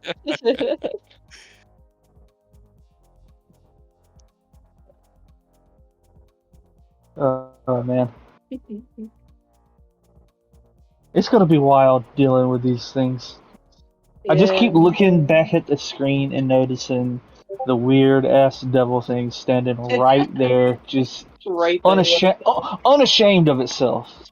He's got a good old smile on his face. He's just ready to clown. When you Gross. zoom, the more you zoom in on it, the worse he's it terrible. becomes. Absolutely Here, I'm awful. the full picture's even better. I'm gonna go ahead Oh god. because it has wings. No. Oh, it does. Well, what is it? Like, I know it's a devil of some kind. Yeah, you guys. It's a bone devil. Okay. I was just about to ask if it was a bone devil, but It has I didn't know they had butterfly wings. Yeah. That's gross. I hate it. Horrible. What if I put him in the Pokeball and we throw him at Robert? Both things are possible. Can we put Robert in the Pokeball and then use Robert to fight Tiamat? Right, I really want to do that, but I Try. don't know yet if you're not from the material plane still. Wait, does that mean you could put nobody in the bottle? I guess. Nobody in the bottle. In the same way that you could put Rose in the bottle. Yeah. Technically I could go in the bottle. Everybody in the party that could go in the bottle at some point has to go. Yeah. Wait, that's all good. I mean, we could keep give Rose the mask and then put Rose in the bottle. Ta-da! He can't get the mask. Checkmate, Severin, you bitch. All it cost was our good friend Rose. Yeah. All it costs is one of your party members who could never help you again until you let them out. I mean, we could give the mask to anything from another plane and be like, "All right, you're going in the bottle." I guess I don't know how the bottle works. I guess the bottle is tied to the material plane, so it's outsiders. The material plane is different from every other plane, and nobody would even know this. You know this little bit. All the other planes are tied to it. It's like the center of a massive swirling vortex of planes that drift between or vary between positive energy, negative energy, lawfulness, chaos. Those various different like polarities surround in a multiversal sense the material plane. But the material plane is like it's the 14th. It's the main shard. Or what Is do it they like call the old Sword. planar system? How like planes just start overlapping each other? Like Yeah. there's multiple planes in this one there should instance, be but we're a just picture of it. Yeah, it is. The multiversal, this is like the multiverse view, but that view, it's not like you reach the edge of the material plane and step into another one. The material and the Shadowfell and the Feywild are all sandwiched on each other like layers of an onion, and you exist on one of those layers, but you can only perceive that layer unless something weakens the barriers between the layers, and then things can step through those layers, but it's still just one big onion. like when Ron kicked open that tear to hop Yep. from. Imagine how cool that would be if we could just like, open up a portal and just walk on through to another plane.